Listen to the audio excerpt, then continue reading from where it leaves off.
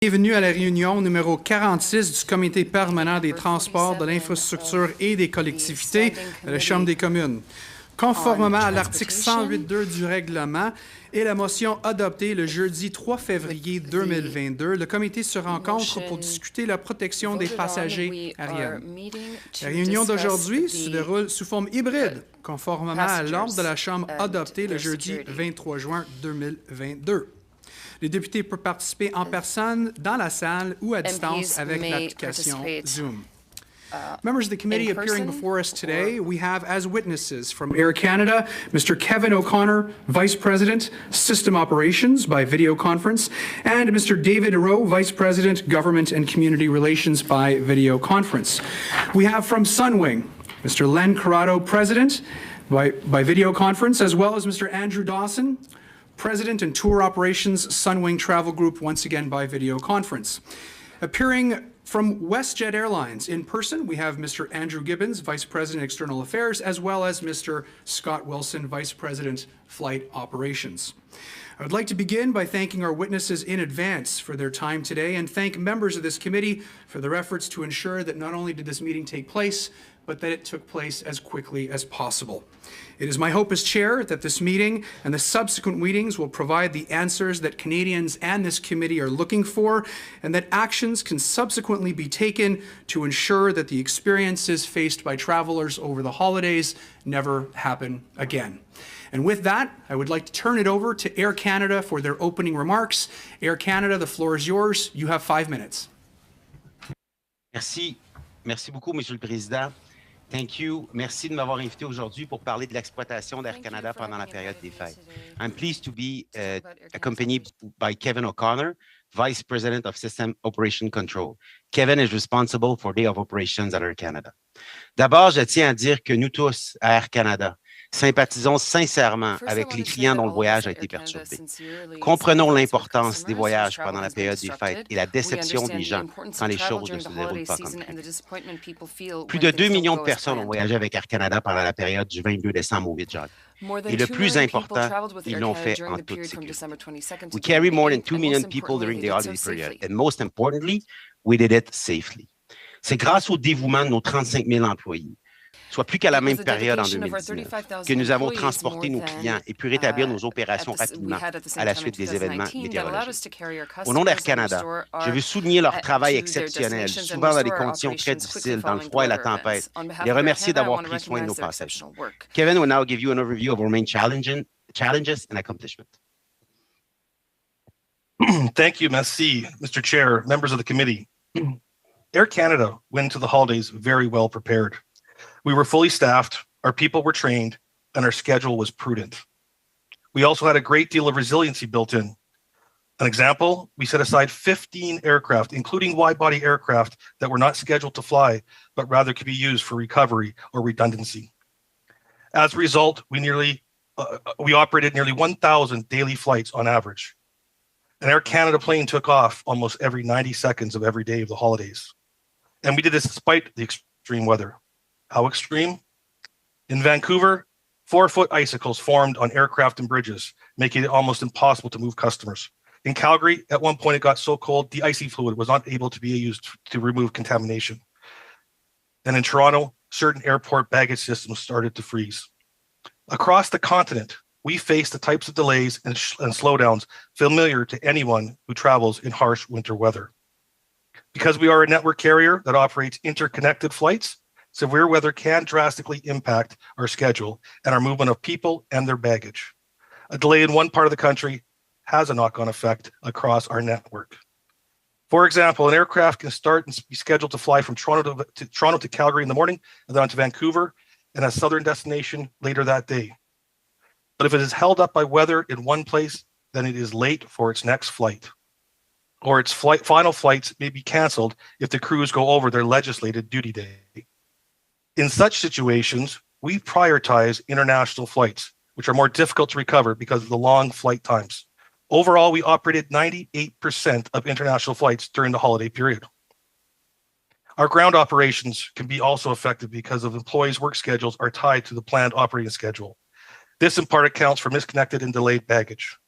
We move bags in parallel with our customers, but if a flight is delayed, bags can misconnect.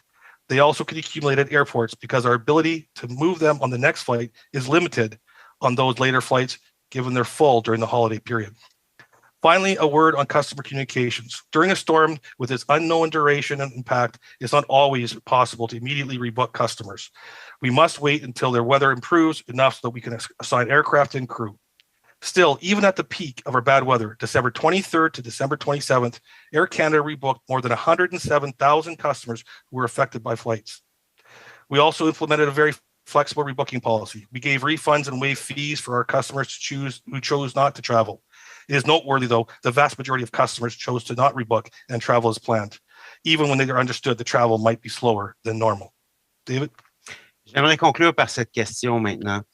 Ce que nous cherchons tous, comment améliorer la situation à l'avenir, du moins dans la mesure où Dame Nature nous permettra. Premièrement, il a été beaucoup question du règlement sur la protection des passagers aériens. Comme nous l'avons fait et nous le ferons toujours, nous continuons à nous conformer pleinement aux obligations du règlement. Cependant, les récentes perturbations de voyage sont la conséquence de phénomènes météorologiques majeurs et aucun régime de protection dans le monde, incluant le RPPA, ne prévoit que les transporteurs aériens doivent être responsables de compensations financières en cas de force majeure. As well, the air transport system consists of many stakeholders working together to move passengers safely and efficiently. Each entity has an independent role to fulfill to make the system work, but airlines are the only one with enforceable standard and financial obligation. There needs to be shared accountability. Government should also take a broader view on policies to support the industry and invest and modernize infrastructure. At present, hundreds of millions of dollars are taken from passenger in the industry and taxes, fees, and airport rent and put into general revenue. This money should be reinvested into the air transportation infrastructure. We need to move forward with digitization, facility upgrades, and other improvement. This would benefit people by making everyday travel easier and also ensure the system is more robust enough to withstand irregular operation. Je vous remercie beaucoup pour votre attention. Thank you. Merci beaucoup, Monsieur Rowe. Thank you very much, Mr. O'Connor. Next, from Sunwing Airlines, we have Mr. Corrado. Mr. Corrado, the floor is yours. You have 5 minutes.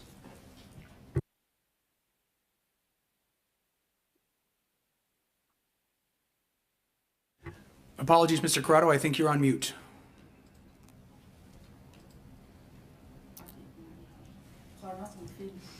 Mr. Corrado, we still can't hear you, unfortunately. Sorry to cut you off once again, sir. It might be perhaps because your headset might not actually be connected. Could you verify the connection of your headset, please, sir?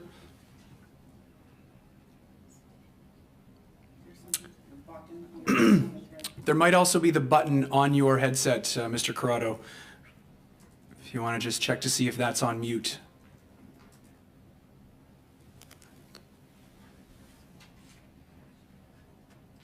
Can you hear me now, Mr. Chair? We can, sir, and I'm not going to penalize your time on that. Your time will start right now.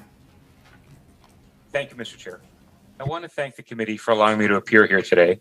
My name is Len Corrado, and I'm the president of Sunwing Airlines. I'm joined today by Andrew Dawson, the president of Sunwing Vacations. Let me begin by apologizing that we failed to deliver to the level that we had expected and that Canadians had expected from us over this holiday season. We had planned this holiday season would be a return to the normal in a post-pandemic world for our flying program, and we built a robust plan to meet the high demand for travel to sun destinations. While many of our customers enjoyed their holidays with minimal disruption, we had some failures in execution for which we are very, very sorry. There were 3 primary issues that caused disruption to our schedules. First, several storms severely impacted our operations across the country. This included the virtual shutdown at Vancouver's airport and caused major delays in Ontario and Quebec. These weather events not only impacted our ability to service our customers flying through those airports, but also our ability to position the necessary crew to service our own operations at other departure locations due to the cancellation of flights by other carriers impacted by these events. The second issue was staffing. In anticipation of a busy winter season, Sunwing began recruiting pilots last spring. We went from a low of 40 pilots during the pandemic to over 475 in preparation for our winter flying. Sunwing also applied to hire 63 foreign pilots on a temporary basis to supplement our crewing levels. These pilots would have been based in Regina and Saskatoon, where we only run service during the winter months, as we have since 2007. Unfortunately, our application was unexpectedly rejected, and so we took action. We made alternative arrangements. These included subservicing aircraft into our schedule to make more of our own crew available, rebidding and rebuilding the pilot schedule, and bringing subservice aircraft specifically into that market. Thirdly, these challenges were compounded by airport infrastructure issues, such as a malfunctioning baggage belt system in Pearson, de-icing fluid shortages in Vancouver, and various other issues which affected several carriers. I'd also like to take a moment to share features of our unique business model. 95% of our customers are leisure travelers who have purchased their flight as part of a fixed duration vacation package. You may recall earlier this summer, other carriers experienced operational challenges as they ramped up to their peak operational season. Uniquely, Sunwing's peak flying occurs in the winter. Our ramp up coincided with the first of the storms. Unlike traditional airlines, we don't have the flexibility in our network to adjust our schedule and shift passenger itineraries. We almost always have customers waiting in a southern destination with a very fixed timeline to return to Canada, and often on routes where alternate flights do not readily exist. While many of these factors were out of our control, I want to be clear with this committee and the Canadians that our team immediately jumped into action to try to make things right for our customers. We worked around the clock to minimize customer disruptions while recovering our schedule. We provided customers with hotel, accommodations, food and beverage, and local support and destination, all at our expense, regardless of the reason for delay.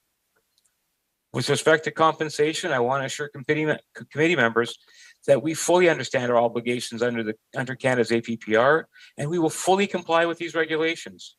We are actively accepting claims for compensation under the APPR, and customers may submit their claims for review at our website. With respect to passenger communications, we've immediately implemented changes to address some of the technical issues with flight alert notifications to improve communications with our customers. With all this said, the bottom line is we know we could have done better. When even one customer is let down by their experience with our airline, I consider that a failure.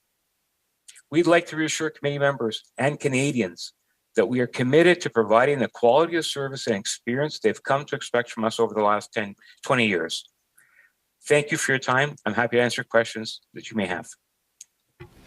Thank you very much, Mr. Corrado. Next, we have from WestJet Airlines, Mr. Gibbons and Mr. Wilson. The floor is yours. You have 5 minutes. Good morning, Mr. Chair, and thank you very much to members of this committee for having us here today.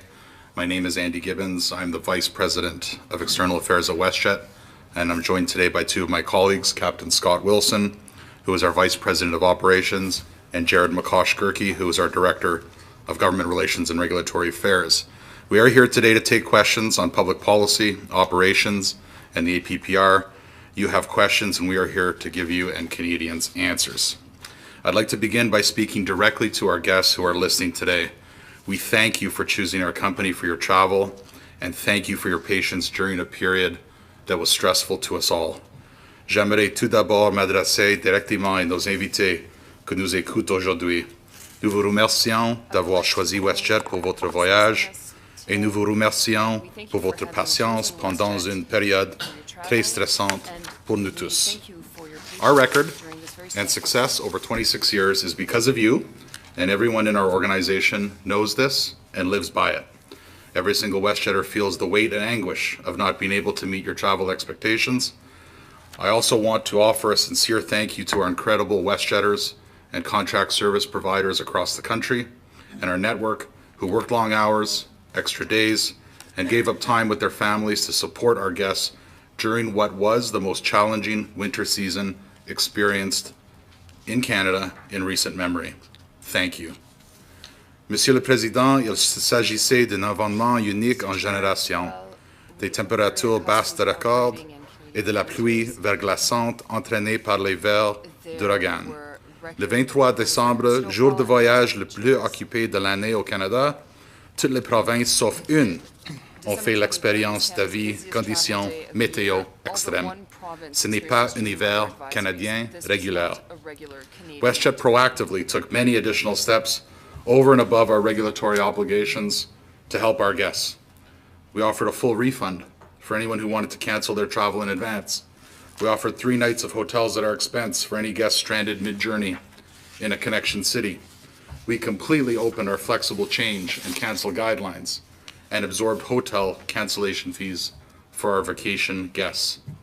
Additionally, our corporate and frontline staff stepped in and stepped up to work across our system in service of our guests, and we worked with our service partners and labor groups to provide incentives and bonuses to our frontline employees in acknowledgement of the work they were doing in a situation that none of us or them created.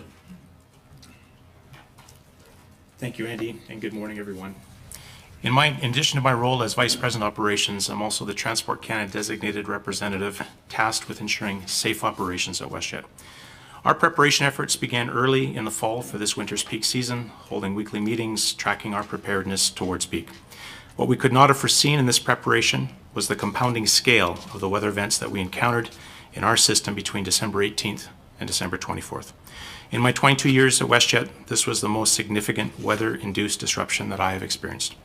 Canadian air carriers have some of the most significant experience in cold weather and winter operations. Mother Nature, however, always has the ability to show us where our limits are. In our particularly harsh climate and operating environment, we will always take the time to ensure the safety of our people and of our guests. The most difficult part of making a safe decision is ultimately knowing it impacts our guests and the travel plans that they have entrusted with us. Notwithstanding, during this peak season, WestJetters worked hard to safely carry over 1.2 million guests and operate a significant number of additional flights in support of recovery operations. We very much regret that we had thousands of guests that we could not get to their destination for Christmas due to weather disruptions. We were thankfully able to stabilize and recover our operation by December 26, allowing us to refocus our efforts to providing recovery options for our guests, even as challenging weather conditions continued in many areas across our country. Given the scale of disruption we just experienced, we recognize that for meaningful improvements to happen, we need a holistic approach that brings together the entire aviation system. Aviation is an ecosystem that relies on the capability of all partners to deliver effectively, reliably, and safely. Given last month's events, we have identified 2 main areas for improvement as part of an overall lessons learned exercise. These areas are improving guest communications when things go wrong and improving our overall baggage performance. These areas are a priority for our company, among others, and we'd be pleased to share the details and updates as we go forward with committee members. Importantly, we also believe that the government must address the most glaring gap in consumer protection in Canada today. And this is the fact that your delay or cancel can be caused by many groups, yet only airlines have regulations governing our activities. We believe this committee should demand equal policies for any entity that provides a service that can result in a delay or cancel. This includes government entities, airport authorities, NAV Canada, and others. Strengthening overall accountability across our entire aviation system will improve service for all, bring down complaints, and provide the transparency our guests and all travelers deserve. Nous serons heureux de répondre à vos questions et nous attendons avec impatience la discussion. Merci, Monsieur le Président. Merci beaucoup, Mr. Gibbons, and thank you very much, Mr. Wilson. We'll now begin our, Mr. Wilson. We'll now begin our line of questioning. I'd like to just point out to members, I will try to be as diligent as I can today and as strict as possible with the time, as I know that we all have questions. So at the 5-minute, 6-minute, or 2.5-minute mark, I will be cutting you off and turning it over to the next questioner. With that, we will begin with Mr. Strahl. Mr. Strahl, the floor is yours. You have 6 minutes.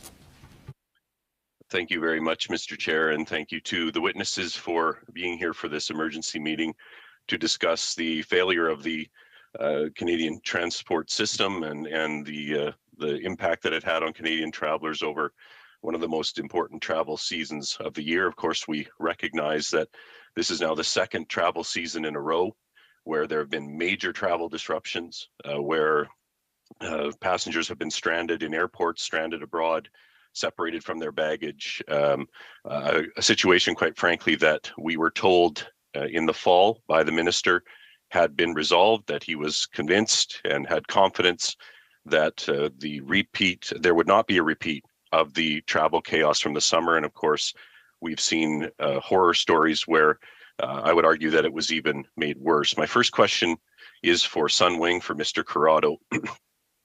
On what date did Minister Alghabra reach out to you directly to discuss Sunwing's failure to return Canadian passengers home as their scheduled flights were? I'd like to know on what date you first discussed this with the minister directly.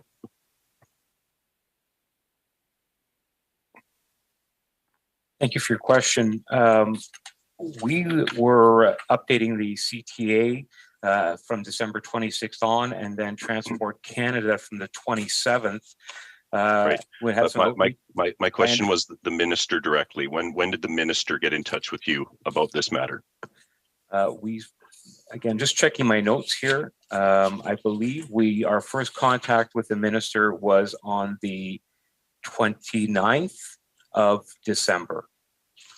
Okay, so about a week after things had started. I'll ask the same question to Mr. Gibbons and WestJet. When did the minister himself?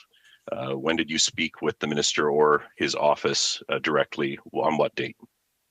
I don't have the exact date, Mr. Stroll. I know that our chief executive texted the minister very early on in this to advise him that the storm was coming, so to speak, and that they would be needing to have regular conversations. And he also offered the minister to make his entire team available to the department should they have any questions or concerns about our operations and our decisions. So that was fairly early on. I'll say that was December 20th, 21st, whenever the incidents really started to take shape.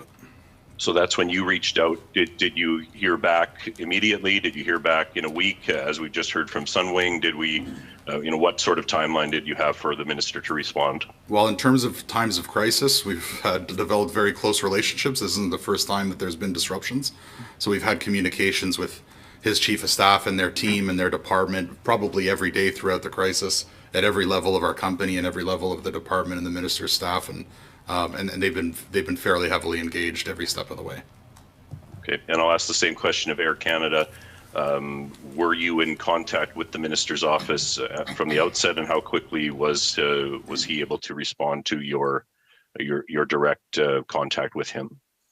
Je dirais qu'on est en contact avec le bureau du ministre et des représentants du ministère des Transports de façon régulière pendant tout l'automne, mais quand les événements sont arrivés au mois de décembre, il y a eu des contacts réguliers presque à chaque jour à différents niveaux avec le bureau du ministre et avec le ministère également pour donner des mises à jour et échanger de l'information. Thank you. Mr. Corrado, I'll come back to you.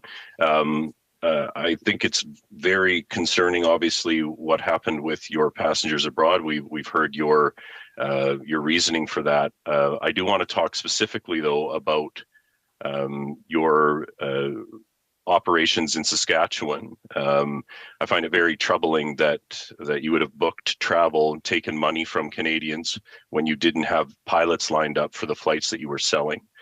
So if you can advise this committee on when did you learn that you wouldn't have these pilots available, and how did you possibly book travel for Canadians when you did not have crews or planes lined up to service them? This is a catastrophic failure, and the stories are heartbreaking of people canceling weddings, losing trips of a lifetime, just abruptly pulling out of an entire province. How do you explain a business model that allows you to take money from Canadians while you don't have the crews to deliver that service? Thank you for your question. As we began to prepare for this winter's operations last spring and identified our pilot requirements, we identified the requirement for 63 additional pilots that would fall under the temporary foreign workers program, and we had previously availed ourselves of this program several years back. We had a certain amount of assurances from our legal team that this should be a successful application, and we proceeded down that road on the road to that application. Unfortunately, on December 9th, we were informed that by the ESDC that they were not going to give us a positive opinion on that, and as such, could not use the foreign pilots. We immediately took action. We rebuilt our schedule, rebid our pilot rotations, brought additional subservice aircraft in to free up our own crew to bring into that marketplace, and we put some aircraft specifically into that marketplace from a subservice provider. Unfortunately, even with all this, in the midst of the storm, with the inability to position, with the inability to recover from the various locations, duty day limitations, we failed to deliver to the level we had expected to. Thank you very much, Mr. Stroll, and thank you very much, Mr. Corrado. Next, prochainement, we have Ms. Koutrakis. Ms. Koutrakis, the floor is yours. You have 6 minutes. Thank you, Mr. Chair, and thank you especially for convening this emergency meeting for questions and, that we owe to Canadians. And I'm really hoping that at today's meeting, we will do just that. My questions are directed to Sunwing. I'm wondering, what is a reasonable amount of time to ask your clients to remain on standby in hotel lobbies or airports while your company figures out how to get them to their destination? I'm curious to know if you have a policy on this, and if so, what is it? Thank you for the question. Clearly, we don't want any passenger ever waiting in a hotel or ever delayed. Unfortunately, and as the situation evolved and with the various challenges of weather, infrastructure, and the ability to respond to those, the delays were knocked on and ran for quite a while. The answer is we never want one of our passengers delayed. Unfortunately, once the delays started to happen, as you've heard from my colleagues, with airplanes out of rotation everywhere, limited subservice availability, the holiday season, recovery became difficult, but we did everything possible to both repatriate passengers as quickly as possible, but also make sure they were taken care of in destination, again, regardless for the reason for delay. So besides reimbursing expenses, what kind of compensation do you think is appropriate for those who had holiday plans ruined due to Sunwing's poor service over the holidays? Do you think this should be determined so that the compensation is consistent and fair for all those who were affected? I think that compensation is well defined in Canada's APPR regulations. Sunwing fully intends to comply with all of our obligations under that regulation. And as I've stated previously, we've done all possible to take care of passengers in destination, making sure the hotel accommodation, food, beverage, and additional local support was provided. Thank you for that. And if I may go back to my initial question, I'm not sure that you touched upon whether or not Sunwing has a policy. I mean, obviously, everybody knows that it's never the intention that passengers receive services less than par. But do you have a policy in that regard? I'm not sure I understand the question. A policy to recover passengers? Well, what is your policy? How long is it okay for passengers to be stranded in hotel lobbies and airports? What is a time frame that is, Zero is acceptable, because clearly I need to get the airplanes continuing their rotation so that other passengers can continue on their trip. So we don't plan extensive delays. It's not feasible, and it logistically doesn't make any sense. And finally, I truly appreciate that you apologize to Canadians who received poor service from your company. But the sincerity of that apology is best judged by the actions you take afterwards. I'm sure you will agree. What actions are you taking to ensure this does not happen again? And please be as specific as possible. That is what the Canadians are expecting from us today. So I think, being as detailed in your response as possible is the way to go. We will continue to meet all of our APPR regulations, regulatory requirements as stated previously. We have actively looked to reduce our schedule for the remaining season to ensure we have more slack in the schedule. We've undertaken enhancements and review of our communication systems to ensure that we have a more open line of communication and that there is less opportunity for failure.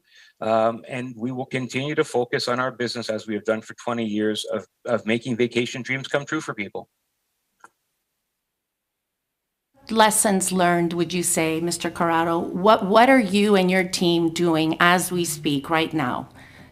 Since this happened, the next second, what happened? And what are you doing to ensure this doesn't happen again? I think as I've mentioned, we're pulling down our schedule in order to give ourselves more slack in the schedule, so that if we have additional weather events or infrastructure events, we have more ability to respond, as well as we've already made actual changes to our communication tools.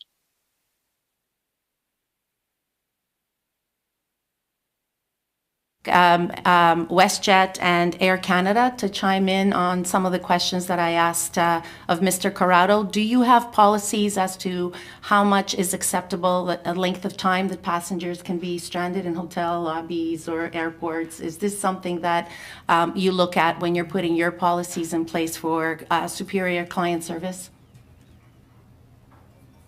There's no acceptable time for our guests to be stranded anywhere. There's no acceptable time for a Canadian customer to be sleeping on a sidewalk or a hotel airport floor or anywhere else. That's as unacceptable to us as it is to any member of Parliament or any customer of ours. And from Air Canada, I would say it's exactly the same, and we don't spare any expense. Whether we have to send rescue aircraft in, put customers on other airlines, we will do whatever it takes within our, with whatever we can do. So we don't have the exact timeline, but nothing is acceptable and no expense will be spared. Thank you very much, Ms. Koutrakis. Prochainement, nous avons Mme Vignola. Mme Vignola, la parole est à vous. Vous avez 6 minutes.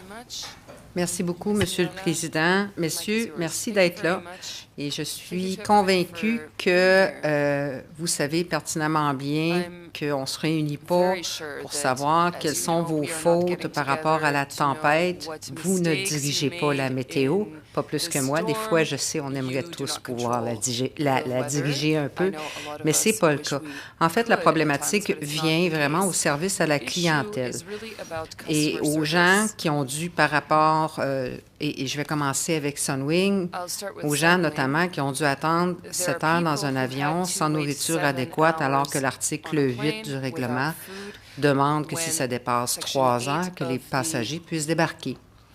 On parle de gens qui sont restés coincés dans les aéroports, à dormir sur des chaises, ce qui est encore pas pire, ou encore sur le plancher.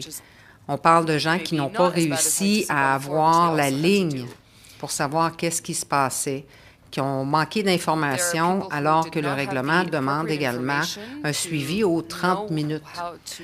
Donc, c'est sur ces éléments-là qui sont de votre ressort sur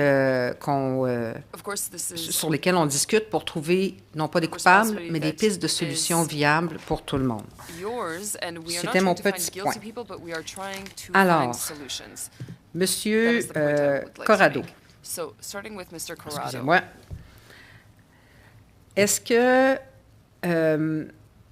comment est-ce que vous allez faire en sorte que des gens ne soient jamais plus coincés dans un avion 7 heures de temps sur le tarmac et que l'article 8 du règlement soit respecté en tout temps, peu importe les conditions?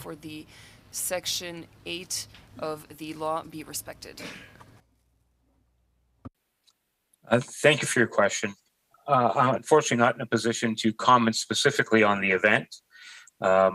We are well aware of what the tarmac delay limitations are and have a very robust policy on how we manage that. So without knowing the specifics, I can't comment on that. Clearly, that is not in the interests of the operation. It's not a good outcome for our crews either. So without understanding all of the dynamics of that situation, I can't comment to it other than to say we understand what our obligations are under regulation, have a robust policy to ensure tarmac delays are managed, including an emergency snack kit on board our airplanes for those situations where we can avoid them. But we understand our obligations and do all possible to comply with that. Merci beaucoup. Il est venu à mon attention, bon, vous le mentionniez aussi dans votre déclaration, que plusieurs des voyages de Sunwing sont organisés par des agences de voyage ou des agents indépendants de voyage. Et il a été porté à mon attention que la commission de ces agents-là n'allait pas leur être versée par Sunwing, malgré qu'ils ont bien fait leur travail, c'est-à-dire de vendre le voyage et même d'offrir le soutien à la clientèle par la suite. Est-ce que c'est une politique qui est courante au sein de votre compagnie de ne pas payer les gens qui vendent vos forfaits, malgré qu'il y a des situations qui arrivent qui font en sorte que ces gens-là retravaillent pour un service alors que l'avion a été annulé?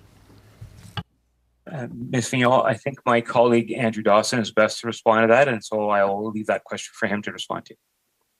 Yes, good morning. It is common practice within the industry to only pay commission on completed trips. We very much sympathise with our partners that were unable to receive commission in these cases. We have lots of incentives and other schemes to reward agents, and we will look at ways to to make them whole and to work with us in the future. But it is an industry practice, yes. Oui, en effet, ce serait important. La plupart des agents indépendants sont des femmes, dont c'est le seul revenu. Donc, ce serait, disons que c'est hautement dommageable de voir que les gens font leur travail, mais ne reçoivent pas compensation. Ce serait apprécié que ces gens-là reçoivent compensation. Monsieur Rowe, dans votre déclaration préliminaire, on s'entend, je l'ai dit au début, qu'il n'y a aucun transporteur qui peut être raisonnablement tenu pour responsable d'une bombe météorologique à travers le Canada. Ça, c'est clair. Cependant, ce n'est pas déterminer la météo qui est notre point d'orgue ici, c'est au niveau des événements qui entourent l'accès aux ressources, l'accès à l'information des passagers d'Air Canada. Comment est-ce que vous allez vous organiser pour qu'il n'y ait plus d'attente démesurée de lignes que les gens essayent de rejoindre et qui n'ont pas de réponse? Il n'y a même pas une offre de retour d'appel, pas de répondeur. Les gens sont dans l'attente. Il y a des heures de file à l'aéroport pour pouvoir avoir des réponses. Comment est-ce que vous allez faire en sorte que le service à la clientèle dans des cas d'urgence, de crise, on s'entend, soit adéquat et mieux planifié? Merci pour votre question. D'ailleurs, comme je l'ai mentionné dans les remarques, il n'y a pas d'obligation financière, mais évidemment, il y a une obligation de communiquer avec les passagers, de fournir l'information et de les reprotéger. Puis, on est désolé pour les passagers qui ont dû attendre avant d'être reprotégés, puis on s'excuse sincèrement. Maintenant, ce qui est difficile dans ces situations-là, c'est qu'évidemment, ça crée un afflux d'appels à un moment précis qui sont redirigés vers les centres d'appel, et puis ça augmente les temps d'attente. Je peux vous dire que nous, on s'est assuré que nos employés puissent faire du temps supplémentaire. Il y en a beaucoup qui ont été volontaires pour faire du temps supplémentaire. On n'avait plus d'employés qu'on avait en 2019, mais on va continuer de revoir nos pratiques. On va continuer d'engager des gens pour améliorer cette partie-là de notre service. Merci beaucoup, M. Rowe. Malheureusement, il ne reste plus de temps. Et en passant, Mme Vignola, je peux confirmer que l'Agence canadienne des agences de voyage ont fait une demande pour être témoin dans notre prochaine rencontre. Donc, je vais vous garder au courant de ça. Next, we have Mr. Bachrach. Mr. Bachrach, the floor is yours. You have 6 minutes. Mr. Chair, and thank you to all of our witnesses for appearing before us today to answer our questions. I want to start by trying to channel the dismay and the frustration and the anger of hundreds of Canadian passengers who were stuck over the holidays because of the incidents that we've been talking about already at this meeting. And among that group, I don't think there's a group that feels more frustrated and more angry than the passengers of Sunwing who were stranded in international destinations for days and days. And I wanted to set the stage by reading the same email I read at our last meeting and then directing some questions to Mr. Corrado from Sunwing. This is from the mother of a Sunwing customer who was stranded in Puerto Vallarta.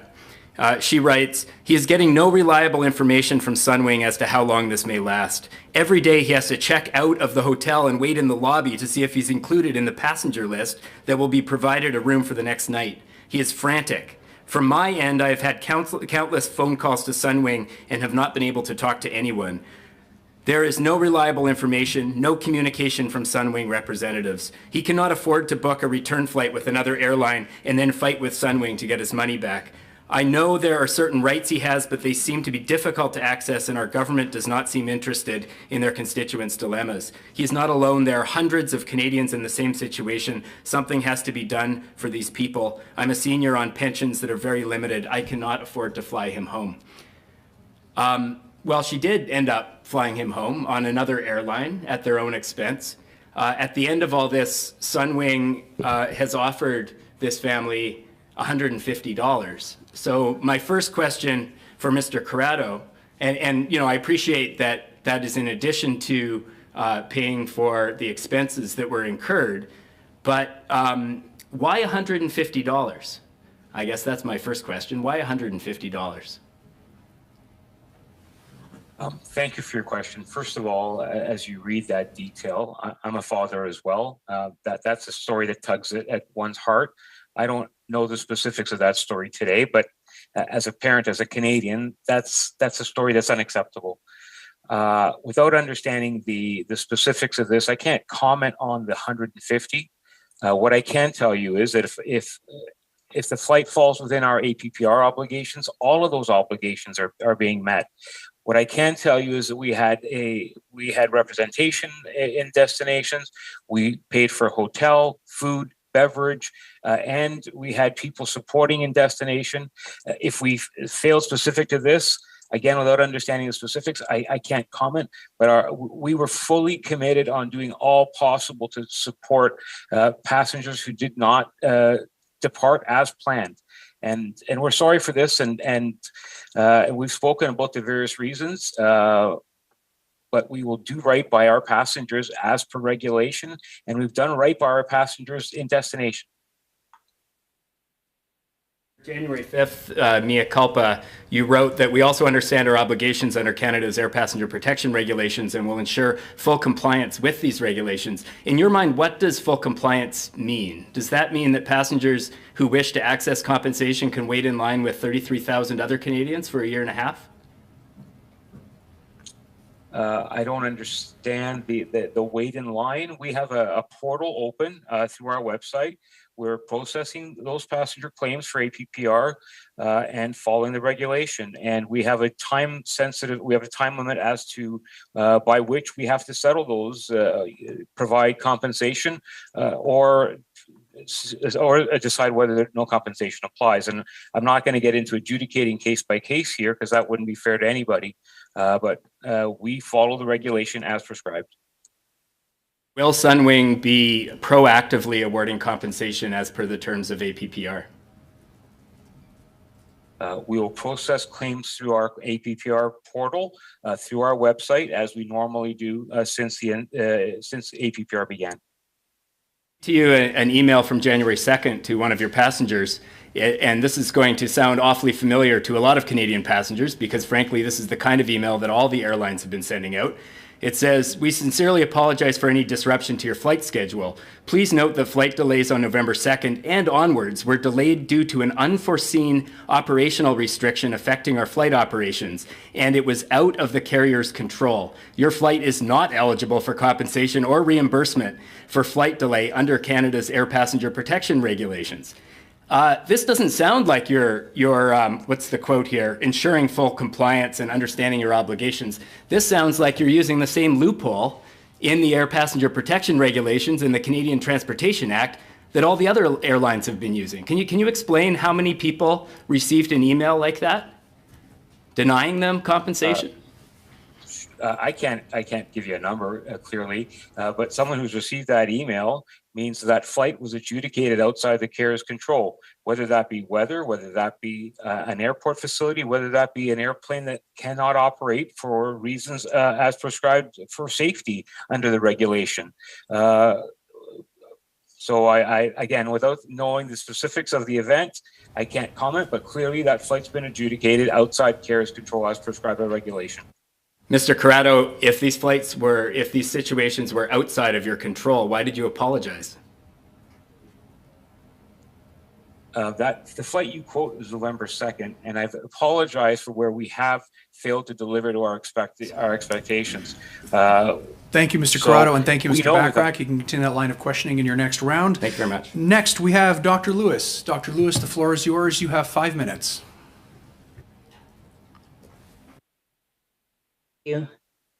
Thank you. I just want to thank all of the executives here today for being able to come and answer questions. As you know, this last travel season was very tumultuous, and many people were anticipating traveling and meeting with their families. And so there are a lot of unanswered questions, and I'm happy that we're here to discuss it today. My question is for all the airline executives, but specifically, I'd like to start with Mr. Corrado of Sunwing Airlines. Mr. Corrado, how many complaints were filed as a result of this last travel season, holiday season? We're still receiving complaints. I don't have a number to give you, but I'd be happy to provide one after the hearing today. Okay, and could you tell? Hello? I was sorry, I was going to interject for Mr. Corrado that I can tell you the current number is 7,000 that we've received. 7,000. Yes. And would you be able to tell me whether those are largely compensation related? They are a mix of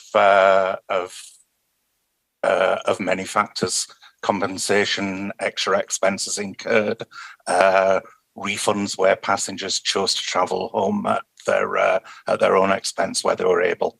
So they are a real mix. And would you say that this situation, the flight disruption situation, has been resolved now? The one that occurred over the holiday season? That situation was fully resolved by the airline shortly after Christmas, yes. Shortly after Christmas. And you testified that you heard from Mr. Alghabra around December 27. Is that correct? I'll have to hand back over to, sorry, Dr. Lewis, I'll have to hand back over to Mr. Corrado because that's an airline conversation. Yeah. Yes, okay, thank you.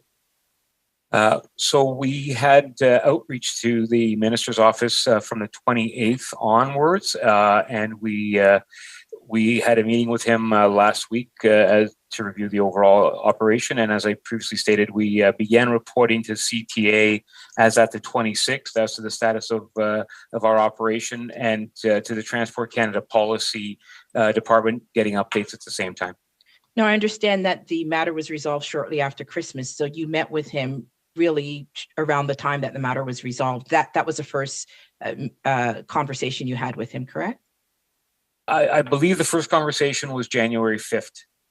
The first conversation was January 5th. Directly with the minister was January 5th, yes. With January 5th. And that was after the situation, you'd already resolved the situation on your own, correct? Yeah, our operation had stabilized and we had recovered from the various events in play. Okay. And so you had the conversation with him, but did you ever have a physical meeting with him about this grave situation that Canadians face? We had a meeting with the minister on the 5th virtual meeting, and he expressed his concerns about the situation and our performance. And we discussed, as I presented today, the various challenges that we faced. And did he provide any solutions to you about how you were going to deal with these 7,000 complaints? I'm certain that he asked about the number of Canadians that were affected by this very terrible situation. I don't have the notes in front of me from the meeting, so I'm not going to get to the specifics of that. But the minister did suggest, if there's any way that the government could help to move things along to avoid this, he did offer support. Okay, and so you have to get back to the minister about how the government should help. The minister did not propose any solutions to you about how the government could help? Not at that time. Okay, and did the minister contact your organization prior to this holiday season? Because this is a unique travel season. We've dealt with 2 years of travel disruption due to COVID, and Canadians were in high anticipation of traveling. So did the minister reach out to you prior to the holiday season to ensure or to inquire about anything that you needed to make sure that this would be a smooth travel season and anticipate some of the barriers and blocks that could have happened? Did you have that contact from So the minister? various parts of my leadership team are in contact with various parts of Transport Canada and other government agencies. And so I can't speak at this point to whether those engagements happened, although I'm sure that they did to some level. I personally didn't speak to the minister, but I'm sure that many of the government departments were discussing this with my leadership team. Thank you very much, Dr. Lewis. Unfortunately, there's no time remaining. Next, we have Mr. Chahal. Mr. Chahal, the floor is yours. You have 5 minutes. Thank you, Chair, and I want to thank all the witnesses for joining us today and providing testimony on this important topic. I represent a riding in Northeast Calgary with the Calgary International Airport, with thousands of employees who work at the airport and thousands of new Canadians who make Calgary Skyview home. And this holiday season was a complete disaster across the country for my constituents and Canadians. I appreciate the opening testimony, and Air Canada had mentioned that they built in significant resiliency preparing. And I want to start with 15 wide bodies. I want to start with Mr. Corrado. Did you build in a similar type of resiliency to avoid disruptions and impacts? We did have some resiliency in the system, but as I mentioned in my opening testimony, with having to rejuggle the schedule in support of to resolve some of our staffing challenges, that resiliency came down. But then that resiliency was even further eroded. And we talk about, Edmonton, Calgary. We had a couple of airplanes sitting in Calgary because they couldn't land in Vancouver because of weather. And now you have 2 airplanes and 6 sets of crews out of rotation with no way to move them. That resiliency gets eaten up quite quickly. Mr. Gibbons from WestJet, could you answer the same question? Operational considerations and the resiliency question. Yeah, happy to answer the question. Thank you. As mentioned early on, when we take a look at building towards our peak season, we take a look at the schedule we intend to operate. We take a look at the fleet. We take a look at the crewing. We take a look at all aspects, and we do build resiliency into the operation so that we do have the flex required. So we did have spare aircraft, and we did have no shortage of operating crew. In Calgary in particular, our primary issue with the weather wasn't what we saw in Vancouver or Toronto. It was the tail end of almost 3 weeks of extreme cold, and that takes its own toll on the fleet in particular. And from this perspective, we did see higher requirements to use our spare aircraft for recovering from maintenance issues and things like that. But we did have strong resiliency built into our network schedule. And I've heard from everybody this morning talk about how you support the APPR regulations and you would like to see them strengthened. So for the airlines, and maybe we'll start with Air Canada, then go to WestJet, then go to Sunwing. Do you believe that we should further strengthen these regulations, as you stated, to all industries? But also then, if you support the regulations, why are you taking the government to court regarding the APPR? Let's start with Air Canada, go to WestJet, and then let's go to Sunwing. Very quick. La position qu'on a dit au comité, c'est que oui, les règlements sur la protection des passagers aériens doivent être revus, mais ils devraient être revus pour prendre en considération qu'il y a un ensemble de parties prenantes qui sont impliquées dans la chaîne de transport aérien, et puis que chacun a ses rôles et responsabilités pour que les passagers et nos clients puissent avoir un bon service. En ce moment, le règlement vise seulement les compagnies aériennes. Il y a seulement les compagnies aériennes qui ont des obligations et qui ont des normes de service qui sont applicables. Alors, notre position, c'est que oui, le règlement doit être renforcé pour prendre en considération l'ensemble des parties prenantes qui sont impliquées dans le transport aérien. Merci. So you support further strengthening and possibly additional fines and penalties if are brought forward? Non, ce qu'on a dit, c'est que nous, on appuie l'idée de revoir le règlement pour que la responsabilité de chacun qui est impliqué dans le transport aérien soit Et si on regarde le niveau des pénalités, je veux juste dire que le règlement actuellement comporte déjà des pénalités qui sont très élevées si on compare à d'autres juridictions. Par exemple, aux États-Unis, il n'y a pas de pénalités qui sont prévues en cas de compensation pour délai et cancellation. Les pénalités qui sont payables en cas de refus d'embarquement, ce qu'on appelle en anglais le denied boarding, sont jusqu'à 3 fois plus élevées au Canada qu'en Europe, plus élevées dans le monde, à ma connaissance. Alors, oui, il y a beaucoup de voix qui s'élèvent pour dire qu'il n'y a pas que les pénalités. If I could go to WestJet for comment on that, as my time is running out, and I think Canadians who have faced disruptions will disagree that the penalties are too much. I don't think that's a consideration. WestJet, please go ahead. At the core of our representation today and last month, Mr. Shahal, is that there are only penalties for one group. And the minister has even said this himself at committee, that your delay or cancel in Canada can be the result of many different groups. It could be because the customs hall was too full and the plane had to sit on the tarmac. It could be because Nav Canada had a staffing issue. It could have been because of an airport failure. And this is not about blame game. It is simply about improving the system overall and making sure there's full transparency so the Canadian traveler understands what is the root cause of their delay or cancel. So what we've asked for and what we've submitted to this committee in late November as part of our recommendations is that the priority should be shared accountability. We do not believe the priority right now should be additional penalties on the only group that has any accountability and regulations that govern it. It should be to apply it equally Thank to you very everyone much, as the Mr. top Gibbons. priority. And thank you very much, Mr. Chahal. Prochainement, nous avons Madame Vignola. Vous avez 2 minutes et demie. La parole est à vous. Merci beaucoup, Monsieur le Président. Ma première question va aller, en fait, aux 3 transporteurs. Je voudrais savoir rapidement, parce que j'ai juste 2 minutes et demie, de un, combien de vols ont été annulés, non seulement à cause de la tempête, on s'entend, mais également pour une nécessité de sécurité causée par le manque de personnel. On commence avec M. Corrado.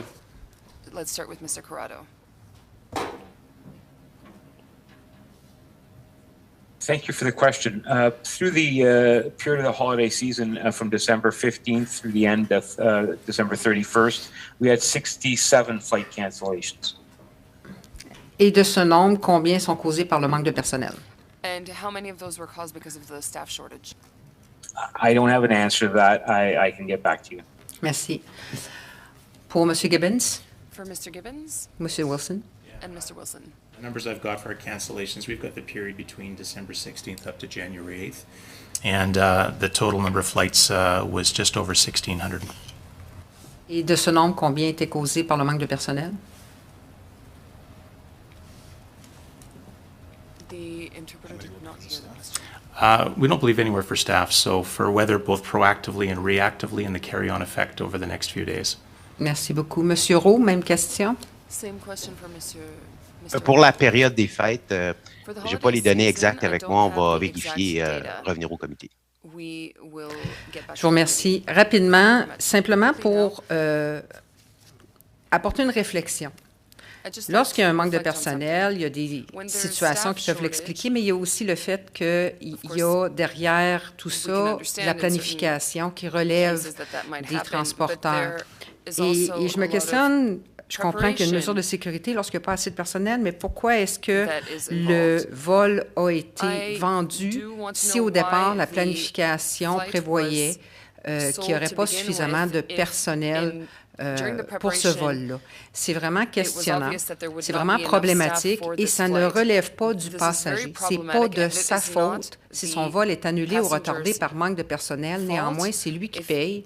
Puis il n'y a aucune indemnisation pour ça, alors que ce n'est pas son manque de planification à lui. Donc, j'aimerais vous entendre sur le sujet.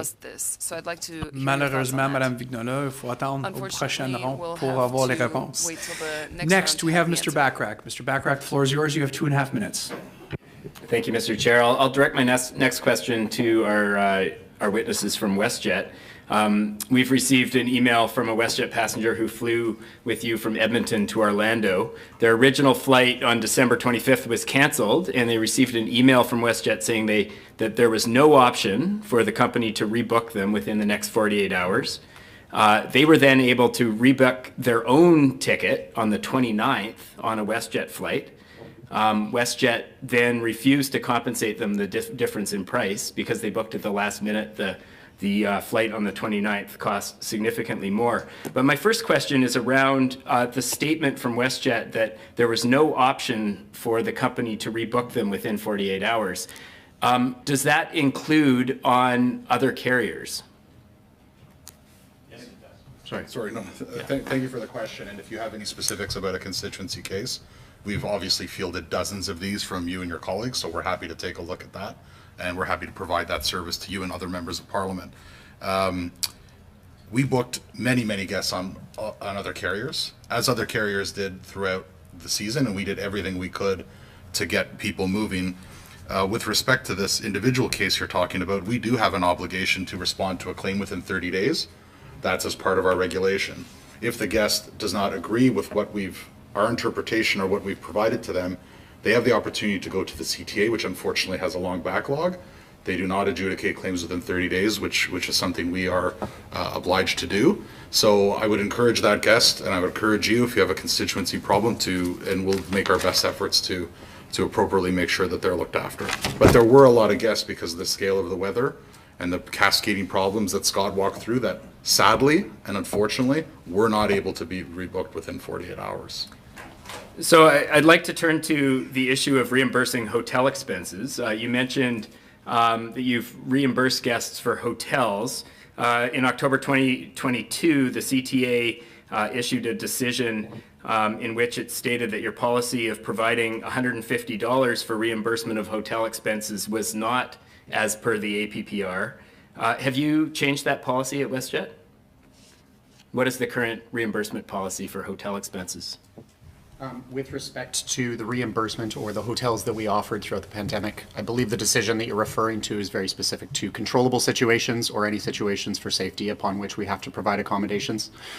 We do continue to follow the regulations for that purpose and follow that decision. With respect to this specific holiday season, we exceeded our regulatory obligations by providing hotels for up to 3 nights for what were uncontrollable disruptions to make sure we were taking care of our guests in this instance. Thank you very much, Mr. Bachrach. Prochainement, nous avons M. Berthold. Monsieur Berthold, la parole est à vous. Vous avez 5 minutes. Mr. Berthold, merci beaucoup, Monsieur le Président. Je vais poser plusieurs questions assez rapides parce que tout ça a soulevé beaucoup de questions. On a eu beaucoup de commentaires de la part des gens chez nous qui ont été pris dans les aéroports, dans les avions pendant des heures et des heures. Juste un conseil aux compagnies aériennes, ne prenez pas exemple sur le gouvernement pour faire des files pour attendre pour avoir un numéro, comme ça a été le cas dans les passeports. Donc, Air Canada, peut-être, de faire des files pour avoir accès à une ligne téléphonique. Tout le monde maintenant a un téléphone cellulaire. Faites connaître le numéro et assurez-vous qu'il y a des gens pour répondre au téléphone. Je pense que c'est la meilleure solution quand il y a des situations comme celle-là.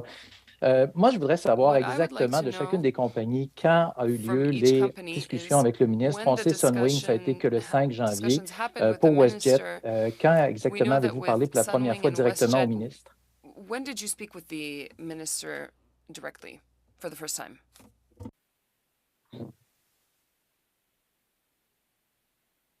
I think I'll go first. The question is both us and WestJet. I believe I already have your answer. I want the answer from WestJet and from Air Canada. And Mr. Chair, I hope that my time, because the translation problem. It won't affect your time, so I think we'll turn it over to Mr. Corrado next. Oh, sorry, not Mr. Corrado. We'll go with WestJet first, then we'll go to Air Canada. As I indicated in an earlier answer, our chief executive, Alexis van Hansbroek, was in touch with Minister Alghabra immediately when these issues started to arise, and we knew the scale, generally speaking, knew the scope and scale of the problems that we were going to have and that Canadians were going to face at particularly the worst time to face them. So we were in touch immediately, and then, of course, I'll repeat again, our teams at all levels of our company and all levels of the department and government, and not just Transport Canada, because Transport Canada is obviously the main department. Merci beaucoup. Yeah. Thank you very much. Next, we'll go to Air Canada. Merci, je voulais uniquement savoir les rencontres avec le ministre. Merci. I really just wanted to know about the meetings. Juste pour dire, le numéro pour le centre d'appel, il est connu, M. Berthold, il y a aussi des applications où que les gens peuvent faire eux-mêmes revoquer. Maintenant, comme j'ai dit, on est en communication constante avec le cabinet du ministre durant toute la préparation et la période. Pour les dernières discussions avec le ministre, il faudrait que je vérifie avec les gens chez nous. J'aimerais que vous, M. Roux, que vous nous disiez exactement le moment exact quand il y a eu des discussions entre Air Canada et le ministre Alghabra, pas son bureau, mais le ministre lui-même. Ce serait très apprécié de la part des gens du comité, s'il vous plaît, parce que, bon, on a eu plusieurs, sur les réseaux sociaux, plusieurs tweets du ministre Alghabra. Le 23 décembre, il disait comprendre la situation frustrante des Canadiens. La même journée où il autorisait le Père Noël à entrer dans l'espace aérien, en passant. Le 28 décembre, il déclarait que la situation était inacceptable. Les Canadiens doivent recevoir des infos dont ils ont besoin pour rentrer chez eux en sécurité.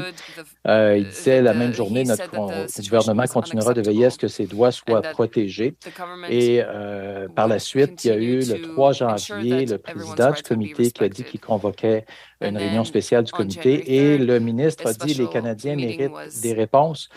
Moi, ce que je souhaite déterminer, c'est à quel point le ministre lui-même a cherché à avoir des réponses des compagnies aériennes sur la situation qui prévalait plutôt que de communiquer avec les Canadiens par tweet. Est-ce que le ministre a vraiment mis en place une cellule de crise auquel il a participé pour faire en sorte de régler la situation dans les aéroports? Ultimement, la situation relève de lui, du ministre des Transports, donc ça aurait été important. Donc, on comprend que Sunwing, probablement parce que c'est une plus petite compagnie, le ministre vous a donné moins d'importance et on a réalisé qu'il y a eu beaucoup plus de problèmes.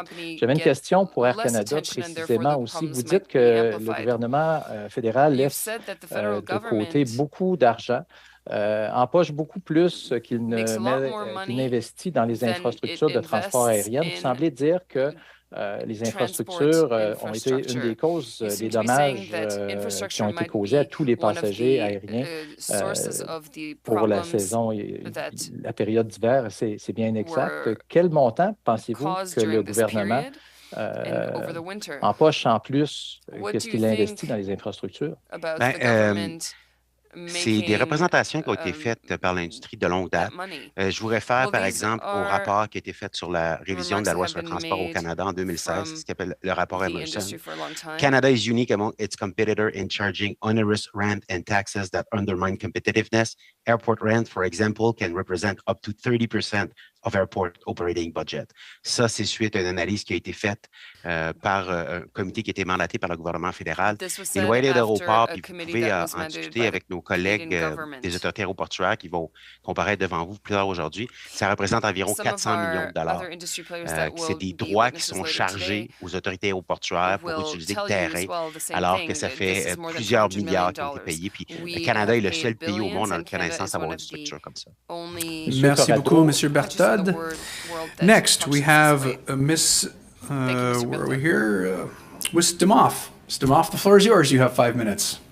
Thank you, Chair, and I want to thank colleagues for letting me join you here today. I'm not a regular member of this committee, but given the mess that was holiday travel and the impact that it had on my constituents in Oakville, North Burlington, I felt it was really important to be here and get some answers for them, because many of them hadn't traveled since before the pandemic, so they were excited.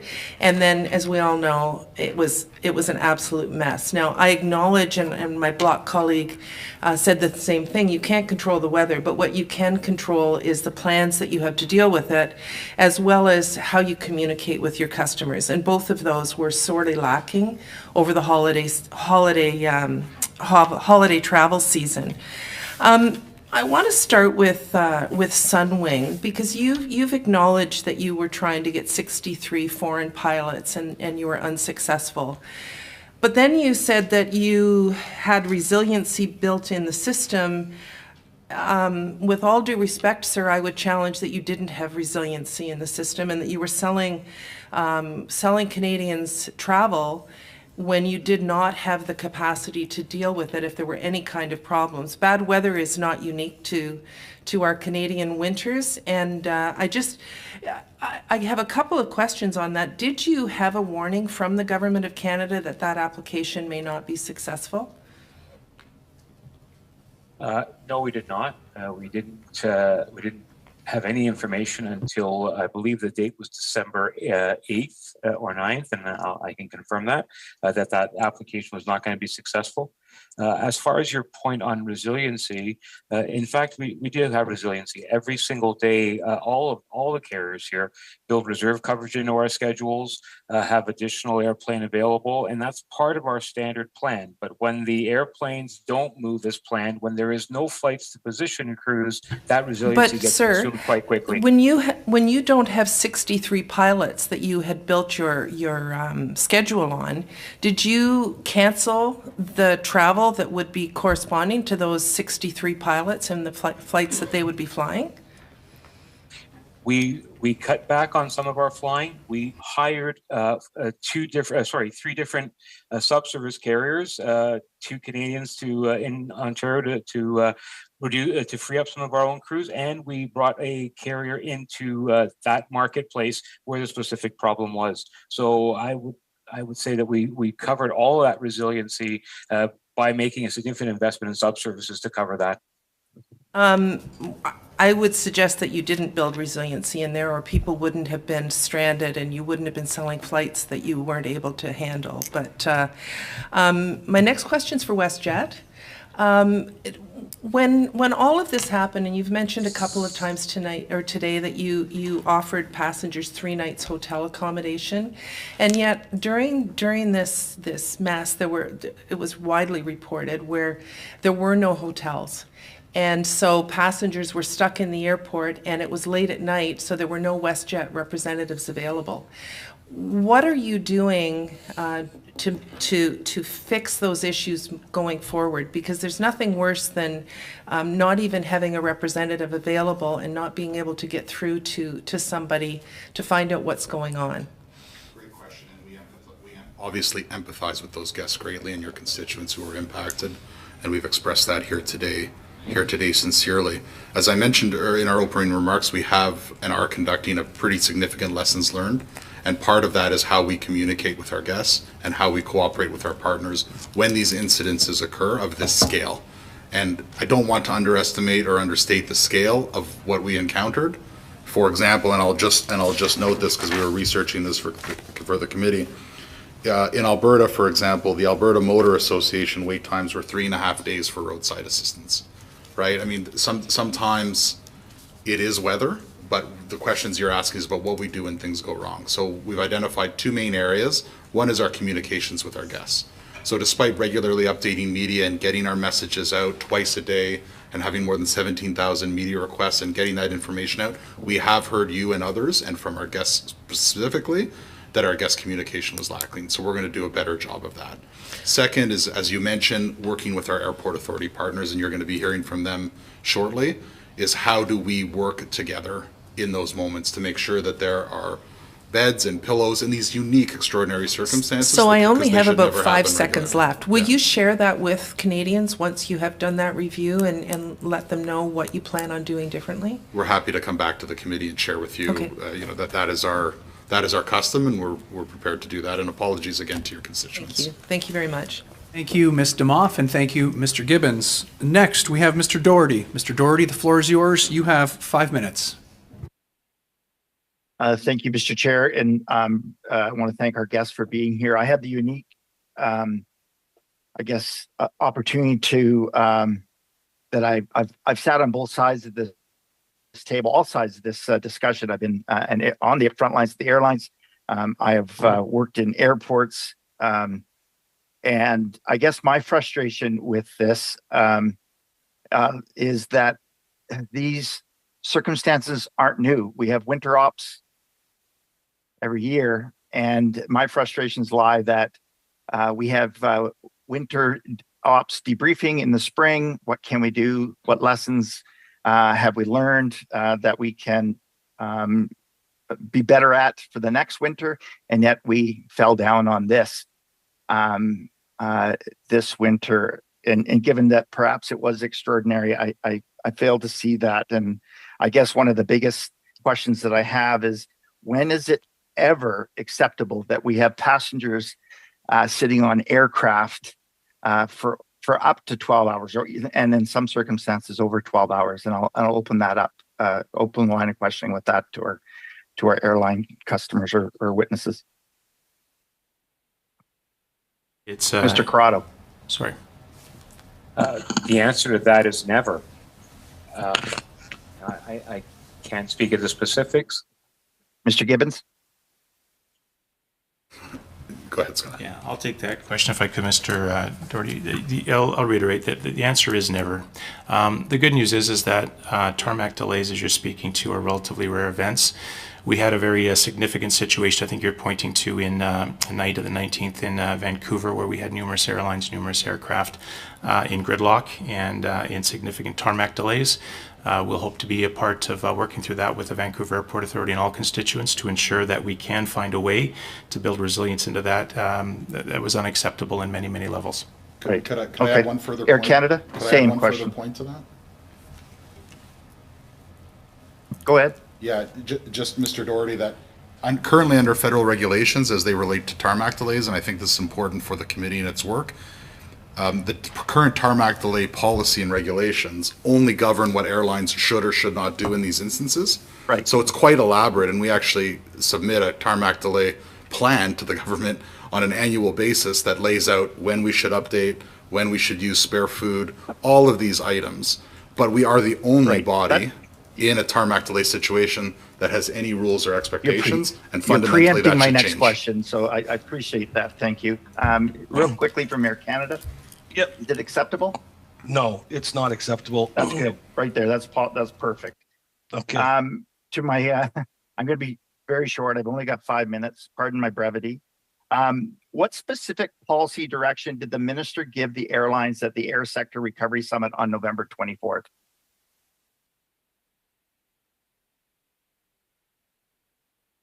Anyone?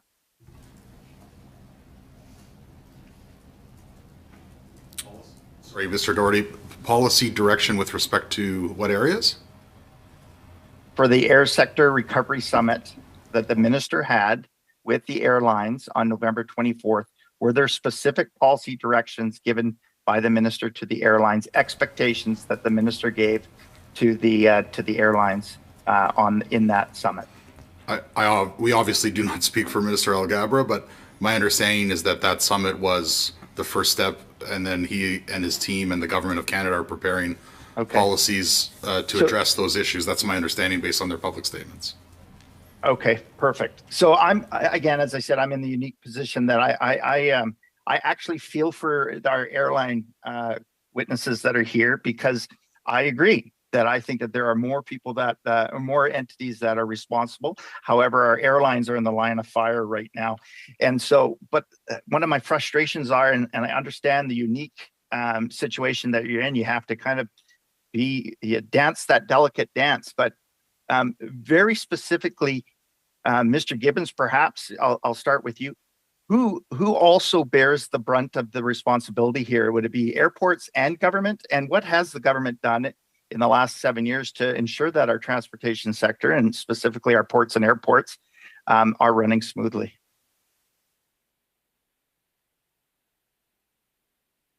Part of your question, Mr. Doherty. You're on mute. You with respect to tarmac delays specifically?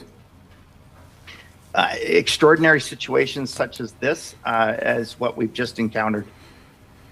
Well, I think what the government actually did from Labor Day on was conduct a weekly meeting at the highest levels of Transport Canada with all airports and air carriers, and that is a legacy piece that stems from COVID, but the government of Canada, to its credit, has actually continued. So there is that high level regular calls and identification of issues, and I think with respect to failure, there's the operational issues and the operational decisions that we made, which we stand fully and squarely behind. But then there's the questions like Ms. Damoff and others have asked, which is, okay, then what do you do when things go wrong, and what are your plans when things go wrong? Thank you, Mr. Gibbons. Unfortunately, I'm going to have to. We're going to be doing a lot of that work. Thank you, Mr. Gibbons, and thank you, Mr. Doherty. Next, we have Ms. Diab. Ms. Diab, the floor is yours. You have 5 minutes. Very much, Mr. Chair, and thank you to all the witnesses that are appearing here today. I flew myself this morning from Halifax because I think we all can acknowledge across the country that what happened in December was a mess, was chaotic. And the stand that I would like to take is kind of similar to a couple of the witnesses that have already asked questions, and that is none of us can prevent storms or weather, and we know things happen when they do. But the issue that I believe that I want to kind of concentrate on is the poor and lack of communication to customers and clients, whether the airline knows the plane is going to be delayed for minutes or hours or whatever it may be, or whether it's canceled or whether any of that. I personally was caught in December leaving Ottawa to Toronto, and we couldn't because of weather.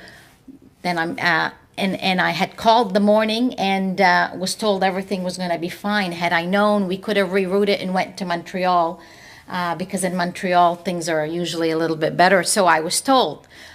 Got on a flight 24 hours later to Montreal, and then we were stuck in Montreal because the international plane could not leave because of mechanical problems. So that, things happen. It was, and some of it is controllable, others may not be. But the issue here is communications.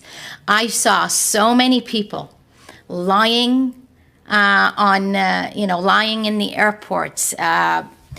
People were getting angry, they were getting frustrated, and really, I felt for the staff that were there.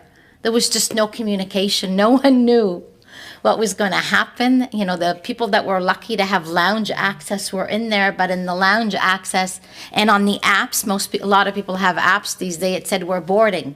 You're going there, you're waiting and waiting and waiting for hours, and there's no boarding. So I think we've heard now, and maybe I'll start with Air Canada because it happened to be an Air Canada flight. But, it's probably the same, with other carriers as well.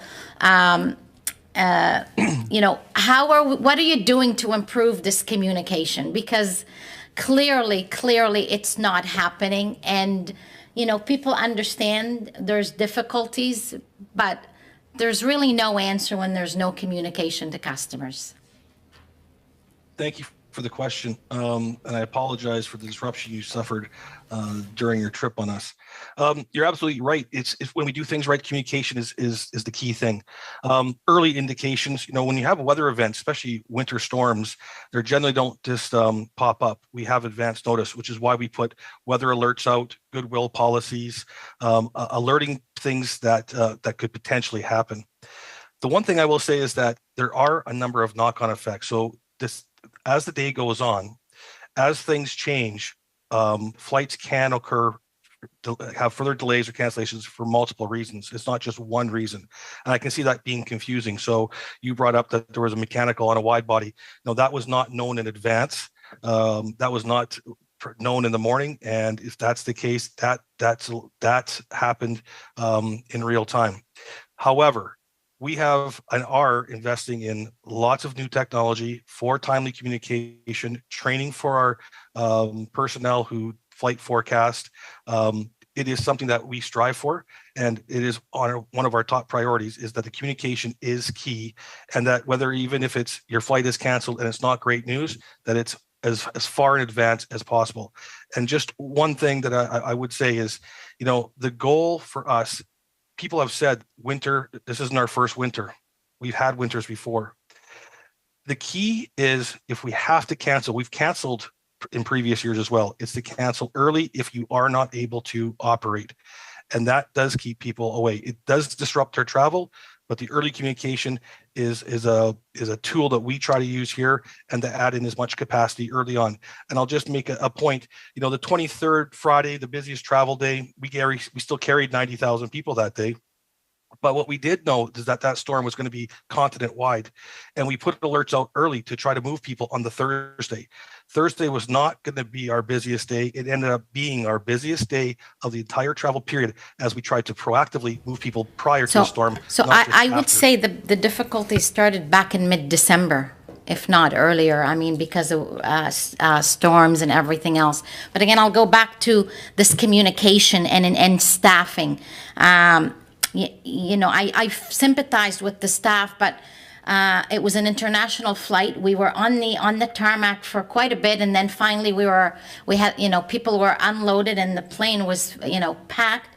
You had to go to customs, clear customs, get your luggage, get out, but there was no one there, no staff there to sort of tell people what to do. I guess the question is, what are the policies, and you know, and how do you do that? What should customers rely on in terms of getting not just not proper communication, but also for those you know, what is the policy with Air Canada? And maybe I'll go after, if I have time, to WestJet. Unfortunately, Ms. Diab, we're out of time for that, but we can ask our witnesses to perhaps submit a written response. Thank you, Ms. Diab. Next, prochainement, nous avons Madame Vignola. Madame Vignola, la parole est à vous. Vous avez 2 minutes et demie. Merci beaucoup, Monsieur le Président.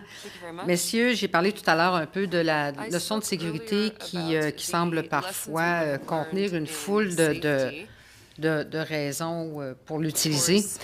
Mais lorsque quelqu'un achète un billet, c'est un contrat avec un transporteur, et il s'attend à ce que sa sécurité soit optimale. Et je pense que chacun d'entre vous désirait également que cette sécurité soit optimale. Mais néanmoins, lorsqu'on fait appel il y a un manque de sécurité parce qu'on n'a pas de personnel, est-ce qu'il n'y aurait pas une faille là dans le concept de sécurité qu'il faudrait revoir pour bien l'encadrer? Monsieur Gibbons. Mr. Gibbons. I think I have the point of your question where, you know, obviously our industry is one of the safest forms, if not the safest forms of travel around, and safety is first and foremost. To your point, I think that in a disruption, when we're, you know, as an airline, we start to back up. We've got people in the halls, etc. It becomes security concerns for our frontline staff and for others. So I absolutely agree, and that's where we try to be proactive. One of the best things. And if we look at, I'll bring up December 23rd with both a significant snow event in Vancouver and starting around 9 a.m. in the morning, a continual flash freeze and icing event in Toronto. In both those days, we took a proactive approach, and what we didn't want is that exact same situation. With cancels, they can happen in the moment. That's always the worst case scenario. Right there, you have the expectation, and that's taken away from you. What we try to do from a compassion perspective for our guests in those cases was to cancel in advance. They didn't have to leave their homes, and we didn't put them in that state. Excusez-moi, lorsqu'il y a une... et je vous entends bien. Lorsqu'il y a quelque chose de prévisible comme une tempête de neige, est-ce que vous avez un groupe de crise prévisionnel qui va faire en sorte que tout soit calme et que vous réussissiez à donner aux clients le niveau de service auquel ils s'attendent? Est-ce qu'il y a un groupe tactique de crise en prévision de ce qui peut être prévisible tel qu'une tempête de neige? A case such as a snowstorm? Yeah, so snowstorms are like many things in our industry. They're a constraint. We can have many constraints. Constraints are what drive disruption and drive unintended consequences in a safe and effective journey. So if you look at an operational control center, it's that team, and that team is their 24/7 job as they look ahead, 12, 24, out to the 5-day window that we have with our network schedule. And their job is solely to try to see as far ahead as they can, take a look at constraints, whether it be fleet constraints, scheduling constraints, and provide an optimum experience for the traveling public and our guests. Merci. Thank you very much, Mr. Wilson. Merci, Madame Vignola. And our last line of questioning for this panel will come from Mr. Bachrach. Mr. Bachrach, the floor is yours. You have 2.5 minutes. Thank you very much, Mr. Chair. I think one of the most glaring stories to come out of the holiday season involved passengers on an Air Canada flight at YVR that were stuck on board waiting to deplane for 11 hours. For those of us who fly, I can't imagine what that situation must have been like. And so my question is for Mr. O'Connor from Air Canada. The CTA requires you to allow passengers to disembark, to deplane, after 3 hours and 45 minutes on the tarmac. Why was that not done? Thank you for your question, and I remember the day well. You're absolutely correct that there is the APPR tarmac rule that we follow, not just in Canada, but there's other tarmac policies around the world. However, in the cases of safety, if it is not safe to do or it jeopardizes damage or injury, we do not have to take the 345. In this case, if you look at the number of aircraft that was happening in Vancouver that evening, for all airlines, we could not get to a gate safely. The airport could not keep up with proper apron clearing. Employees could not tow aircraft. We could not disembark using air stairs onto an open surface and transport the passengers to the terminal. All these were explored. All these questions were asked. Nobody wanted us to have customers on board for 11 hours or any time of a lengthy delay.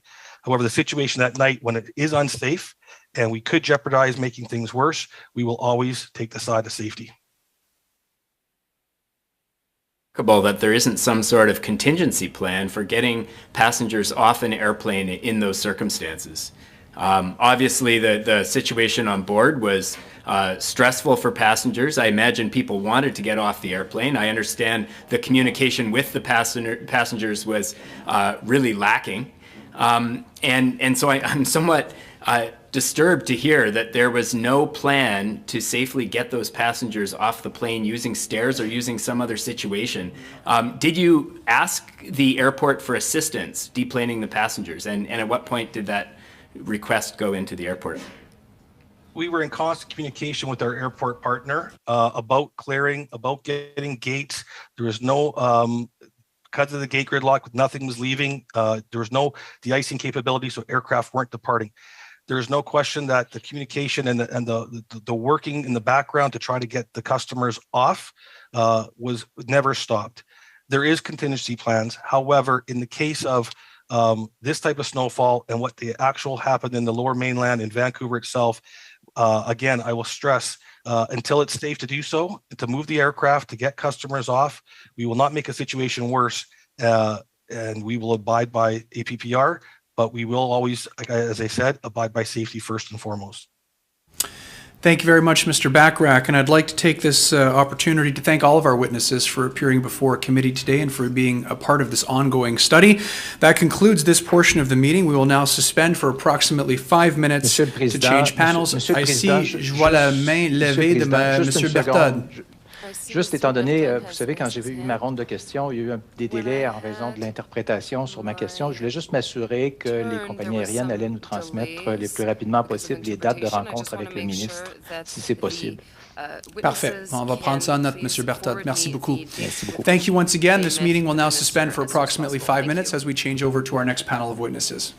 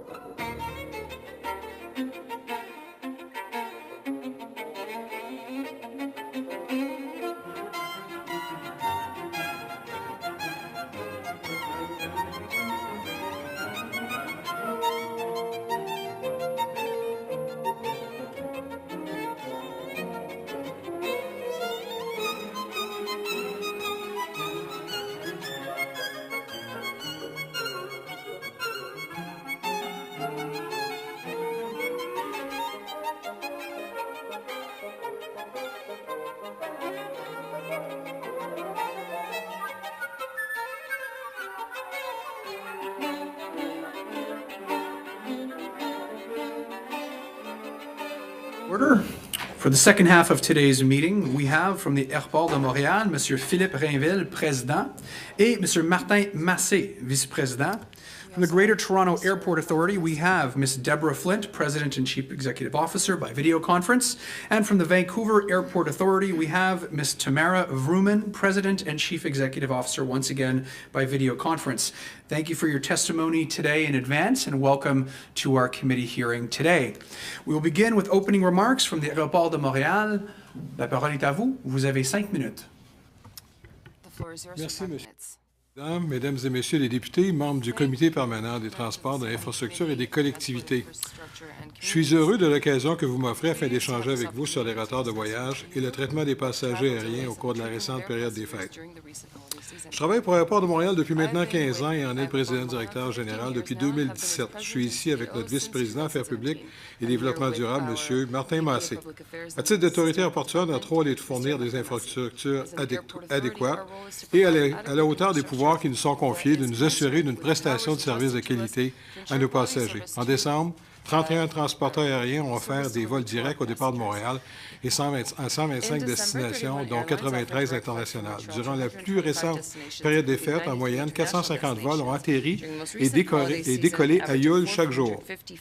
Mis à part la tempête du 23 décembre qui a grandement affecté les aéroports du Nord-Est et du Midwest américain ainsi que ceux du Canada et causé des retards des annulations de vols, l'ensemble des opérations s'est bien déroulé à Yule durant toute la période des fêtes, à l'exception d'un partenaire, Sunwing, et j'y reviendrai. Notre planification pour la période des fêtes s'est amorcée dès le mois d'octobre par de nombreuses rencontres de coordination, particulièrement afin de s'assurer que nos partenaires aient le nombre d'employés nécessaires pour livrer la prestation de services promise aux passagers. Je peux donc dire que l'équipe d'ADM et les agences fédérales étaient prêtes à faire face à une saison des fêtes particulièrement occupée, prêtes aussi à faire face à une tempête exceptionnelle et même historique au dire de certains météorologues. Encore cette année, Yule s'est distingué pour l'efficacité de ses opérations de déneigement. Malgré le cocktail de météo qui s'est abattu sur le Québec, l'aéroport international Montréal-Trudeau est demeuré 100% opérationnel en tout temps, et cela grâce à l'expertise éprouvée de nos gens sur le terrain. Nous pouvons comprendre que la météo ou des éléments hors du contrôle des transporteurs puissent affecter leurs opérations. Cependant, ce qui est inacceptable, c'est l'absence de communication avec leurs passagers, avec nos passagers. Ceux-ci sont en droit d'être informés, particulièrement lors d'un délai de plus de 3 heures. Il faut éviter que les gens viennent attendre inutilement à l'aéroport alors qu'ils pourraient demeurer dans le confort de leur domicile. Il faut éviter que des centaines de passagers se retrouvent dans nos murs en attente de leur départ. Dans une telle situation, ce sont nos employés, mes employés, leurs employés qui sont confrontés à la frustration compréhensible des passagers. Il est clair qu'ils veulent des réponses factuelles. Il faut donc définitivement améliorer nos communications internes avec les compagnies aériennes. Il est important de mieux comprendre et surtout mieux expliquer les délais aux passagers. Par exemple, il faut leur donner le temps plus précis de l'appareil qui viendra prendre le relais et les informer lorsque ce dernier est en route. Revenons donc à notre transporteur plus problématique. La semaine dernière, nous avons communiqué avec ce dernier et avons exigé un plan d'action pour éviter qu'un retour à la normale de ces opérations prenne autant de temps.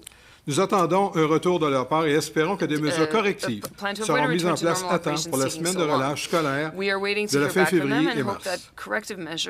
En terminant, permettez-moi de vous donner une perspective du niveau de service auquel les passagers de Montréal devraient s'attendre au cours des prochains mois et années. Pour l'été prochain, des efforts considérables sont déployés par tous pour nous assurer d'éviter un autre été 2022. Je crois que nous y parviendrons malgré une situation de main-d'œuvre encore très difficile. Ce qui nous inquiète davantage, c'est le long terme. Yule, aéroport de Montréal, a connu une croissance fulgurante pré-pandémie et une fin d'année 2022 tout aussi forte. Il est clair que malgré un apport important de technologie, nos infrastructures ne fourniront pas les capacités nécessaires pour entreprendre la prochaine décennie. Plusieurs de nos infrastructures sont vétustes. Mirabel demeure un actif collectif dont ADM assure les pertes annuelles et la décarbonation devient une nécessité. Notre niveau d'endettement est trop élevé pour préparer l'avenir. Nous comptons donc sur une soupape financière à plus ou moins brève échéance et croyons qu'elle peut tout à fait être fournie dans le modèle de gouvernance actuel des grands aéroports canadiens. Merci. Merci beaucoup, M. Rainville. Next, from the Greater Toronto Airport Authority, we have Ms. Flint. Ms. Flint, the floor is yours. You have 5 minutes for your opening remarks. Yes, thank you for the committee for this opportunity to appear. We recognize that this very special holiday season was a difficult one for travelers, and as airports, we are squarely focused on improving the traveler experience. This is what Canadians expect from us, and as airports and across the industry, we must deliver. To put the magnitude of the operations at Pearson in perspective, on any given day during the holiday season, from December 23rd through the 31st, Pearson did process over 108,000 passengers per day. And this took place during one of the most extreme weather events of the year. We know that this summer was also very challenging, but very different than the circumstances over the holiday. With the summer restart, Pearson went from being one of the world's most shut down major hubs for the longest duration to one of the busiest in the shortest amount of time.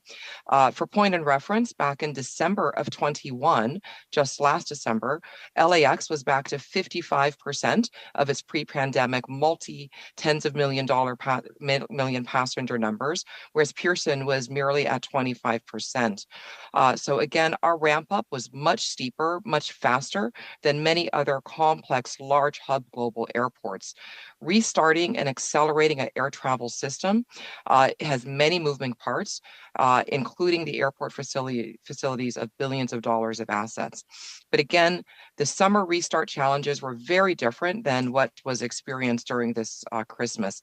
And that's because the airports and the system had modernized in a significant way, accelerated its readiness in a significant way to move passengers more efficiently, such as technology tools that allowed passengers to pre-book, understand the airport environment and operating environment before they arrived at the airport.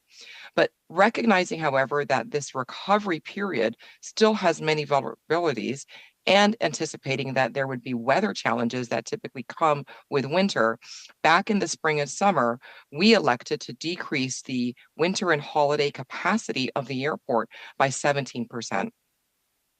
By reducing the number of aircraft that could take off and land from 90 to 75 movements per hour in the slot process, this was intended to reduce the risk of lineups and add resiliency to the airport operation.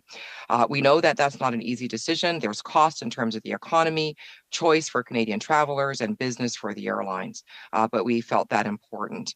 So this holiday, what happened? It was really a perfect storm of significant epic bad weather and in an industry that is healing from the COVID extended shutdown. Labor is still weak, very weak across the board of our partners. Cancellations due to weather have a compounding effect, leading to delays, backlogs, and challenges with baggage. We know that airlines, of course, are in charge of taking bags on and off of planes, and we as airports are in charge of the infrastructure. At GTAA, we are transparent and recognize our part in providing the airport facilities, and when those facilities and issues with them do contribute to incidents. On December 24th and 25th specifically, the Terminal 3 baggage handling system was impacted by severe cold weather and an atypical wind direction, which resulted in an unusual sprinkler lines and conveyor belts freezing. That glitch, as unfortunate as it was, however, impacted less than 10% of the overall bags that were in the system those 2 days, according to the preliminary reviews that we have conducted. During those 2 days, 28,000 inbound bags and 26,000 outbound bags went through Terminal 3, which is where we had the mechanical issues. This is the equivalent of one bag per passenger that traveled during that period on a quantitative basis. That said, we are absolutely committed to modernization, increasing the resiliency of our system for current conditions and current risks. And we are well on our way to doing that from an operating perspective. And we are going to do that from an infrastructure and investment perspective as well. That said, I'll touch on a few things that we need, that we believe this hearing allows us to share that will improve the travel experience for Canadians on a forward basis. We must make more investments, not just at YYZ, but across the airport infrastructure and airports in Canada. We ask the government to allow us to reinvest rent that we pay to them. During 20 and 21, years where we took financial losses and we had very low levels of business, airports across Canada took on $3.2 billion of debt to get through the pandemic and operate the essential infrastructure that we needed for health and for Canadians. Secondly, out of three, we need better information and real-time data from our partners, especially during irregular operations. We need to get more information real-time to help communicate to passengers and to run a more stable, situationally aware airport operation. And we need to recognize, thirdly, that labor today is not what it was. This is outside of the airport industry, but absolutely in the aviation industry as well. An equivalent level of staffing briefing to 2019 does not reflect the high attrition rate that we see in our partners or the training and learning curve that new employees have in a complicated I'm going to have to unfortunately cut you off environment. there. If you could wrap it up, perhaps Thank I'll give you. you another 10 seconds, Ms. Flint. Again, labor and the resiliency of labor, making this industry an attractive one for the future, one with great careers, is important for us to get resiliency. And in the meanwhile, ensuring that we all have contingency plans to address some of the softness as we restart the sector. Thank you very much, Ms. Flint. Next, from the Vancouver Airport Authority, we have Ms. Vrooman. Ms. Vrooman, the floor is yours. You have 5 minutes. Thank you very much. Good morning, committee members. I welcome the opportunity to answer your questions and thank you for the invitation to present to you today. I'm coming to you from my office at the Vancouver International Airport, which is on Sea Island, the traditional territory of the Musqueam people.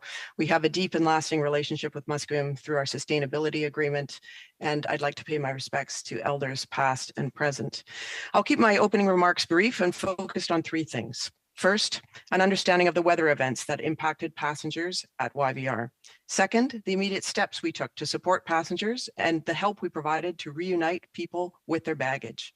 And third, what changes within the airport system will be made to ensure that what passengers experienced in December does not happen again. YVR is prepared and able to operate safely in extreme weather. We remained fully operational during the atmospheric river in November 2021, for example. That was also true when snow and ice storm came at the end of November, virtually shutting down the rest of the region. That said, this holiday travel season was unique.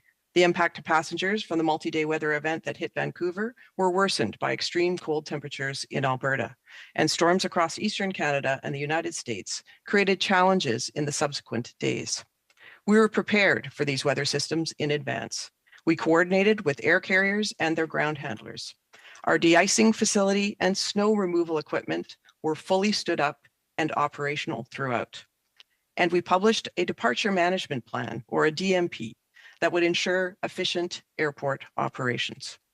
However, into the evening of December 19th, the rate of snowfall increased significantly, from a forecast of 10 to 12 centimeters to an actual accumulation of up to 30 centimeters, 3 times what was forecast.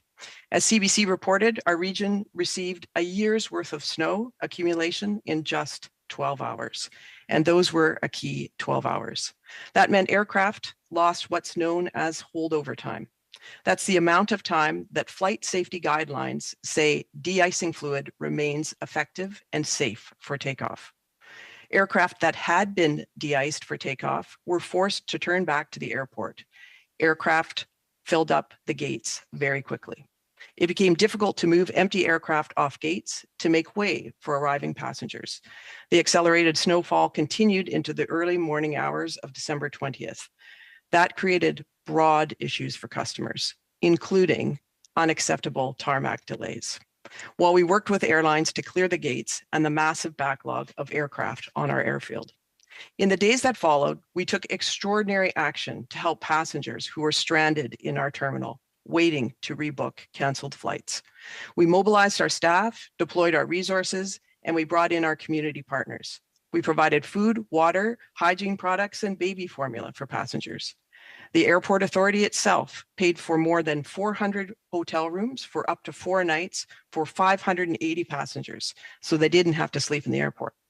We established a care and comfort area in the airport, a place to recharge with cots, blankets, and access to showers.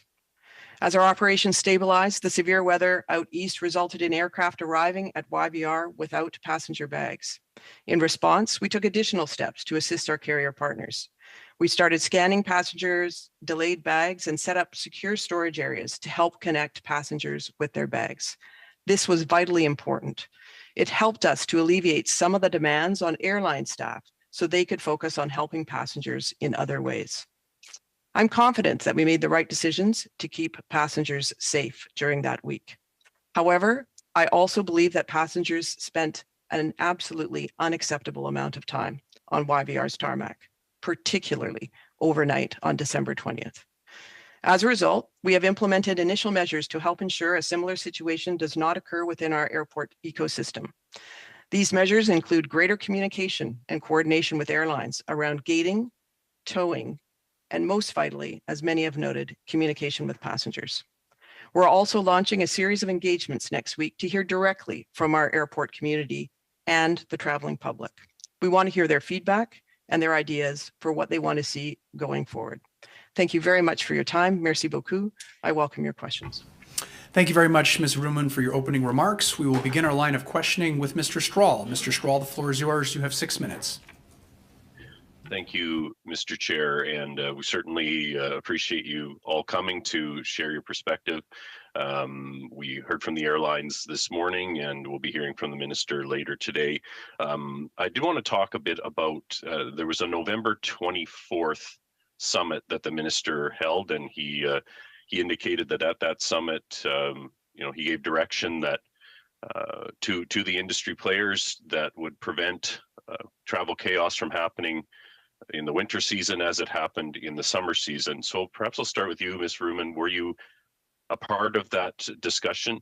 And did the minister provide specific direction to IVR, to Vancouver International Airport, as to what changes you should make to your operations, or did he demand anything from you at that summit? Thanks very much, MP Strahl. I certainly was. I participated in person at that Ottawa summit. The purpose of the summit was to gather information on what had happened over the summer period. What we saw over the summer period was labor shortages among some of our key partners like CATSA and the border services. Those had largely been stabilized by the time we're into November here at YVR. And what could be done across the ecosystem to plan for better coordination, information sharing, and the deployment of technology. It was an input session. We certainly provided our advice on the changes that we think would be necessary to help strengthen the airport system and the aviation system in the long term. And that was the purpose and my participation at that event. After December 19th, when did you first speak to the minister about the situation at YVR? We spoke to the minister's office on December 18th because, of course, we had advance warning that there would be a snow event. It happened to occur in a more intense fashion than what was forecast anywhere, but we did alert him. Did you speak to obviously sector players are in touch with the minister's office? That's expected. I'd like to know, though, has the minister himself reached out to you did he reach out to you during that time? Or since? Have you spoken with him directly since the events of December 18th, 19th, 20th? I have spoken to his deputy minister. I have not spoken to the minister. Okay, thank you. You indicated that you were prepared in advance for this event. Obviously, you have an emergency operations center that was stood up. However, clearly there were more planes inbound. The airport was completely closed, I understand, on the 19th, if I'm correct, in the afternoon, evening. And as a result of no gates available, we saw planes on the tarmac, at which you've referenced. Is part of your review to determine, have you talked to NAV Canada? Were there flights that were allowed to proceed to IVR that should have been held at destination or at their origin, so that you didn't have the issue of that many planes sitting on an apron that was unable to disembark passengers? Yeah, thank you. As you correctly note, we did have significant congestion at YVR for the 24 hours starting at about 7 p.m. on the 19th of December through to 7 p.m. On the 20th of December. And that was created, as I explained, because of the way the snow accumulated and the fact that we could not safely move the plane to takeoff position after they had been de-iced, and it created virtually a traffic jam. We did have something that's called the ground stop that you referred to. That means that we are preventing inbound aircraft from landing. We are in constant communication with the Navigation Authority and the Tower, NAV Canada, in those situations when aircraft are already in flight and there is no ability to divert for other safety or weather reasons. We do permit arrival. We were operating under a demand management plan, which means we have a restricted schedule in the first place to allow for that flexibility. However, unfortunately, there was such a busy day, busiest week of travel in the past 3 years. There was certainly a large number of aircraft. And then the final, yeah. Well, go ahead. I just wanted to ask. I have limited time. Sure. Did you run out? There's talk of running out of de-icing fluid and running out of aviation fuel. Did either of those things happen? And if so, how did they happen? Given that, as we said, this was a bad winter storm, but it was a couple of days. So I guess I'm asking about your resiliency. Did you run out of fluid? And if so, why? Did you run out of aviation fuel? And if so, why? At no time did YVR run out of either de-icing fluid nor fuel. I think what happens is we're in constant communication with all airport partners, including carriers, and we did, because of the accumulation, use more de-icing fluid than we normally would. However, at no point did we run out of de-icing fluid or fuel. Okay, Mr. Chair, how much time do I have left? You have 30 seconds, Mr. Stroll. Ms. Flint, appreciate your testimony. I guess I have trouble understanding how Terminal 3's baggage system went down in the Canadian winter. It sounds to me like you didn't put your winter tires on and you're surprised that you got stuck in the snow. So how would sprinkler pipes freeze? How would Terminal 3's baggage facilities not be able to keep up with a Canadian winter? Does that not indicate a lack of adequate planning for a winter event on Pearson's part? Thank you for the question. No, certainly not. We absolutely did extensive preparation for winter with our facilities. This was a very unique and complicated situation that involved the puncture of an aircraft baggage cart and a fuel leak that caused the doors to have to be open to vent the fumes from our workers. That was in response with our fire department.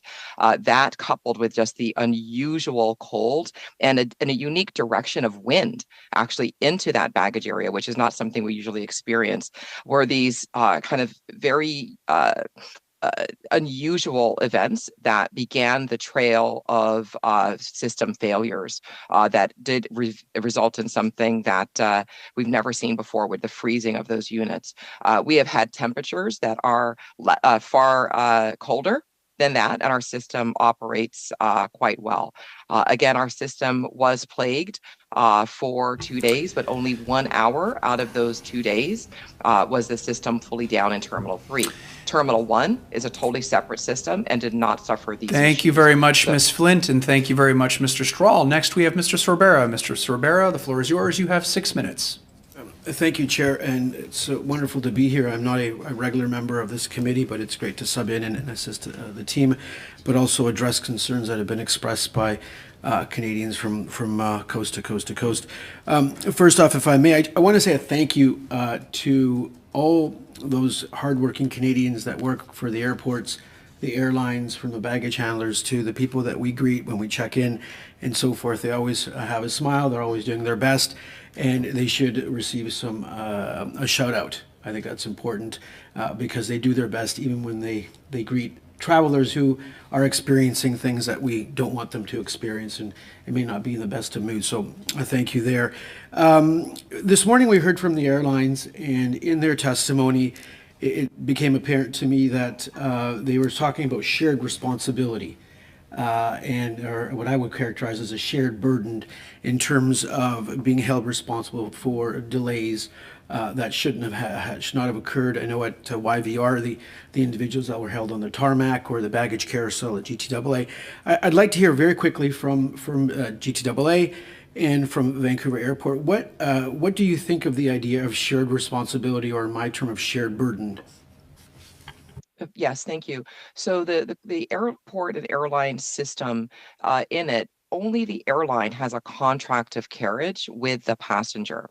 And the airline, in its risk management, has to put risk of and planning around the risks that are inherent in the marketplace. They do so with the number of fleet, the number of crew. They consider the facilities. They consider all the processes that are involved in air travel. So that is uniquely and distinctly within the air carrier's realm. There are different levels of remedies in the current APPR that include, in some cases, the provision of flight. It's something that only the air carriers can do. We do know that the minister is looking into the APPR and the regulations, and we welcome that conversation and providing our input into that as well.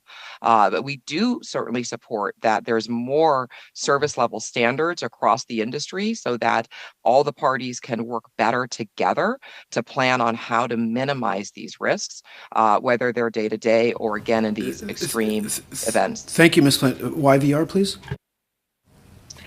Thanks very much, and thanks for this shout out, MP Cervera, to frontline staff. They certainly did exemplary work throughout that very difficult week.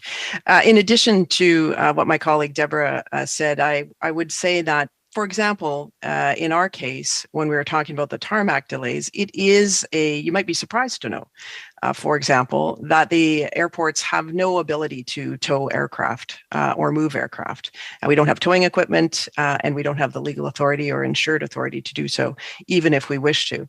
So it's a complex ecosystem that works in order to serve passengers safely and efficiently each and every day.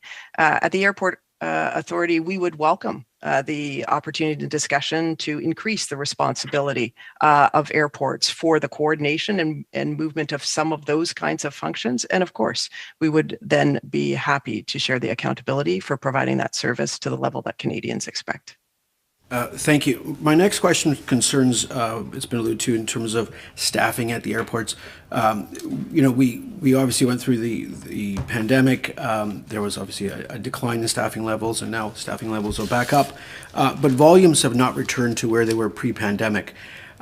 So it's obviously concerning as we move forward that airports and airlines can handle increased passenger counts as we return to a normal, what I'd say, fully normal travel season and for expansive growth. How are the airports dealing with, or where are they in terms of staffing, and do there continue to be staffing shortages? First, go to the Montreal airport, please.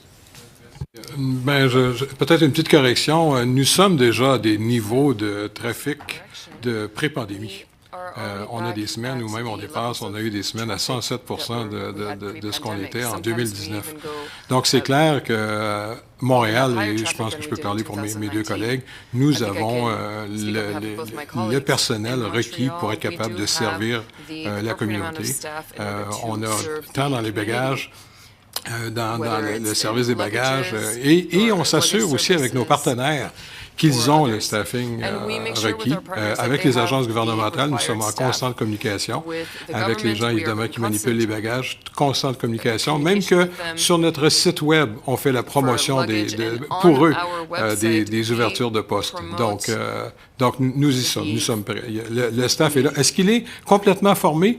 Ça, c'est une autre question. Est-ce qu'il a la rapidité et le niveau d'exécution qu'on exigerait? Il y a encore du travail à faire de ce côté-là.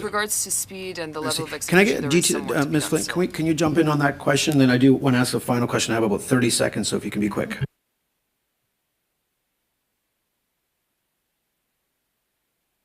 GTAA. Oh, thank you. So for GTAA, 1,500 of the 50,000 employees at the airport are my direct staff. We are well staffed and have hired back over the course of the summer. What I think the issue is that staffing today and labor today is different than it was before the pandemic. Equivalent levels are not necessarily the best comparison. It really is about the high attrition that we're seeing in the market. And I would like for the industry to, especially Canadian aviation industry, to be seen as one that is one for the future and one where promising careers and great jobs can be offered. And so, we want to see, teams come to the industry and, of course, remain. In the meanwhile, we must all work together to have more resilient plans that address newer staff in a very complex operating environment. Thank you very much, Ms. Flint and Mr. Cervera. Next, we have Madame Vignola. Madame Vignola, la parole est à vous. Vous avez 6 minutes. Merci, Monsieur le Président. Mes questions vont aller à l'aéroport de Montréal. Bonjour, Monsieur Rainville. Bonjour, Monsieur Massé. Merci d'être parmi nous. Madame Flynn, Madame Vrooman, merci également. J'entendais tout à l'heure Mme Vrooman, dans son allocution, parler des services qu'elles ont offerts, que l'aéroport de Vancouver a offert aux passagers pour les soutenir dans la tempête du 23-24 décembre. Et je me demandais, est-ce que l'aéroport de Montréal a eu à offrir de tels services, nourriture, soutien pour trouver un hôtel, du transport, etc. Est-ce que vous avez eu à faire les mêmes démarches? L'été dernier, particulièrement, plus que cette fois-ci, ça a été plus sévère l'été dernier, évidemment, que la tempête de Noël. Oui, j'étais là la nuit, moi, pour monter des lits, parce qu'on ouvre des lits de camp dans nos salles de conférence, on donne de la nourriture, évidemment de la nourriture pour enfants, des couches, etc. Oui, on a tout ça, puis ça fait partie, je dirais pas de nos procédures standards, mais dans des cas extrêmes, oui, on est là pour ça. Évidemment, il faut qu'il y ait des chambres d'hôtel, et c'est ce qu'on a eu comme problème l'été dernier, c'est qu'il n'y avait pas de chambre d'hôtel, ou souvent il y a des chambres d'hôtel, mais c'est trop cher. Puis dans cette situation-là, la collaboration avec les compagnies aériennes, est-ce que c'est entièrement à vos frais ou il y a un dédommagement? J'essaie juste de comprendre le fonctionnement. Non, c'est nous qui assumons. Dans ces cas extrêmes-là, ça a été ça. C'est vraiment exceptionnel. Mais cette année, oui, c'est 2 fois dans la même année, c'est plutôt exceptionnel. Mais oui, cette année, c'est nous qui nous chargeons de ça. Merci. Tout à l'heure, je parlais du niveau de sécurité. Lorsqu'un client achète un titre de transport, il s'attend à un niveau de sécurité. On s'entend qu'il y a certains aspects qui sont dans la gamelle des transporteurs, mais d'autres aspects sont plutôt de votre responsabilité. J'aimerais avoir quelques mots sur les aspects de sécurité qui relèvent davantage des infrastructures aéroportuaires en quelques mots. Je crois que la première, c'est évidemment la condition de ce qu'on appelle en anglais le tarmac, sur le tablier. C'est nous et le dégagement des pistes. Je pense que dans des conditions hivernales, là, ça, c'est de notre ressort à 100%. Je vais parler pour Montréal. De la neige, on en a. On a 56 jours en moyenne de précipitations de neige à Montréal. Donc, je dirais pas, c'est coutumier. C'est tellement important pour nous que nos équipes, avant une tempête de neige, vont arriver la veille et coucher à l'hôtel pour être sûr qu'on a nos équipes en place pour être capable de dégager le lendemain et de s'assurer que tout ça, c'est sur le béton, parce qu'on ramène ça au béton. Donc, oui, ça c'est... Puis, si jamais les transporteurs annulaient un vol pour raison de sécurité lié justement au dégagement du tarmac, est-ce que c'est eux qui payent les indemnités ou c'est l'aéroport de recherche qui le fait? C'est la compagnie aérienne qui prend la décision de décoller ou de ne pas décoller. En fait, c'est le pilote qui prend la décision. Parce qu'ils ont un contrat. Parce que c'est évidemment dans le cœur même du métier de pilote de déterminer le niveau de sécurité en fonction des installations, et c'est à eux de décider. OK.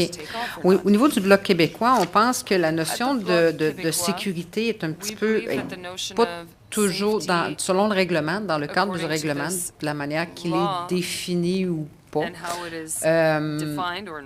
Que la notion de sécurité peut être utilisée un petit peu de façon galvaudée par certains transporteurs pour justifier qu'ils n'offriront pas d'indemnité à leurs clients.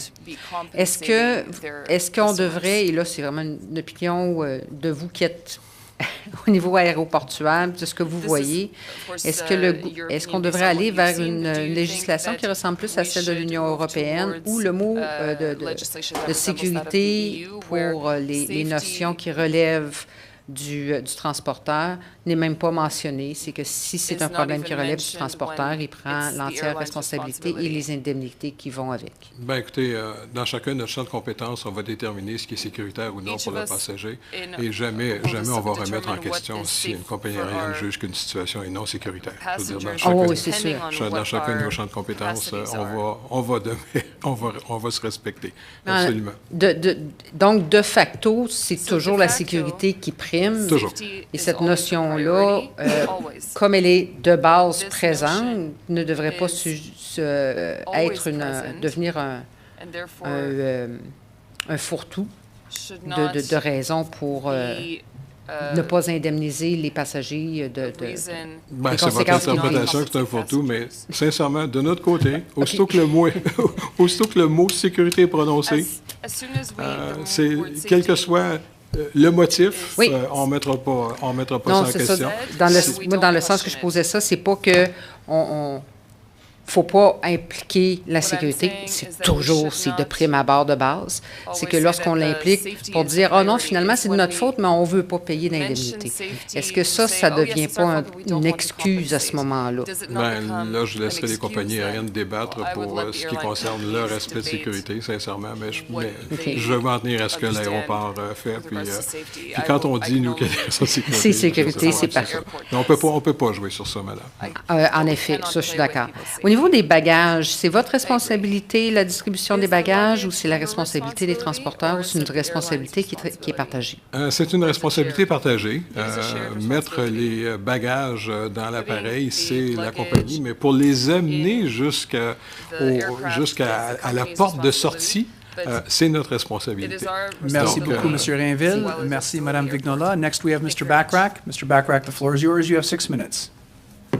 Thank you, Mr. Chair. I'd like to direct my questions to Ms. Vrooman from the Vancouver Airport Authority and add to the discussion around these challenging events. I believe it was around December 22nd, the evening in which we had one of the more alarming stories of the holiday season with passengers on board an Air Canada flight stuck on the airplane for over 11 hours and unable to deplane. Now, I've seen a communication from an individual that has worked in the airline industry, including in emergency response, and they say that it's their opinion that YVR should have implemented an emergency action plan to get the Air Canada passengers off that aircraft. Is an emergency action plan something that was discussed or considered at some point during those 11 hours? Thanks very much for the question. Throughout, starting on the 18th of December and going throughout the week to the 23rd and actually beyond to the 27th, we had full irregular operations and emergency operations plans stood up throughout. And on the specific issue of delays on the tarmac, of course, that was our number one priority, was to be able to work with the airlines, with ground crews, to get those passengers safely off as soon as possible. As I mentioned earlier, that effort requires the coordination and the capability to tow aircraft. The Airport Authority does not have that authority, nor that capability, nor that responsibility. That is the responsibility of airlines. So we rely on airlines through their contracted ground handling crew to move aircraft off gates. And normally, of course, that works very well. They come onto a gate, they move off. You might also, in this case, we came to a ground stop and we had no gating capability, as was noted. You might wonder, though, why we didn't use air stairs. I've been asked several times, why we didn't have buses and air stairs available. We certainly stood up buses and air stair capabilities immediately. However, it was the opinion of our airside safety officer that due to the congested conditions on the airfield and the snow, that it was unsafe to have passengers depart. We evaluated that situation on an hourly basis until the conditions improved such that we could safely deplane people using air stairs, and then we did proceed to do that, thus clearing up the congestion. I totally agree. Unacceptable delays for that amount of time, which is why we've put the changes in place that will require aircraft to be on the gate only for a limited time and demonstrate to us that they have the towing capacity to remove those aircraft. Now, Ms. Vrooman, you've pointed to towing capacity as one of the constraints that prevented you from getting those passengers off the aircraft, and towing capacity is a responsibility of the airline. Now, were those tow vehicles able to access the gate given the amount of snow, and appreciating that snow removal is the responsibility of the airport? Yeah, absolutely. We did clear the taxiways, the runways, and the aprons for towing as a priority. That actually created some issues with respect to baggage handling because we prioritized towing. If I hear you correctly, Ms. Vrooman, you made it so that the tow vehicles were able to access the gates, access the aircraft, but the airlines chose not to tow aircraft, which was required in order for people to deplane? I wouldn't say they chose not to. I would say that they had capacity constraints in order to do that. Of course, it is in the interest, as we heard from the carriers, to get those passengers off the planes as soon as possible. But we did have a weather event here, which meant it was difficult for some staff, ground handling staff, to get into the airport. That is an area that struggles with retention of labor, and we already had maximum overtime hours being recorded across our 7 contracted ground handlers. So that combination made the scarcity of both equipment and staff, meaning it was difficult to tow aircraft in the usual and timely way. To preparedness, I'm curious. I know that YVR has a climate plan. I'm curious if that climate plan includes strategies around adaptation and extreme weather events, you know, understanding that extreme weather is going to become a more frequent reality. Prior to the incident that we're discussing, did YVR have contingency plans for snowstorms? And if so, what weather parameters were those contingency plans based on? Thank you. Yes, we do have a climate plan, and it does include resiliency and adaptation. As I mentioned, that included, for example, we are located on a floodplain, and while snow is difficult for an airport, water is equally so.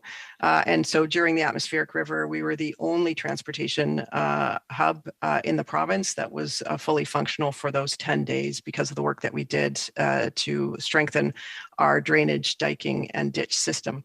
When it comes to snow, we do plan for snow. We had a significant snow event which shut down our region on November 29th. The airport remained operational throughout, save for a brief period on the north runway when we had an EVA aircraft that was stopped for a short period of time. We do stress test against forecasts. We discuss those forecasts with our airport community, which includes carriers, which includes CATSA, CBSA, all of those that come together to support. Thank you very much, Ms. Vrooman, and thank you very much, Mr. Bachrach. Next, we have Mr. Doherty. Mr. Doherty, the floor is yours. You have 5 minutes. Thank you, Mr. Chair. And I'll direct a majority of my questions to Ms. Vrooman. I, like many Canadians and Christmas time travelers, was stuck in Vancouver airport waiting for a rescheduled flight. I sat with my wife on an aircraft. I was one of the fortunate ones. We were only on the aircraft for 4.5 hours waiting for de-icing fluid. The pilot came on and said that YVR wants to hold on to the passengers a little bit longer as they have run out of de-icing fluid. Ms. Vrooman, you have a fancy video that the end remark says, "Let it snow, we're ready for winter at YVR."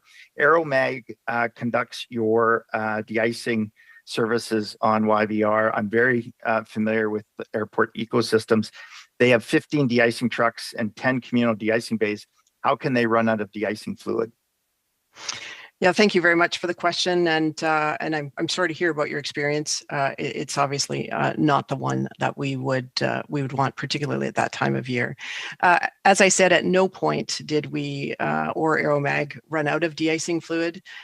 What does happen, though, as you're very familiar, it's constant communication when de-icing is happening. We did have a period where we had a combination of snow accumulation, ice, and freezing rain. I'm sorry, I had to cut you off again. I only have 5 minutes. Sure. It was a clear day, and they ran out of de-icing fluid. We were in the de-icing line, and the Aeromag had to return. The comment was that YVR's run out of de-icing fluid.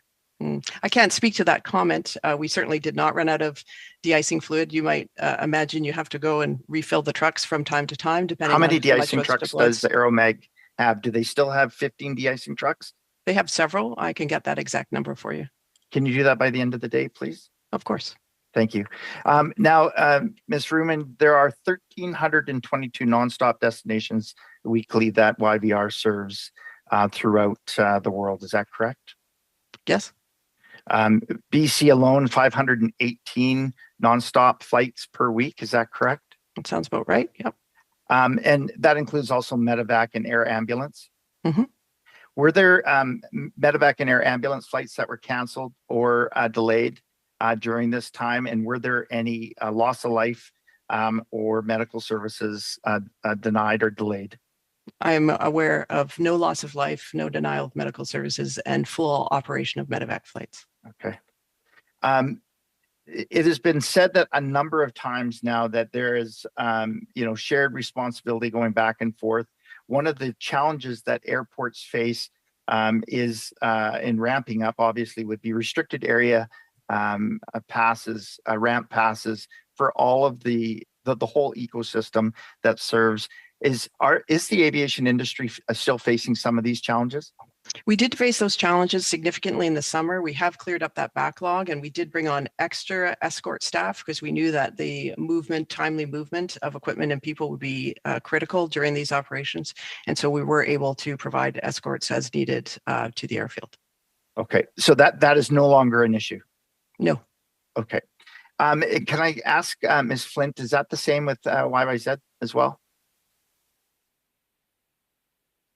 Yes, there's a stark difference between the summer operations and winter. We were well prepared. The staffing issues that had plagued the industry with the restart, working with the federal government, restaffing, retooling, eliminating processes that also had made staff inefficient have all been remedied. Have you spoken with the minister directly with the minister in the last couple of weeks regarding the challenges that YYZ has faced? We had a series. I began a weekly letter back to the government with situational awareness. But directly with the minister?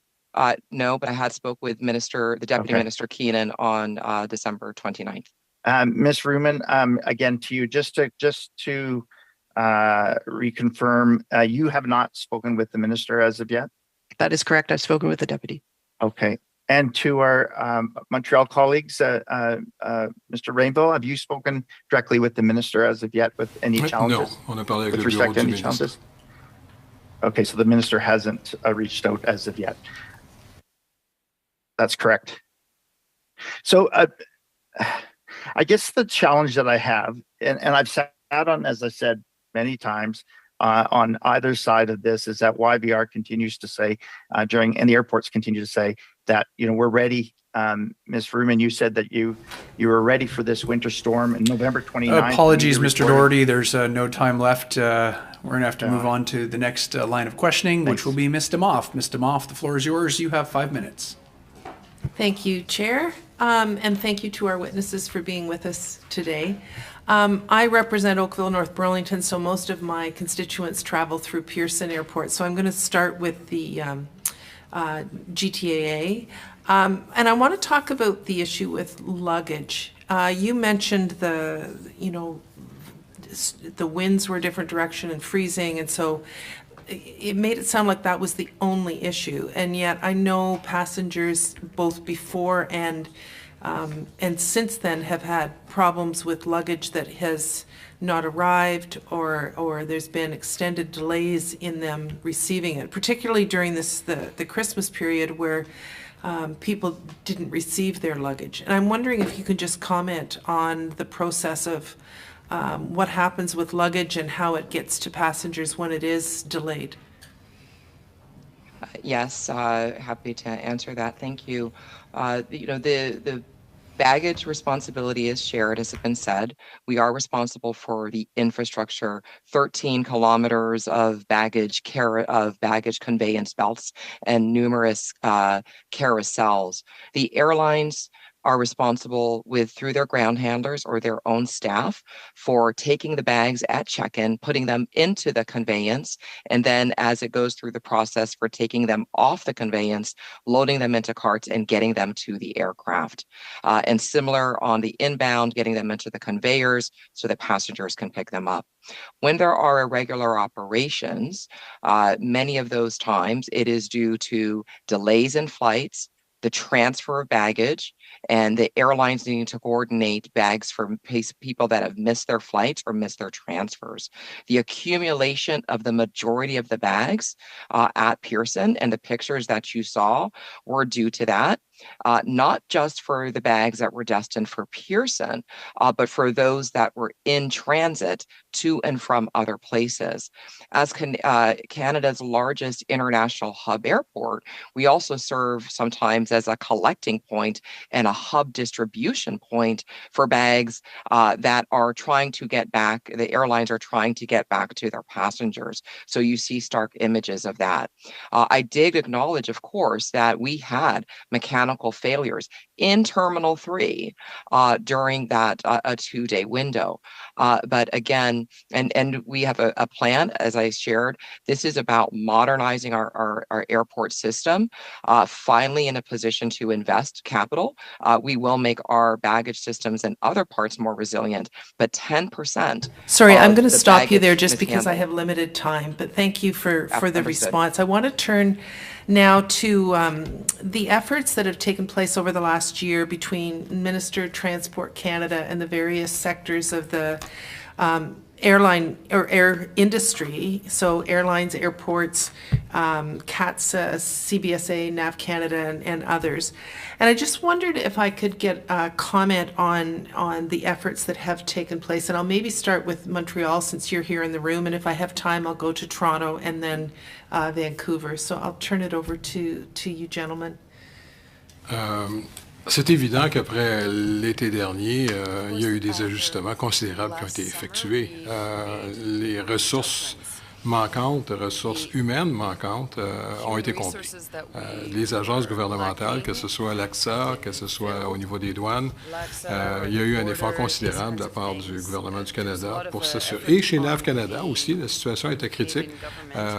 On a maintenant le niveau d'assurance qu'on avait besoin pour le temps des fêtes, de s'assurer qu'on avait les ressources nécessaires pour être capable de donner un service de qualité aux passagers. Donc ça, il y a eu des efforts considérables qui ont été faits de ce côté-là. Et on ne peut que louer ça. Are those conversations between the various parties continuing today? Ben toujours, je vais vous dire, ça a toujours été, hein. Je veux dire, on utilise le mot écosystème, mais on travaille tout le monde ensemble, puis on est tous au service des passagers. Oui, absolument, ces conversations. Disons qu'il y en a eu un petit peu plus depuis l'été dernier, hein, soyons clairs, mais oui, c'est toujours. Et encore aujourd'hui, on se prépare pour l'été prochain, hein, je l'ai dit dans mon commentaire, les ressources humaines vont être là, mais il faut qu'elles soient là en quantité, mais surtout en qualité. Donc, on est activement à se préparer. On va avoir un test, évidemment, au mois de mars avec le congé scolaire, mais on tente de se préparer pour l'été. Okay, thank you. Thank you very much, Mr. Moff. Next, prochainement, nous avons Mme Vignola. Mme Vignola, la parole est à vous. Vous avez 2 minutes et demie. Merci beaucoup, Monsieur le Président. Je retourne à Monsieur Rainville. Dans votre allocution, vous avez fait mention là, de la préparation nécessaire à éviter les crises telles que celles qu'on a connues en décembre. J'aimerais simplement savoir, dans cette planification-là, dans ces discussions-là, qui est autour de la table? Ben, écoutez, il y a beaucoup de discussions qui sont en direct, un à un, nous avec les compagnies aériennes, nous avec le gouvernement du Canada, le gouvernement du Canada, mais on a eu le forum du 24 novembre où justement on a pu se rencontrer. Et c'est toujours, nous avec les compagnies aériennes, évidemment, on a des comités qui sont très structurés, on a des avancées, on est en constante consultation avec les compagnies aériennes, ça, et avec le gouvernement du Canada, ben, comme je le disais, un petit peu plus, oui. Merci.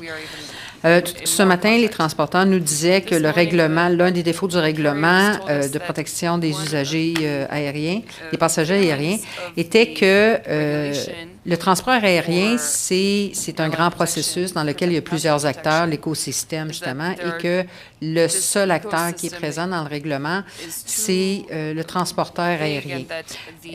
J'aimerais vous entendre sur ça. Est-ce que vous considérez que c'est une faille ou c'est quelque chose qui est normal étant donné que le contrat est entre le passager et le transporteur? Je vous dirais que c'est peut-être comme ça dans le contrat, mais c'est pas comme ça que ça s'articule dans la réalité. La réalité, c'est qu'on est tous ensemble dans ça, puis on a un but commun, c'est de servir le passager, puis d'éviter tout ça. Donc, oui, peut-être qu'on peut exiger un changement à la réglementation, mais en bout de ligne, honnêtement, on est tous là pour servir le passager. Donc, je vous dirais, je vais parler pour Montréal.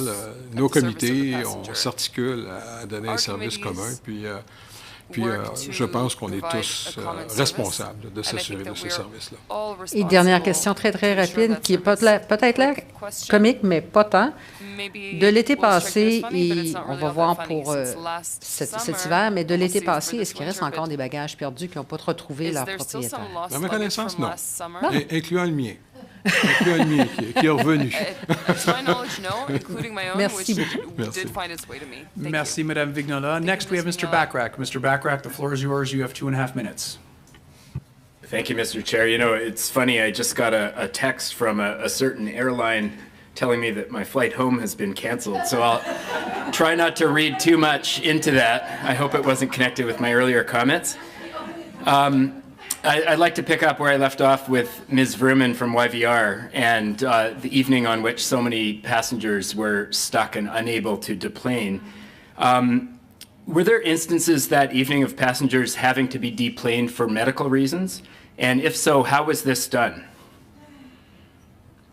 I am unaware of any emergency evacuations from aircraft that were held on the tarmac. Certainly, we were briefed of some passengers who had some distress over anxiety, etc., as you understandable, coming from the aircraft, and we moved, as I said, as quickly as possible with the constraints that we had to get those aircraft to the gates.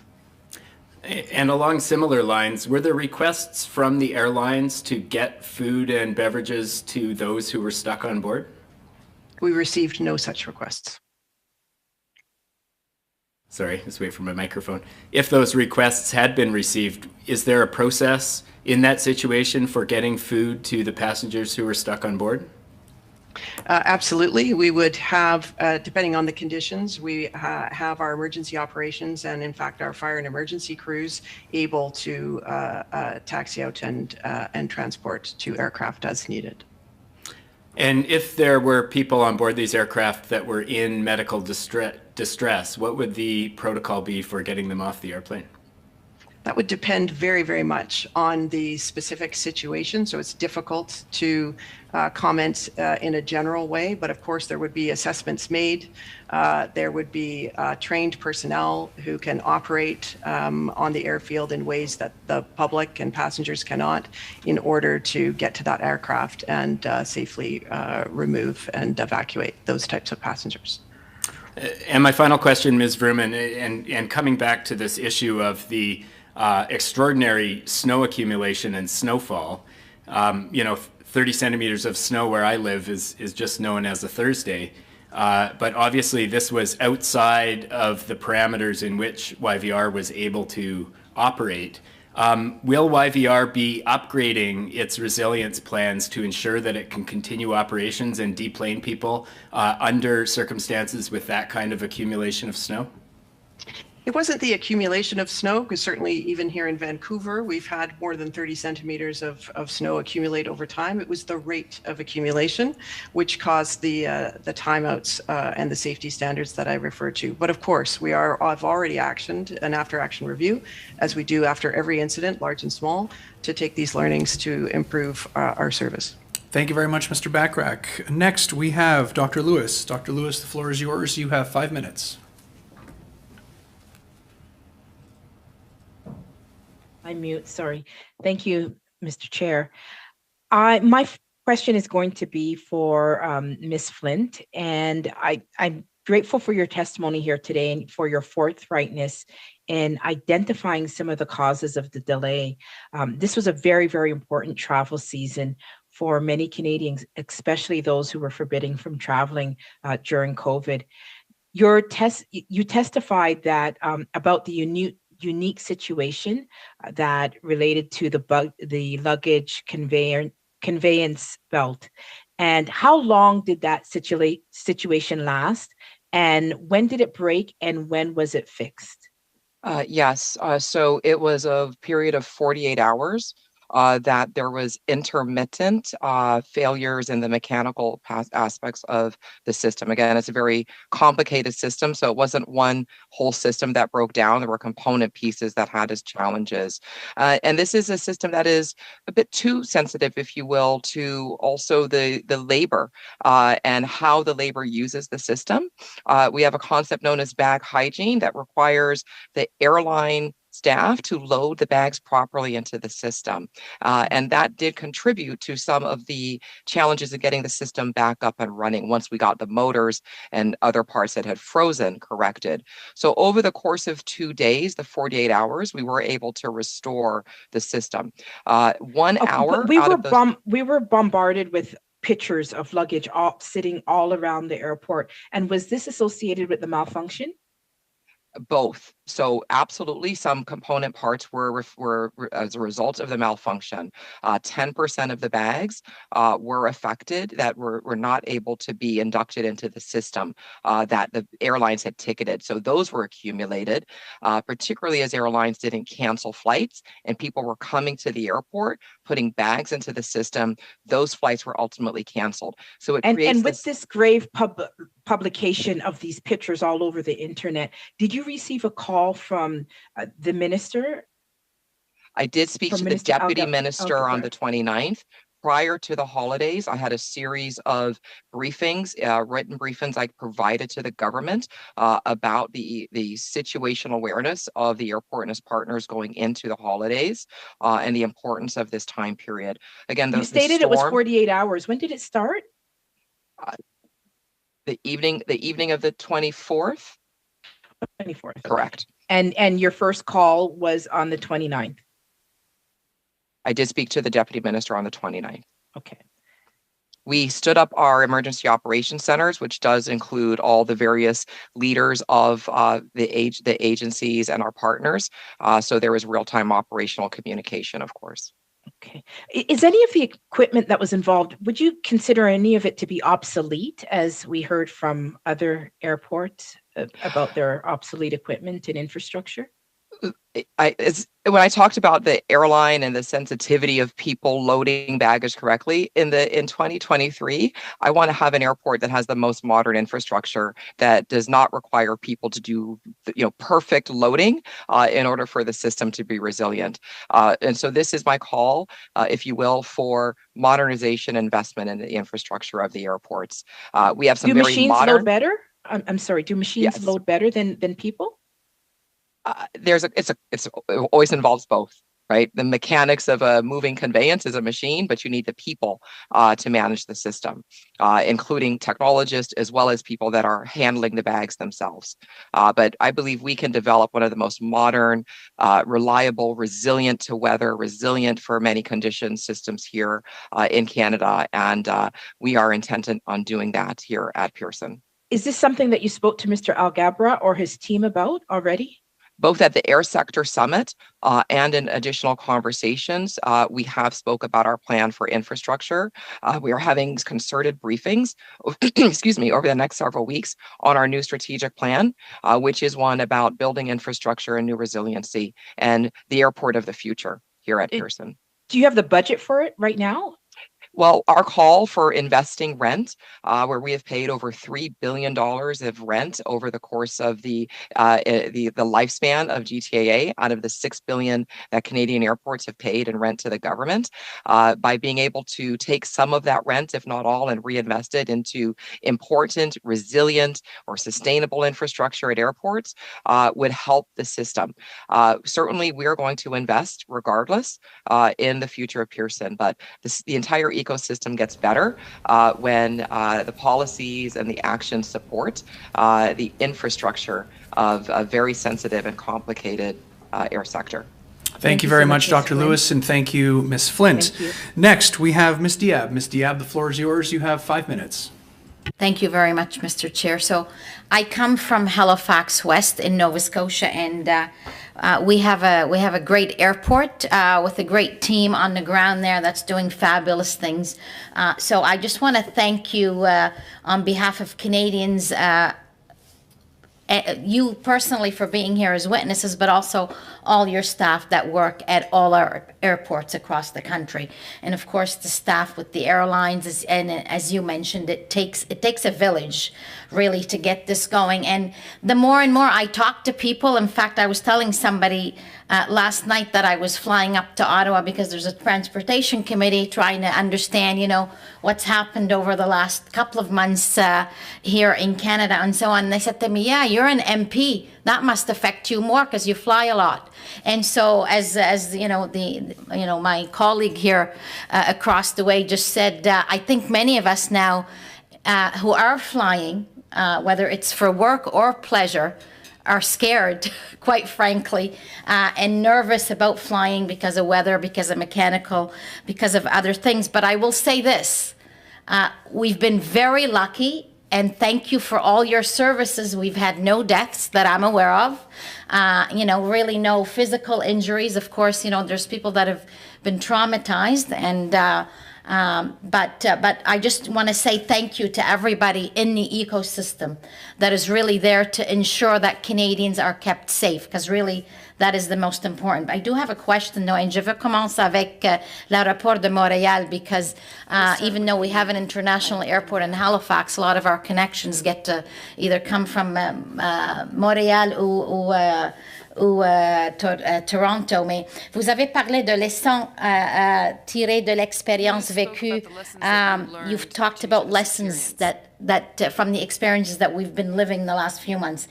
Pourriez-vous nous dire ce que vous avez fait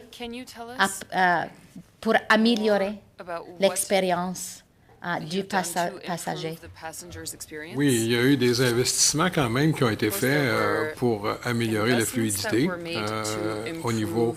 Bon, on a une nouvelle mouture de ArriveCan où les gens peuvent maintenant faire leur déclaration avant de partir, remplir ça dans l'appareil. Ça, c'est au niveau aussi du côté américain, on peut aussi faire la déclaration à l'avance. Donc, voyez-vous, il y a eu des choses au niveau technologique qui ont été mises de l'avant. Et les choses qu'on a apprises, bien écoutez, il a fallu aussi améliorer notre façon de livrer les permis aux gens qui doivent aller du côté air. Il a fallu accélérer l'émission des permis, et ça se fait évidemment en collaboration avec Transport Canada. Donc, il a fallu qu'on mette plus de gens pour aider les employés à obtenir leur permis, et le temps pour évidemment processer tout ça chez Transport Canada, ça a été aussi accéléré. Donc ça a été leçon apprise, oui, quand il faut absolument mettre des gens rapidement dans le système, c'est pas simple à cause des permis qu'il faut, évidemment, pour aller du côté air, et ça a été grandement amélioré. Merci, monsieur. Alors, vos relations avec Transport Canada et avec the airlines, etc. Comment est-ce que vous...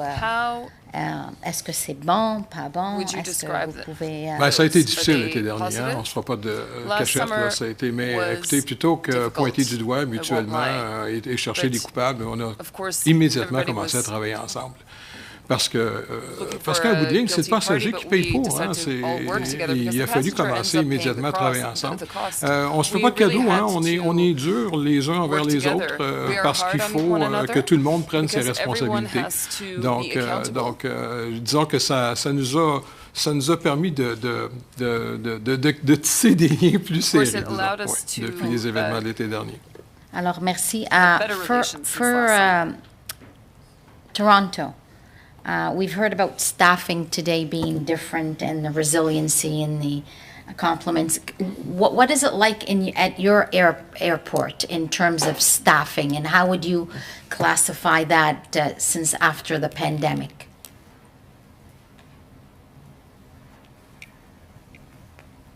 Madame Flint. Was that for Pearson? I think that was directed at Ms. Pearson, oui. Flint. Yes. Okay, thank you. Yes, so at GTAA, which manages the airport, we are 1,500 employees out of the typical 50,000 employees across the airport ecosystem. We have the majority of our staff back. We did accelerated staffing hire over the summer. Again, once we were in a condition where we were not losing money and borrowing money like we had over the last several years during COVID. Similarly, restarted our reinvestments in maintenance and asset infrastructure. Staffing is different today across the ecosystem. There is more attrition, there are more new employees, and that is affecting the system. I do believe we need to plan to be more resilient as a result of that. One of our strategic pillars is to create Thank you very much, Ms. Flint. Unfortunately, I'm going to have to cut you off there. We're out of time. Prochainement, nous avons M. Berthoud. M. Berthoud, la parole est à vous. Vous avez 5 minutes. Merci beaucoup, Monsieur le Président. Ma première question va être assez rapide pour chacun des aéroports. Je vais poser la même question. Est-ce que depuis le 23 décembre, vous avez eu l'occasion de parler directement au ministre des Transports? Oui ou non, Monsieur Rainville? Madame Flint? No. Ms. Flint? No. No. Et Madame Ruman? No. Ms. Merci beaucoup. Monsieur Rainville, mes prochaines questions vont être pour vous. Vous m'avez un peu surpris en entrée de jeu. Vous avez été assez sévère avec les compagnies aériennes en parlant de l'absence de communication entre les compagnies aériennes et les passagers, ce qui a fait en sorte que les aéroports, c'est les aéroports qui payent le prix, se ramassent avec des titres comme c'est le tiers-monde à l'aéroport Montréal-Trudeau. C'est quoi la solution en 30 secondes? That it turned the airports into a Je veux dire, third world country. les communications entre la compagnie aérienne et les passagers, on le dit, et on le dit dans nos comités internes, on se doit d'améliorer ces communications-là avec plus de détails. La technologie sert bien. Certaines compagnies aériennes font des rapports et ils vont donner des délais par SMS, entre autres, qui fonctionnent très, très bien. Donc, il faut continuer dans cette voie-là. Et comme dirigeant d'aéroport, M. Rainville, quels sont les pires élèves là, que vous avez actuellement pour communiquer avec les passagers qui font en sorte qu'on se retrouve avec beaucoup trop de passagers qui restent beaucoup trop longtemps dans les aéroports, comme on l'a vu lors de la crise à Noël? Bien, on l'a nommé, hein, on a été déçus avec un de nos transporteurs, entre autres, qui malheureusement a manqué de communication et surtout le temps pour récupérer. Des tempêtes de neige à Montréal, on est habitué. On comprend aussi comment les réseaux fonctionnent. Même si on ne peut pas intervenir, on comprend généralement comment les réseaux fonctionnent. Et ça prend le temps que le système se remette en place, ça prend 48 heures environ. Donc quand un transporteur prend plus de temps et on voit qu'il n'y a pas d'avion qui est envoyé en relais, soit à Montréal ou au point de destination pour soulager les passagers, bien évidemment, ça crée chez nous beaucoup de mécontentement. Pourquoi? Bien, je l'ai expliqué. On a tous ces gens qui sont pris dans l'aérogare et évidemment, tant bien que mal, on essaie de leur donner des services. C'est dur pour les employés des compagnies aériennes, c'est dur pour mes employés, c'est dur pour tout le monde et c'est surtout très, très difficile pour les passagers. Une autre situation qu'on a vécue, c'est que sur place, dans les aéroports, les gens semblent avoir beaucoup de difficultés à obtenir des réponses de quelqu'un. Les gens veulent parler à quelqu'un et malheureusement, il semble qu'il n'y a pas beaucoup de disponibilité de personnes dans les aéroports. Vous ne trouvez pas que c'est un manque, tant du côté des compagnies aériennes que du côté des aéroports? Bien, moi, j'ai des gens. Je peux parler pour Montréal. On a ce qu'on appelle les ambassadeurs. J'ai des gens avec des petits vestons rouges là, qui sont omniprésents partout. Mais c'est beau avoir des gens, encore faut-il avoir des réponses. Il faut aussi être capable de dire quelque chose. Donc, ça aussi. Donc, mes gens, moi, c'est ce que j'ai expliqué dans mon énoncé, c'est que je veux qu'on améliore les communications, qu'on ait plus de choses à dire, des faits à donner à nos passagers, avec des heures plus précises, et idéalement de dire aux gens, présentez-vous pas à l'aéroport, il y a un délai de 3 heures, mais dans le fond, si vous le savez que c'est un délai de 6 heures, disons-le, puis que les gens puissent rester chez eux. Ça c'est définitivement quelque chose qu'il faut améliorer. c'est un message clair aux That's one of the compagnies things we aériennes, en should tout be cas, M. Rainville, que vous There's a envoyez clear là. message to airline M. companies, Rainville, Mr. Rainville. une autre question concernant justement Another question les attentes qu'on a dans les aéroports. Il y a d'autres tempêtes de neige qui sont à venir. Est-ce que vous pensez que ce serait pertinent de créer un genre d'escouade pour justement faire face à cette situation-là quand ça arrive, où le politique, les fonctionnaires, les instances des aéroports et gouvernementales soient réunis pour être capable de voir à trouver des solutions plus rapides que celles qu'on a vécues au cours des dernières semaines? Je vais parler pour Montréal. Parlons de Montréal. Montréal, les tempêtes de neige, je l'ai dit, on est habitués. Nous, on n'a pas perdu les pistes. Dans mes 15 ans d'expérience, c'est arrivé 2 fois, je crois, qu'on a perdu les pistes. Quand il tombe plus que 5 cm à l'heure de neige, c'est techniquement impossible de faire mieux. Mais donc, d'un point de vue aéroportuaire, et je vous dirais, le temps de récupération, c'est quelque chose qui est éprouvé. Je parle encore pour Montréal, le temps que ça nous prend pour remettre le système en place. Mais s'il y a des problèmes dans d'autres aéroports, ça a des impacts sur Montréal. Oui, absolument. Oui, je crois que c'est une suggestion qui est... Mais on a déjà les comités à l'interne dans chacun des aéroports. Donc, les mécanismes sont déjà en place pour s'assurer. Je crois que tout le monde va apprendre de ce qui est arrivé dans le temps des fêtes. Mais à Montréal, je vous dirais, à part le cas d'exception que je vous ai nommé, je crois qu'on a ce qu'il faut pour être capable de faire face à la situation. Merci beaucoup, M. Rainville, et merci beaucoup, M. Berthod. Next, prochainement, nous avons Mme Koutrakis. Mme Koutrakis, la parole est à vous. Vous avez 5 minutes. Merci beaucoup, Monsieur le Président, et merci beaucoup pour tous les témoins qui sont avec nous ce matin et cet après-midi. Je vais commencer mes questions avec l'aéroport de Montréal. Pouvez-vous commenter le rendement du CATSA et le CBSA, le ASFC, pendant les vacances? Est-ce que vous avez vu des différences comparément de la période estivale pendant l'été? 10 sur 10, le staff était là, les nouvelles technologies étaient opérationnelles. Oui, être factuel et c'était parfait, ça a été correct. Les douaniers étaient en place, on avait le screening, l'AXA, le CATSA était là, oui, ça a fonctionné 10 sur 10. Parfait. Et quel est l'effet sur l'horaire des passagers s'il y a de la pluie verglaçante ou de la neige?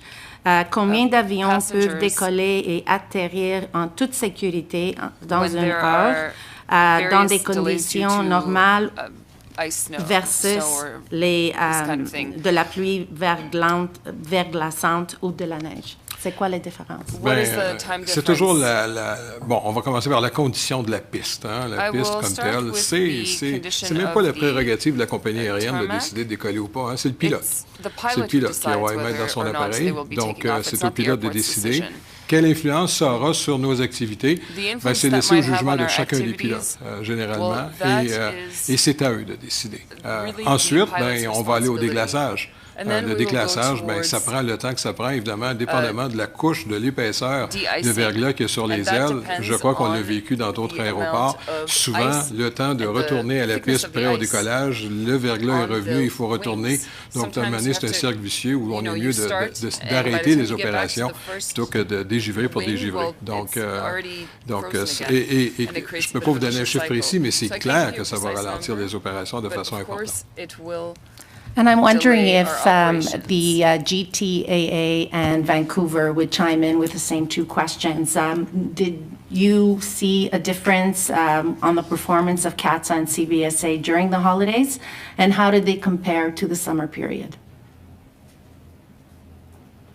Maybe I'll take that first. We did see an improvement in both CATSA and CBSA. We didn't have the CBSA issues in the summer that other airports did in Canada, so they saw consistent staffing levels and service, and CATSA improved significantally from the labor issues that we had seen in the summer. I also would like to take this opportunity to answer MP Doherty's question. 24 Aeromag trucks, MP Doherty. Thank you. Yes, Thank you. For Pearson, the government agency staffing was sufficient and performed very well. what would you say is the effect on passenger air schedule if there is freezing rain or of snow? In other words, how many aircraft can safely take off and land in 1 hour at your airport in normal conditions versus freezing rain or snow?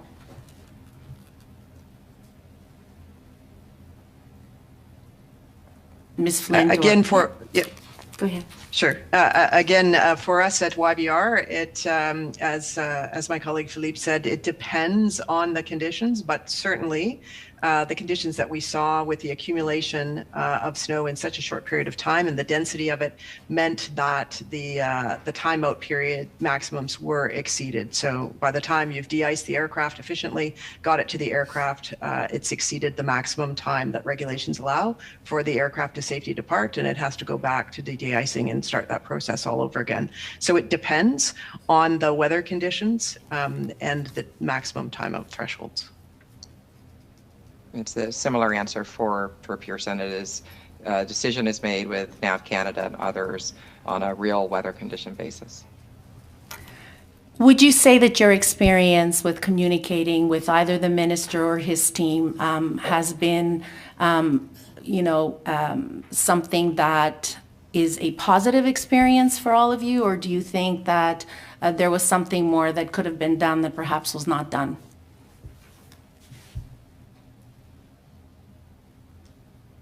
Anyone? L'aéroport, on est autonome, hein? Je veux dire, on opère ça 24/7 à l'année, donc je veux bien croire que ça se passe surtout, évidemment, entre les agences fédérales, le gouvernement est là pour donner les politiques, on doit rendre des comptes, évidemment, à travers notre bail, etc. Mais l'opération quotidienne, évidemment, ça se passe entre nous, les transporteurs aériens, les agences Malheureusement, il fédérales. n'y a pas de traduction, ça a l'air, donc on va juste vérifier avant qu'on continue avec la réponse pour confirmer que... Well, bottom line, I was just saying that it's not between ourselves and Transport Canada when we have an operational issue.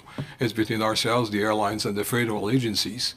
And I mean, I wouldn't call the minister when I have an operational issue because this is not what the minister is there for us. I mean, he's there to give us regulations and look over our shoulder to our lease agreement. Thank you very much, Ms. Koutrakis. Avant qu'on continue, parce qu'il reste deux tours de 2 minutes et demie chaque, je veux juste confirmer que notre traduction fonctionne parce que la prochaine qui va poser des questions, c'est Mme Vignola. Donc, juste pour confirmer, oui, il y a traduction, parfait. Donc, Mme Vignola, je vous passe la parole, 2 minutes et demie. Merci beaucoup, Monsieur le Président. Je vais commencer avec l'aéroport de Montréal, mais ensuite de ça, Vancouver et Toronto pourront répondre à la même question. Chacun, soit durant votre allocution ou durant les réponses, vous avez parlé d'investissements à faire, d'amélioration. Quelles seraient les améliorations qui resteraient à faire à Montréal, Trudeau, Vancouver ou Toronto? Et est-ce qu'il y a une forme de soutien qui va être nécessaire? Quelle forme? Tantôt, on disait, dans le quotidien, peut-être qu'on a moins besoin du gouvernement du Canada et de Transport Canada, mais au niveau des investissements, on l'a dit, chacun a notre tour. Oui, c'est clair qu'on va avoir besoin de support. Chaque aéroport a ses enjeux. Pour Montréal, ils sont multiples, autant du côté ville que du côté air. Le réseau, les stationnements, c'est à refaire. On a besoin de capacité du côté air. Et comme pour tous les aéroports, c'est pas immédiat. C'est pas aujourd'hui ou demain qu'on va dire qu'on a besoin d'argent. C'est qu'il faut préparer des plans pour les années à venir. Et Montréal, à un moment donné, c'est pas qu'il manque de capacité du côté piste, c'est juste dans le reste des infrastructures pour être capable de bien profiter des pistes qu'on a à Montréal. On va avoir besoin d'aide. Madame Vrooman? Ms. Vrooman? Certainly, we have submitted a proposal to Transport Canada that asks for the rent that we pay annually to the government. In our case, it's about $60 million a year, to be freed up for reinvestment in infrastructure. And in our case, that would be infrastructure related to ongoing climate mitigation and climate goals. It would also be expanding our cargo operations, as well as support for digitized processes that will allow us to communicate more effectively with carriers and passengers. Yes, similar. I would make the point that passengers want a modernized experience that's digital, biometrically enabled for their choice, similar to what's available in the United States and in Europe as well, and continued investment in major infrastructure, as I pointed out earlier. Merci beaucoup, Madame Vignola. And finally, we have Mr. Bachrach. Mr. Bachrach, the floor is yours. You have 2.5 minutes. Thank you. Thank you, Mr. Chair. Ms. Vrooman, earlier you said that food and beverages could have been transferred to the aircraft if a request had been received from the airlines, but that no request was received. I'm wondering two things. First of all, logistically, how would YVR get food and beverage to the aircraft for the passengers who were stranded on the tarmac? And secondly, given that YVR was acutely aware that there were planes with passengers stranded on board for 11 hours. Was an offer ever made by YVR to the airlines to resupply food and beverage on board? Thank you. So we certainly were in constant communication with all of the airlines throughout that period, as I said, starting on the 18th and all the way through the week. We would have assessed, had we been asked, the situation similar to the medical evacuation question that was asked earlier, depending on the location of the aircraft and the conditions around it. We'd have trained emergency personnel that could provide. We certainly were constantly asking what support they needed, and airlines were saying uncategorically they needed access to the gates, and so that was our priority. Vermin, it seems like we have a situation here where the resilience plans of the airport really fell down under the pressure of this extreme weather event. I'm wondering about the role of the federal government. Are there federal regulations to ensure operational resilience during extreme weather events? And should those regulations be revisited in light of what happened at YVR? Certainly, we have regulations that govern safety for irregular operations. I think what we're seeing here and the changes that we've made already in advance of our full review speak to the fact that in irregular operations, there needs to be clear authority and communication around demand management, around reduced flight schedules, and around capacity to ensure that that capacity is made available as predicted in the plan. So we certainly see opportunities for clarity and policy and regulation that focuses on those areas. Thank you very much, Mr. Bachrach. And with that, I want to thank once again all of our witnesses for appearing either in person or via video conferences and adding their testimony to our ongoing study. With that, this meeting is adjourned.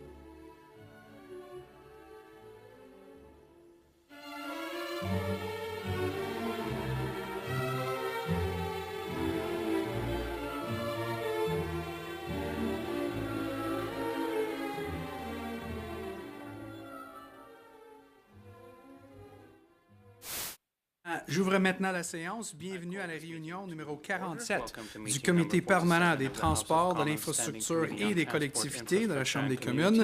Conformément à l'article 108.2 du règlement et la motion adoptée le jeudi 3 février 2022, le comité se rencontre pour discuter la protection des passagers aériens. La réunion d'aujourd'hui se déroule sous forme hybride, conformément à l'ordre de la Chambre adopté le jeudi 23 juin 2022.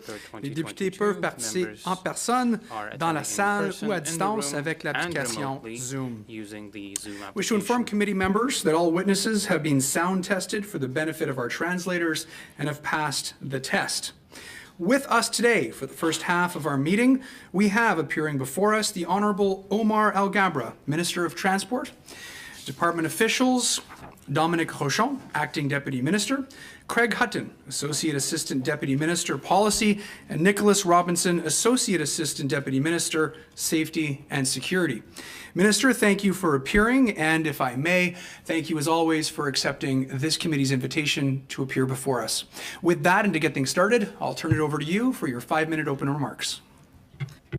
Thank you very much, Mr. Chair. Thank you for inviting me to speak with you and the honourable member on this important issue. Merci de m'avoir invité.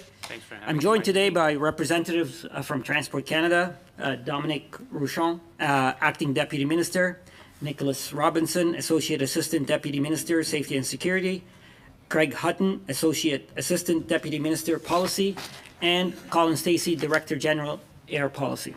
I want to thank the Liberal members of this committee who have called for this emergency meeting. Canadians deserve answers about what happened during this Christmas travel season, and I welcome the chance to provide information and answer your questions. Canadians understand that bad weather may disrupt air travel. However, they expect and deserve to be kept informed about alternative plans and be compensated when their rights are violated.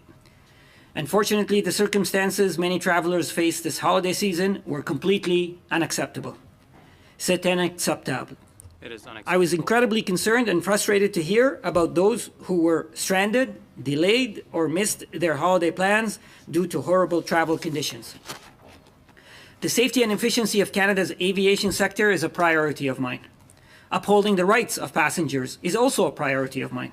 And supporting a competitive and resilient sector is a priority of mine. During the acute phase of COVID, the sector faced very difficult conditions. Our government was there to support the sector and protect its jobs. And as we are recovering from that acute phase, we saw a challenging period when the entire system showed some weakness in coping with the surging demand. We worked closely with the sector to respond to those challenges and made quick adjustments to address bottlenecks. Last fall, I brought together industry leaders, including airlines, airports, and unions. I stressed the importance of avoiding what we saw during the summer and discussed steps on how to further strengthen our sector. For the most part, we've made progress. Nous avons fait des progrès. For example, throughout the holidays, we didn't see the long queues that we saw last summer at CATSA and CBSA screening lines. We took action to ensure passengers weren't delayed. But we still have more to do. Of course we do. In terms of the air passenger protection regulation, we were the first government in Canadian history to put this in place in 2019, just a few months before the pandemic started.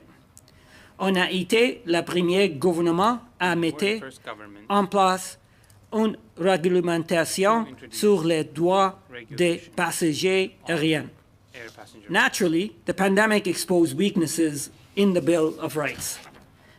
That is why, last September, we reinforced the regulation by requiring that travelers be entitled to reimbursement for situations beyond the control of the airlines. Are there further opportunities to improve the rules? Yes. This is why, long before the events of the holiday season, we were working to strengthen passenger rights. On travaille sur l'amélioration à la charte des droits des voyageurs aériens. The burden of proof should be shifted from the passenger to the airlines. Currently, passengers are told by the airlines too often that they are not entitled to compensation when they really are. This situation has generated an avalanche of complaints to the Canadian Transportation Agency since last summer. We will, of course, continue to put the necessary resources into the CTA so that it can fulfill its mandate. But we will also make other changes to the regulations to improve its efficiency. I hope to be able to announce changes and introduce legislation in the coming months. As far as Via Rail is concerned, several elements came together to explain what happened. A CN derailment, snowstorms, and highway closures. I can't even imagine the stress and fear that people must have felt being stuck for hours on the trains with little communication. There are no words strong enough to express how frustrated I was about the situation. I spoke to Via Rail directly, and we will continue to have a discussion on this.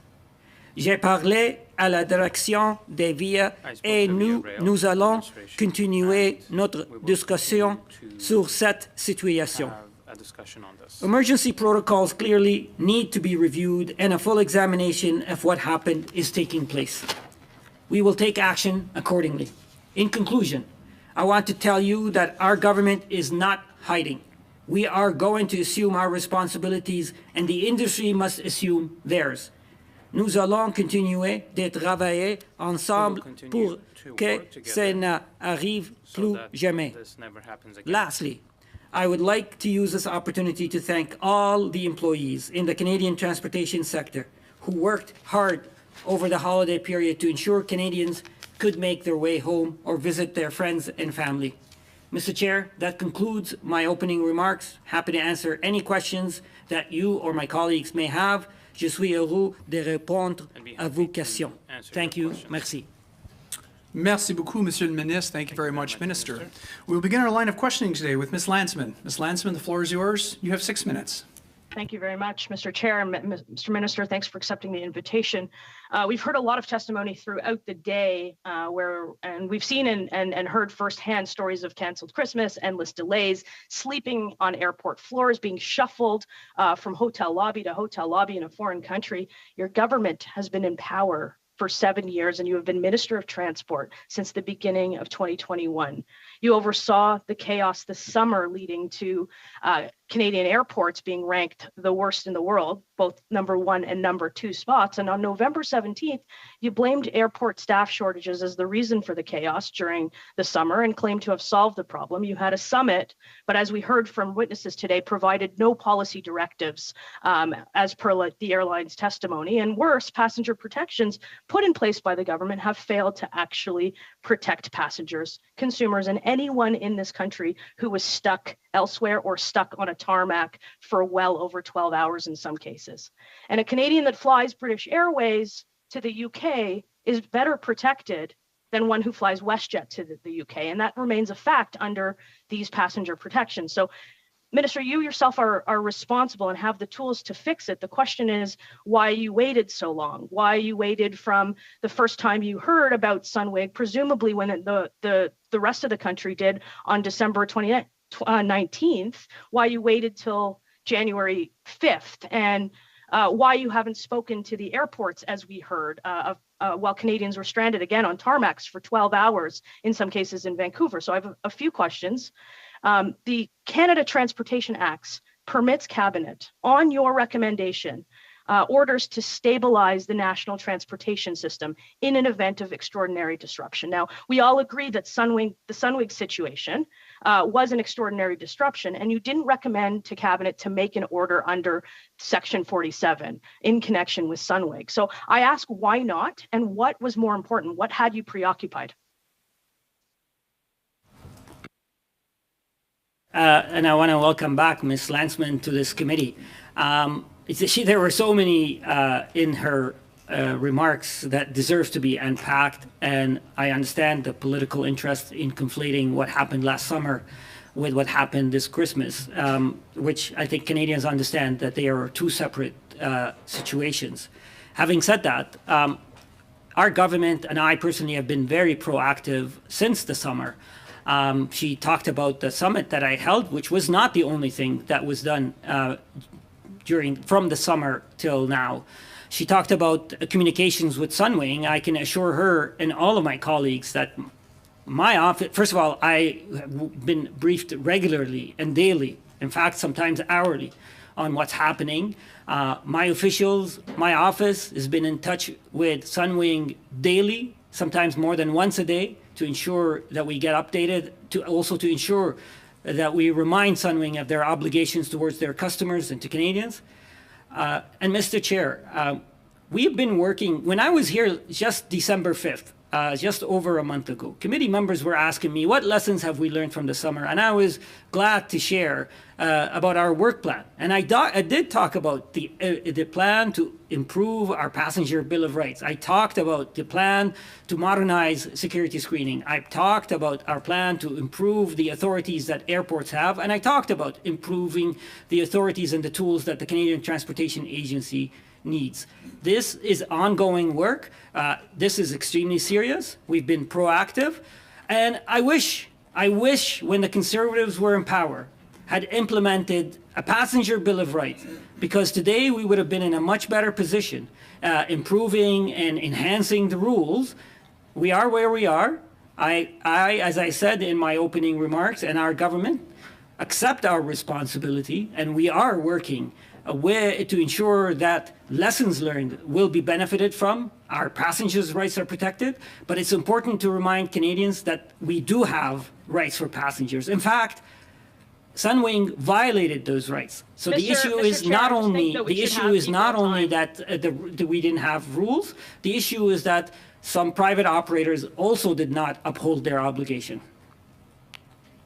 Minister, I appreciate the answer, and I think we should have equal time to ask and answer. Since you didn't use the section that would allow for orders to stabilize the network, there's another section in the Act, it's number 49, that gives you the power to direct the Canadian Transport Agency, that's the agency that we'll hear from, that's 33,000 claims backlog, that is responsible for some of these passenger protections to which passengers weren't protected in this country, to conduct an inquiry into any matter related to the federal network. So a few more questions. Did you direct the CTA to conduct an inquiry into Sunwing, the flight delays, the cancellations, the tarmac delays, and if not, why not?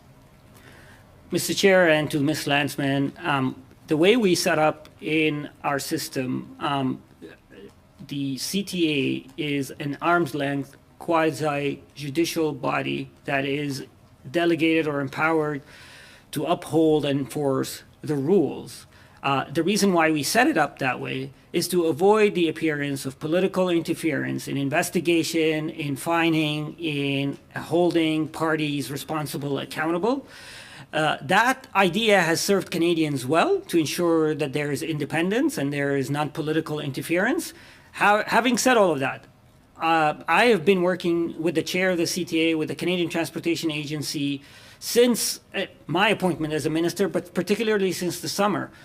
I made it clear that I expect the rules to be upheld, that I expect that the CTA identifies ways to improve the efficiency of managing their backlog. And I also am committed to working with the CTA to provide them with the resources that they need and to help improve the efficiency of processing their complaints.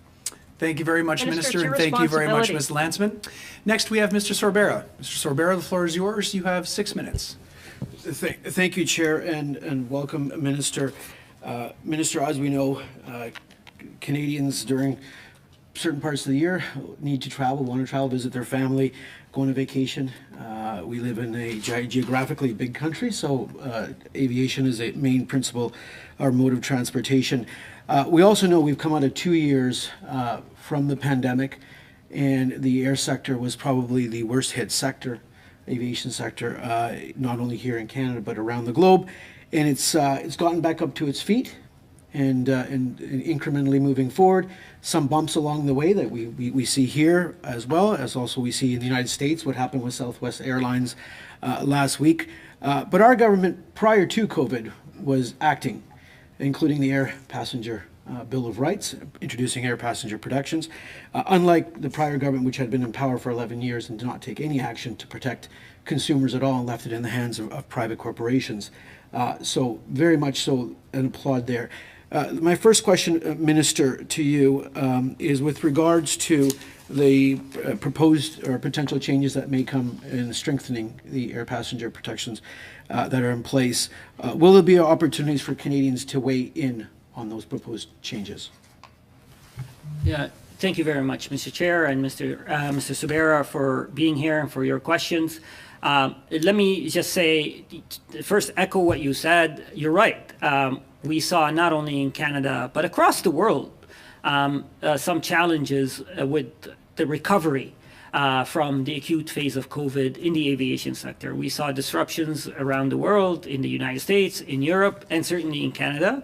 But we've taken action, we've taken steps to ensure that we've learned from those lessons, and we provided as a government the support that is needed, including enhancing of the Bill of Rights for passengers. To answer directly your question, right now I am currently consulting internally within Transport Canada, externally with our partners, and I'm also hoping, I know this committee had held hearings about the Passenger Bill of Rights in November, and I'm sure they're going to come up with recommendations based on this study. So I will be welcoming the recommendations of the committee. And once we have a draft proposal, we are going to table it in the House of Commons where Canadians and other stakeholders will be able to offer input. I am regularly receiving input from Canadians, and that is being taken into account in the drafting of the proposals. Thank you, Minister.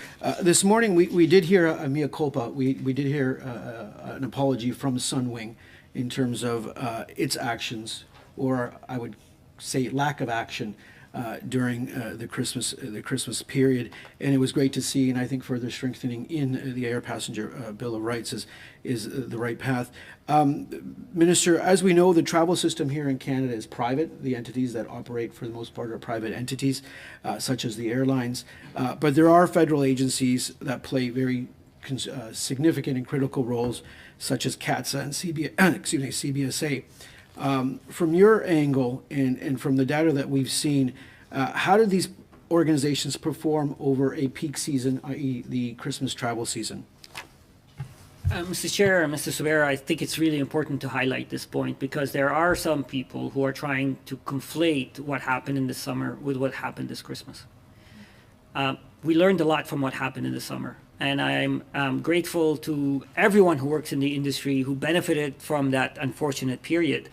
What we saw in the summer, almost every element of the aviation sector showed some weaknesses and challenges, including CATSA, including CBSA. There was no evidence this time around, because of the Christmas weather disruptions, that any of those government agencies had any failures. And in fact, let me give you an example. CATSA had a great plan to address the extreme weather. They actually reserved hotel rooms for their employees near the airport because they knew that if they went back home, they might be stuck on the road and may not be able to come back. That's an example of a tremendous visionary leadership by CATSA to ensure that they had the resources necessary, and we didn't see any evidence of long lineups at CATSA or CBSA.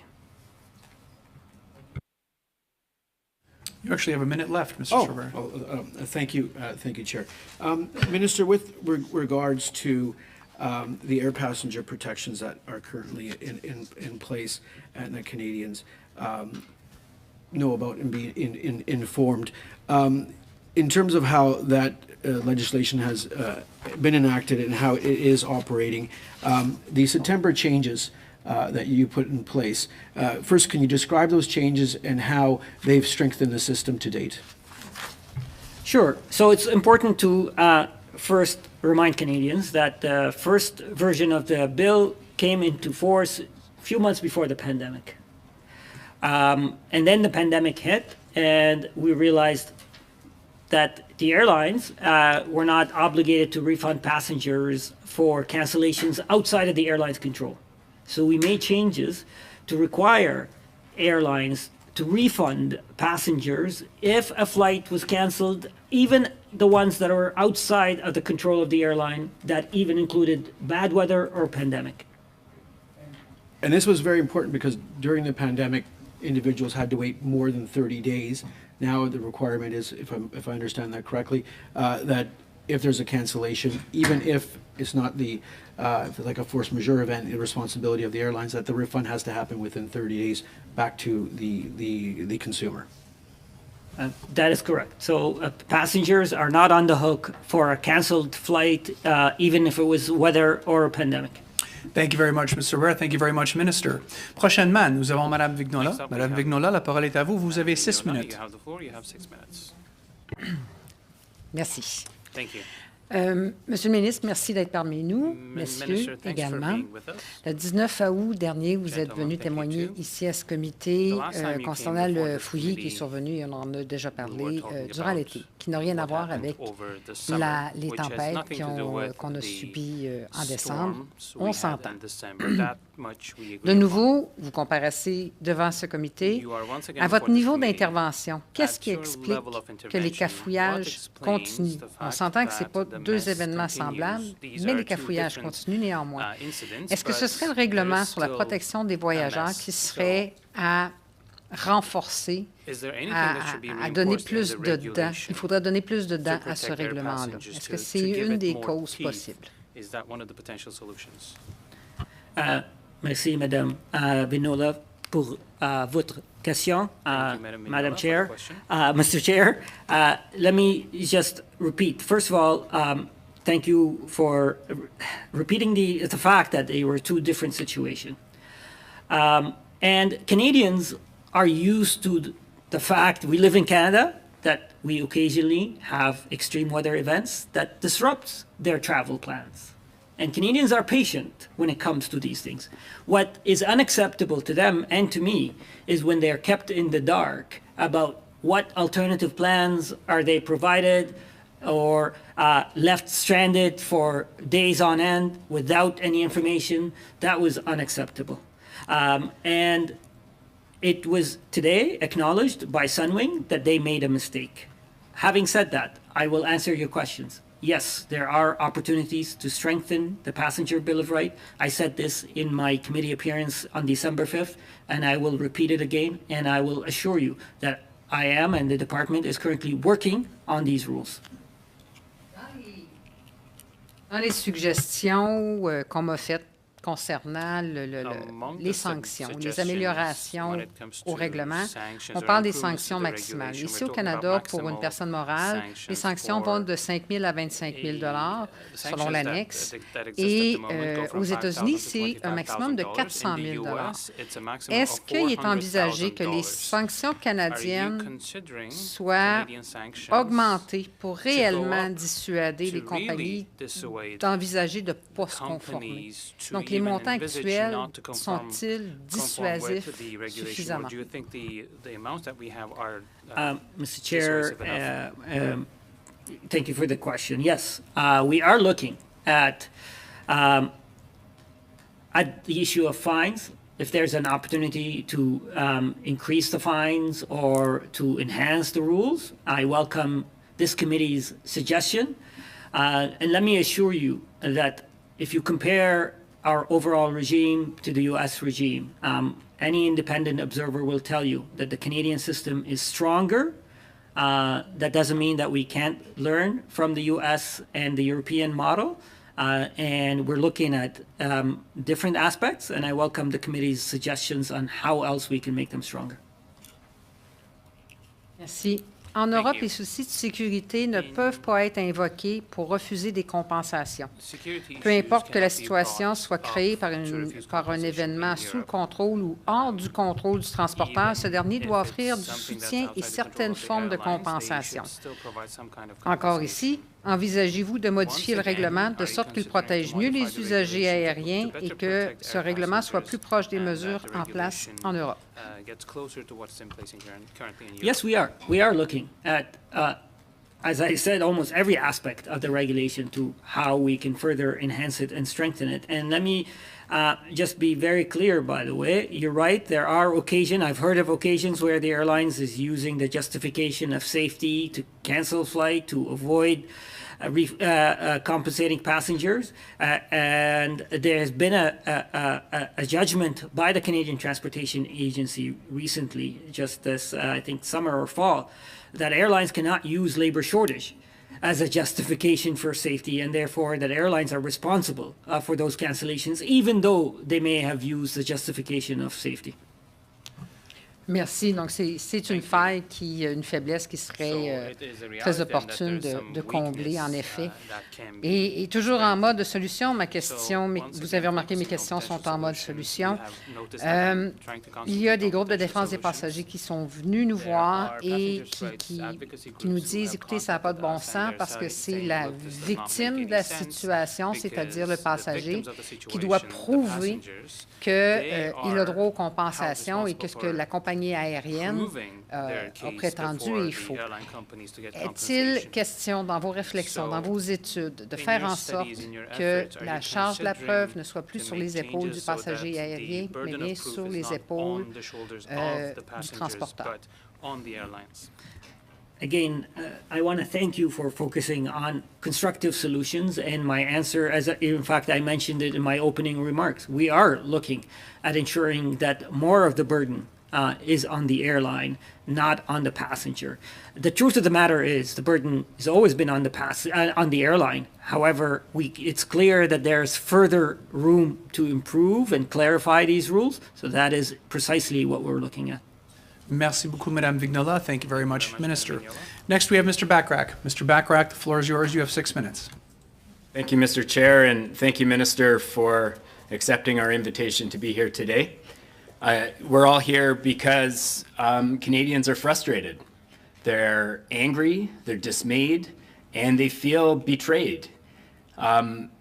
Both in the travel period of last summer and in the most recent holiday travel period, we saw the big airlines walk all over any semblance of passenger rights in this country. We now have a backlog of 33,000 complaints before the CTA, and that's just the tip of the iceberg because we know that only a small fraction of passengers manage to jump through all the hoops that you've created for them and get to the complaint process. Now, the big airlines are acting this way because they can get away with it, because you let them. And my first question for you is, why have you not stood up to the airlines on behalf of air passengers? Mr. Chair, Mr. Bachrach, I appreciate your question, and I am here also equally because I know Canadians are frustrated, and I am frustrated, and I believe that this committee here is able to provide information and answers for Canadians and keep the pressure on the sector, including on government, to make sure that we do everything we can to protect passengers' rights. Let's be clear. The responsibility is of the airlines to uphold passengers' rights. Airlines, when they violate the rules, they need to be held accountable for that. They need to compensate their passengers. They need to compensate their customers for what they paid them to do. And we need to avoid, in fact, going to the CTA for passengers to receive the compensation they deserve. We've set up a framework that never existed in Canada's history before 2019 because we saw the vacuum that existed. 2019 rules came into in force before the pandemic. The pandemic exposed certain area weaknesses. We strengthened them, and now we are looking at additional ways to strengthen the rules. So let's be clear. The airlines should or must continue to uphold passengers' rights, and when they violate them, they need to compensate their customers. Well, Minister, I would argue that it's also the government's responsibility to uphold passenger rights. And unfortunately, the air passenger protection regime that you've created has massive loopholes in it. You could fly a 747 through these things, and we see airlines clearly exploiting those loopholes in order to avoid paying passengers the compensation that they're due. So it is positive to hear that you're once again going to go into the protection regulations and make some changes. My question is whether you'll commit to this committee that when those changes are done, Canada's legislation and regulations will be up to the standards set by the European Union and considered the gold standard for air passenger protection around the world. Mr. Chair and Mr. Bacharach, I know this committee held hearings in November on the Passenger Bill of Rights. And I know you've had expert witnesses tell you that the regime is quite strong. I know you've had experts tell you that it was stronger, much stronger than the US regime. I know there are differences between our system and the European system. And we're looking, and we have been looking, and we'll continue to look at other jurisdictions around the world. So I commit to you that we are learning from the lessons of the last year, and that we are committed to clarifying, strengthening, and simplifying rules. So that is my commitment to you and to Canadians. But let there be no confusion. It is our government who understood that there is a vacuum there, that we brought in the Bill of Rights, that we studied and implemented rights that are way stronger than exist in our neighbors to the south. And any responsible government would learn and look for more opportunities to strengthen these rules, and that's precisely what we're doing. You said earlier that you haven't directed the CTA because of its arm's length quasi-judicial nature, and yet the Canada Transportation Act specifically sets out in Section 43 the power for you to provide policy direction to the CTA. Why have you never used that tool despite all the challenges that we've seen in this country? Actually, that's not true, Mr. Bacharach. I have directed the CTA on several policy items. The question is directing them on an investigation. But on a policy perspective, I'll tell you, I'll have in my mind a recent example. I've sent a directive to the CTA about accessibility, about making sure that airlines and the sector has strong rules to accommodate their customers who have accessibility issues. So I have utilized that tool on bilingualism. We will continue to use, but the question was on specific investigation, which is different than no, policy. It wasn't on a specific investigation. It was on the topic of air passenger rights. For instance, the fact that the CTA has utterly failed to penalize the airlines at monetary amounts that are meaningful.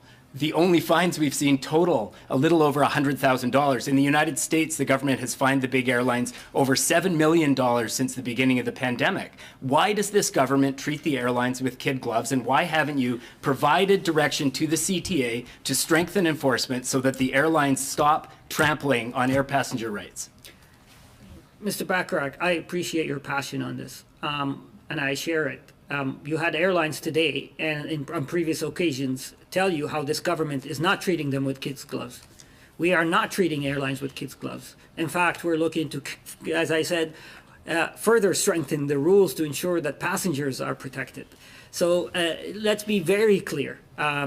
We have provided the CTA with the regulatory framework to uphold the law, to fine airlines who have been found in violation. And are there opportunities to strengthen these rules? I'm saying yes, and we're working on them. Thank you very much, Mr. Bacharach, and thank you, Minister. Next, we have Mr. Strahl. Mr. Strahl, the floor is yours. You have 5 minutes.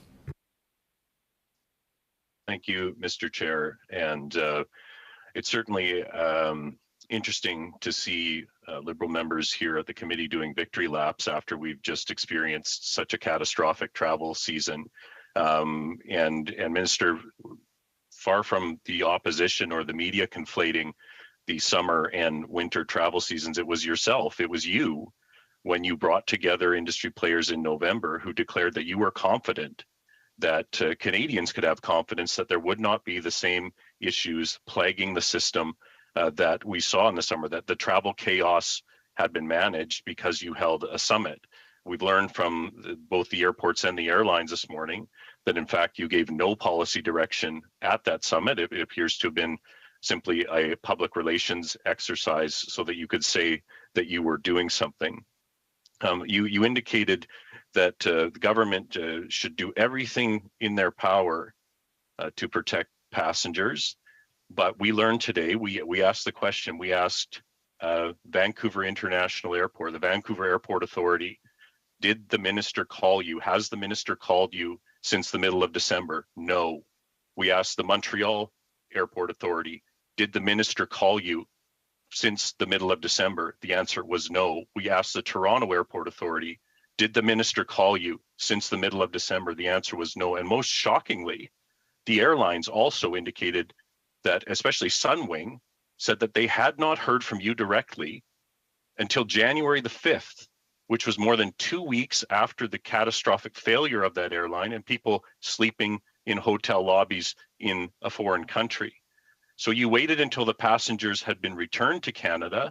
You waited until the crisis had passed before you even did the basic thing to pick up the phone and contact the entities that had failed Canadians. So accountability starts at the top.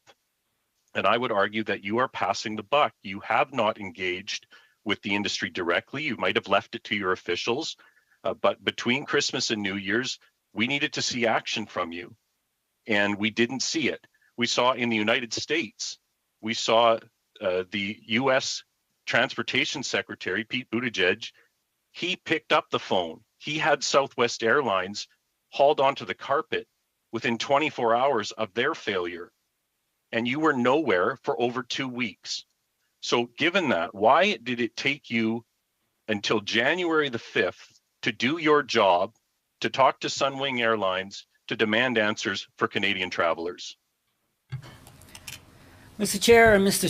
Strahl, first of all, thank you for highlighting the work that was done during the summer by continuously bringing the airlines and other players in the sector to ensure that we're on the same page and that they understood the government's expectations of them. And in fact, at that summit that was held in November, it was made very clear to participants that we want to do everything in our power to avoid what we saw in the summer. And to a large degree, much of that had been avoided. Again, I won't deny that the extreme weather events have caused significant disruptions, and combined with the rush of the Christmas holiday and bad decisions by operators ended up causing an unfortunate and frustrating delay and frustration by many passengers. Second, I know you're not deliberately trying to mislead Canadians, because I know that the airlines and the airports did clearly say to you that my office had been in regular contact with airports and airlines on a daily basis. I was daily involved and briefed. By the way, the airlines or the airports were not confused about my instructions or my feeling about what was happening, about my expectations. It is not uncommon that it's typically, especially on a daily basis, it's done through my office or done through Transport Canada. What else were you doing, Minister? What else were you doing? I've been extremely involved and engaged on a regular basis. Airlines heard from us, maybe not even daily, maybe multiple times a day.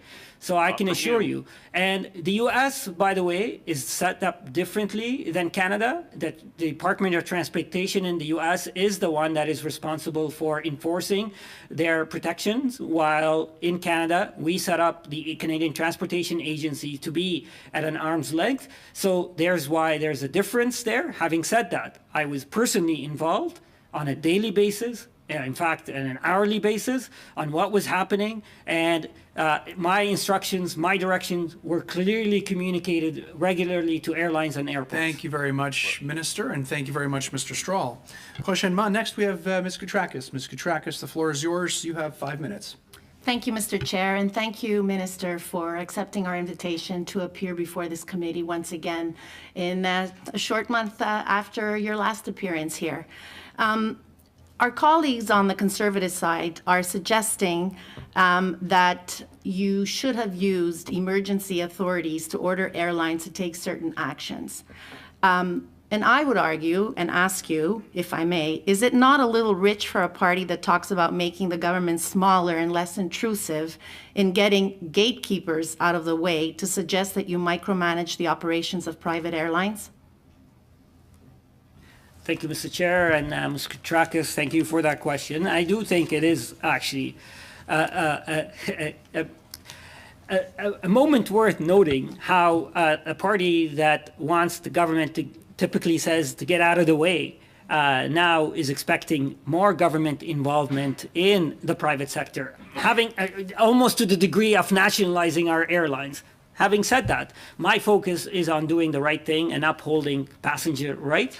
And I do believe that there is a role for government. I do believe there is a role for the Canadian Transportation Agency. So I will continue to do my job. I will continue to ensure that Canada, the government of Canada plays its role, and that the CTA has the tools that it needs to uphold its role as well.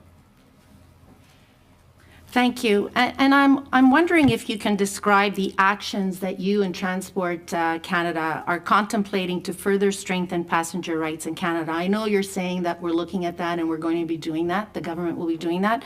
But where do you see specifically room for improvement? Thank you, Ms. Koutrakis. That's a great question. They revolve around three principles. The first one is clarification. It's clear that there's an issue of confusion about some of the rules. For example, Ms. Vinola brought up the point of safety, so we need to clarify the rules there. The second point is simplification. We need to make sure that the process of complaints, that the onus is more on the airline, so we need to simplify the process. Third, strengthening, which means are there additional rules that we can make? There is, again, a question about the fines. Should the fines be strengthened?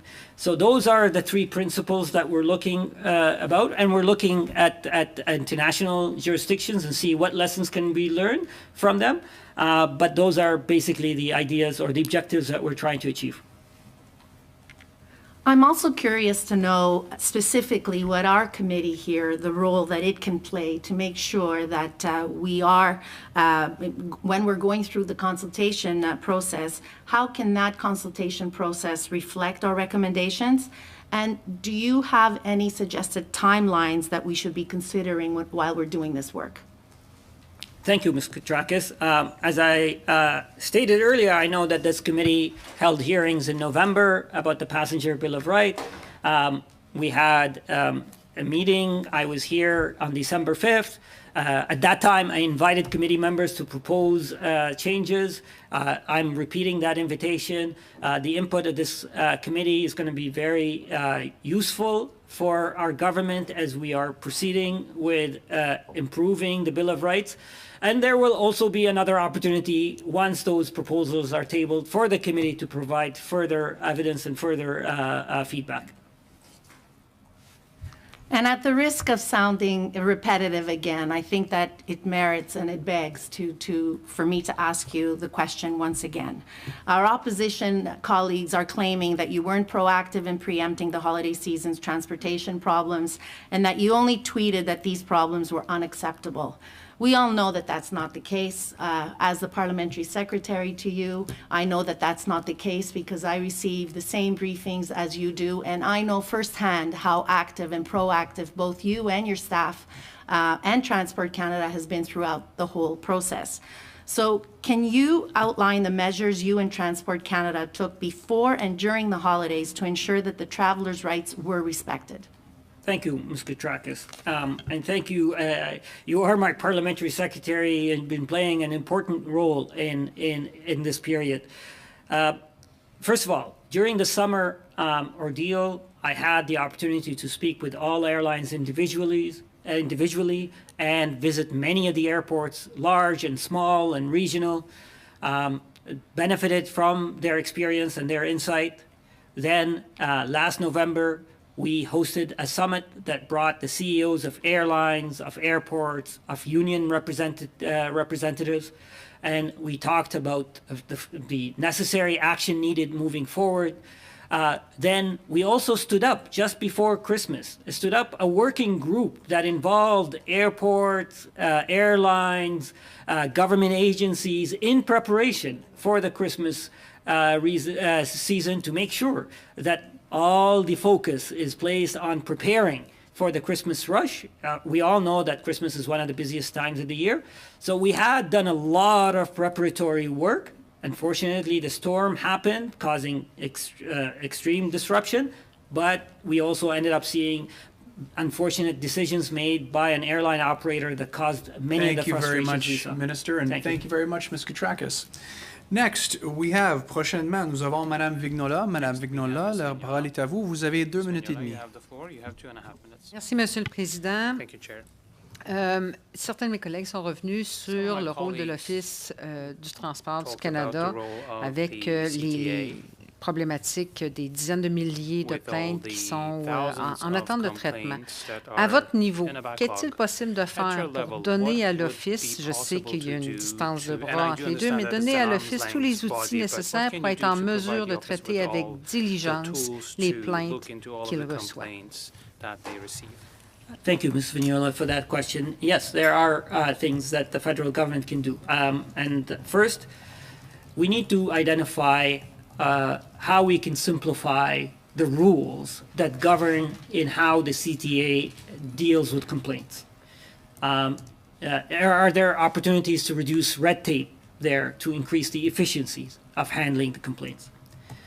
Second, we need to clarify the rules with the airlines and have the burden on the airlines to incentivize the airlines so they can resolve these matters before the complaints go to the CTA.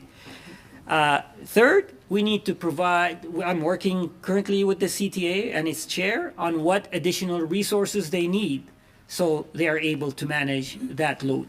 Thank you. Merci. Une petite question rapide. Est-ce que vous avez à l'esprit une date à laquelle vous aimeriez réussir à mettre en place tous les changements dont vous nous avez parlé dernièrement? Est-ce que ce serait avant les vacances printanières ou avant les vacances estivales? Question de s'assurer que dans les périodes de pointe, tout soit réglé.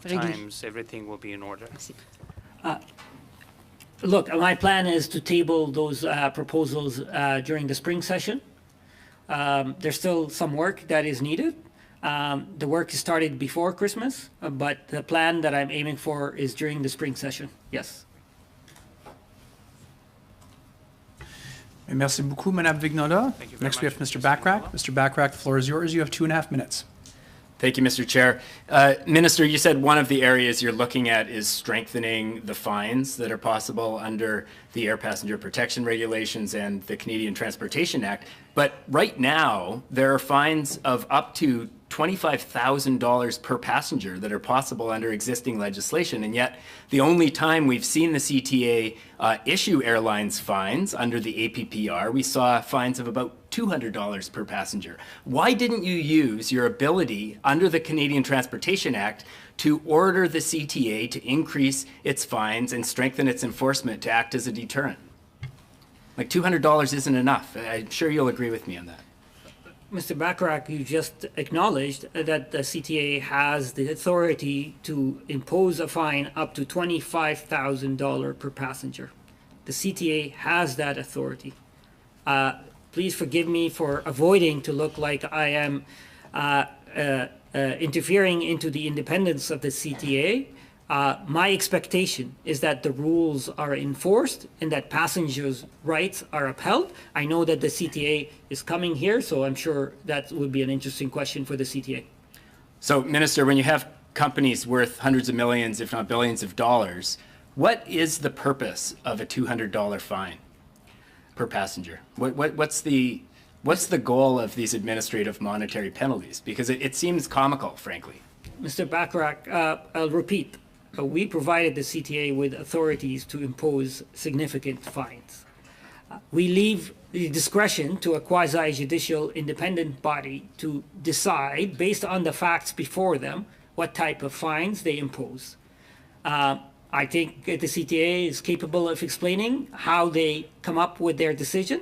However, the government has provided authority to the CTA to impose significant fines, and as I just said, we are looking at whether there's an opportunity to increase those fines. Will you commit to amending the legislation that APPR is built on, not simply changing the regulations themselves? As we are in the process of examining how we strengthen the rules, if part of that strengthening the rules requires legislative changes, then yes, we will make the necessary legislative changes. Will you commit to closing the loophole in the Canadian Transportation Act, Section 8611? Mr. Bacharach, as I've been spending the hour here telling you, we're looking to strengthen the rules and learn from lessons of the past. And the commitment that I have to all of you is not only that I am pursuing those, but I'll take your input into consideration as we are examining what additional tools to introduce. I'll be happy to provide it. My last question, when you spoke with Sunwing, did you encourage them to proactively pay customers the compensation they are due under the air passenger protection regulations instead of filing a complaint and standing in line for 18 months to get a ruling from the CTA? Yes. In fact, the president of Sunwing Airline promised that that's what they're doing. That they are going to proactively award compensation. Mr. Bacharach, thank you, Minister. Appreciate it. Finally, we will have 2 last sessions of 3 minutes. We will begin. On commencera avec M. Berthold. M. Berthold, la parole est à vous. Vous avez 3 minutes. Merci beaucoup, Monsieur le Président. Ma question va être simple pour le ministre. Monsieur le ministre, où étiez-vous entre le 23 décembre et le 5 janvier dernier? Il y a des Canadiens qui ont dormi sur le plancher des aéroports. Ils ont attendu des heures dans des avions, certains dans des pays étrangers sans avoir aucune nouvelle. Vous n'arrêtez pas de dire que la situation était inacceptable, mais vous n'avez pas jugé que la situation était assez grave pour que vous, Monsieur le ministre, personnellement, vous interveniez. Vous auriez pu faire preuve de leadership, prendre le téléphone, appeler les compagnies aériennes, appeler les aéroports, faire preuve du leadership que les Canadiennes attendent d'un ministre. Vous n'avez même pas jugé que la crise était assez importante, malgré tous les tweets que vous avez faits, pour accepter de consacrer 2 heures pour répondre aux questions des membres du comité aujourd'hui. Monsieur le ministre, je vous demande, avez-vous l'intention de faire comme Sunwing, de reconnaître vos torts, vous excuser aux Canadiens pour votre manque de leadership entre le 23 décembre et le 5 janvier? Mr. Berthold, what do you want me to be responsible for, the weather or Sunwing's bad decisions? I've been personally involved even during Christmas Day, Boxing Day, on a regular basis, being informed and briefed on what's happening, providing direction. My office has been in touch with airlines and airports daily, sometimes more than once a day. Like you said, I've also issued public statements expressing my frustration of what was happening. I was personally involved on a daily basis, including during the Christmas holiday, of what was happening. And none of the airlines, including Sunwing, were clueless as to my feelings and my expectations as to what was happening. Si vous considériez, Monsieur le ministre, que Sunwing a manqué le bateau, comme vous le dites, pourquoi n'avez-vous pas appelé entre le 23 décembre et le 5 janvier?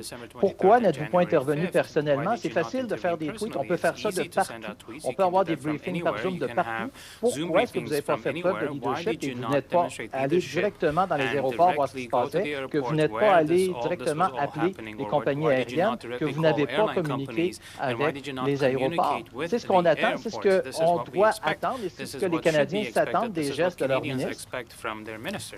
Mr. Bertoli, I think you're trying to confuse Canadians between what the role of my office and assuming that when my office calls that I am not personally involved. You heard today from the airlines and the airports that my office and Transport Canada officials were calling on my behalf on a daily basis, sometimes more than once a day.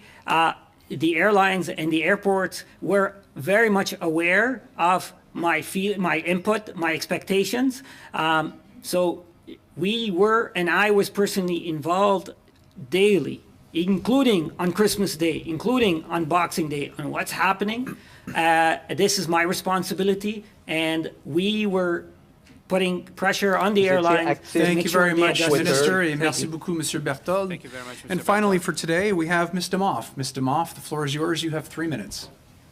Thank you, Chair. And I'm going to change gears a little bit, Minister.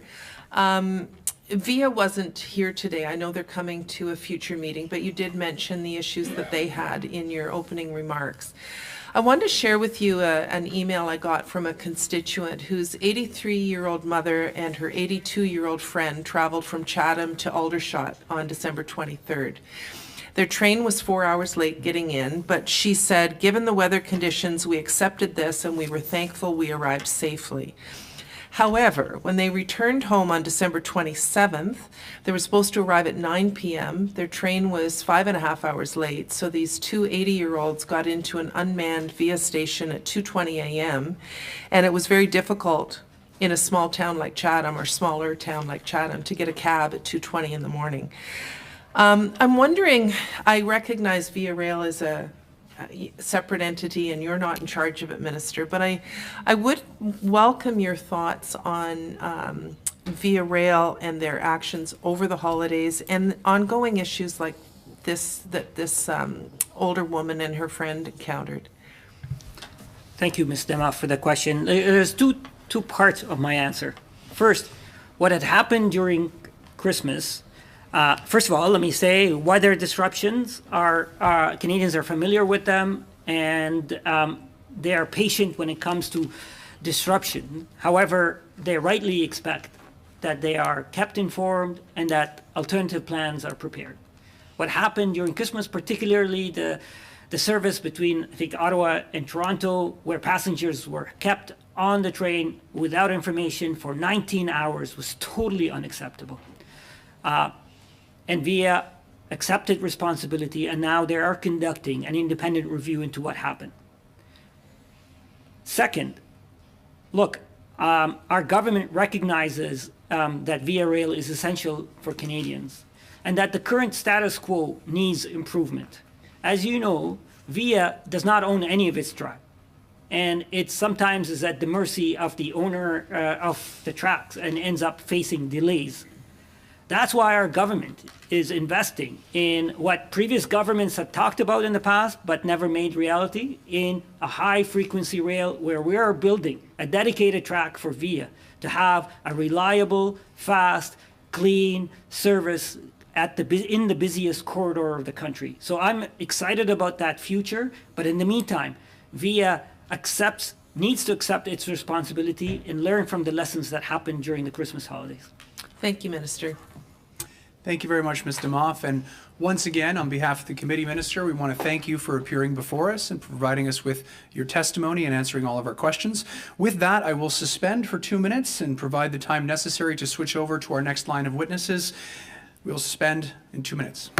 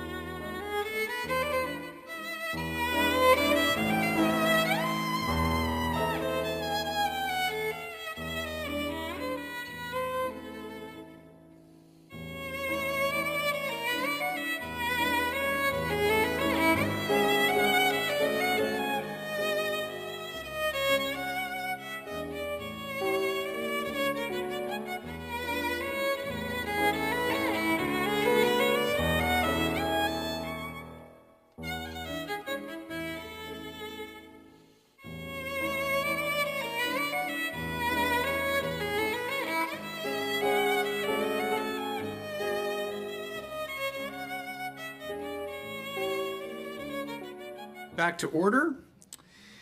With us for the second hour, we have from the Canadian Transportation Agency, Madame France Pigeot, Chair and Chief Executive Officer, as well as Mr. Tom Oman, Director General, Analyst and Outreach Branch. From the Department of Transport, we have with us once again Dominique Rochon, Acting Deputy Minister, Craig Hutton, Associate Assistant Deputy Minister Policy, Nicholas Robinson, Associate Assistant Deputy Minister Safety and Security, as well as Mr. Colin Stacey, Director General Air Policy. Thank you once again for joining us, and we'll turn it over to Madame Pigeot for her opening remarks. À vous la parole, vous avez 5 minutes. Merci beaucoup, Monsieur le Président, et merci pour l'invitation à comparaître aujourd'hui. Alors, comme vous l'avez remarqué, je suis aujourd'hui accompagné de Tom Oman, qui est Directeur général de l'analyse et de la liaison à l'Office des transports du Canada. L'Office a un vaste mandat de réglementation économique et de règlement des différends. Concernant d'une part le système de transport par avion, train, navire et autobus interprovincial de compétences fédérales. Et d'autre part, nous avons un mandat de protection des droits des personnes handicapées à un réseau de transport accessible. L'Office s'acquitte de ses responsabilités dans le cadre de 2 rôles spécifiques. Premièrement, l'Office est un organisme de réglementation économique chargé d'élaborer des règlements conformément à la législation et de les mettre en œuvre. Nous avons également le mandat de délivrer des licences, de rendre des déterminations et de faire respecter la réglementation. Deuxièmement, l'Office est aussi un tribunal administratif qui règle des plaintes au moyen de processus informels et formels. Un volet central de notre mandat consiste à offrir aux passagers aériens un régime de protection des consommateurs. Par l'entrée en vigueur du règlement sur la protection des passagers aériens, ou, comme j'y ferai référence, le RPPA, en 2019, nous avons pour la première fois établi des obligations minimum de protection des consommateurs que toutes les compagnies aériennes sont tenues de respecter. Au cœur de ce régime, nous avons des exigences qui visent à atténuer les conséquences des perturbations de vol sur les plans de voyage des passagers. Selon la loi, Le règlement impose des exigences en fonction de 3 catégories de perturbations de vol, selon lesquelles les passagers ont différents droits, à savoir des perturbations qui sont attribuables à la compagnie aérienne, d'autres qui sont attribuables à la compagnie aérienne mais nécessaires par souci de sécurité, ou encore des perturbations qui sont indépendantes de la volonté de la compagnie aérienne. Depuis que le règlement est entré en vigueur en 2019, les passagers se sont effectivement prévalus en grand nombre du règlement pour tirer avantage des nouvelles obligations des compagnies aériennes.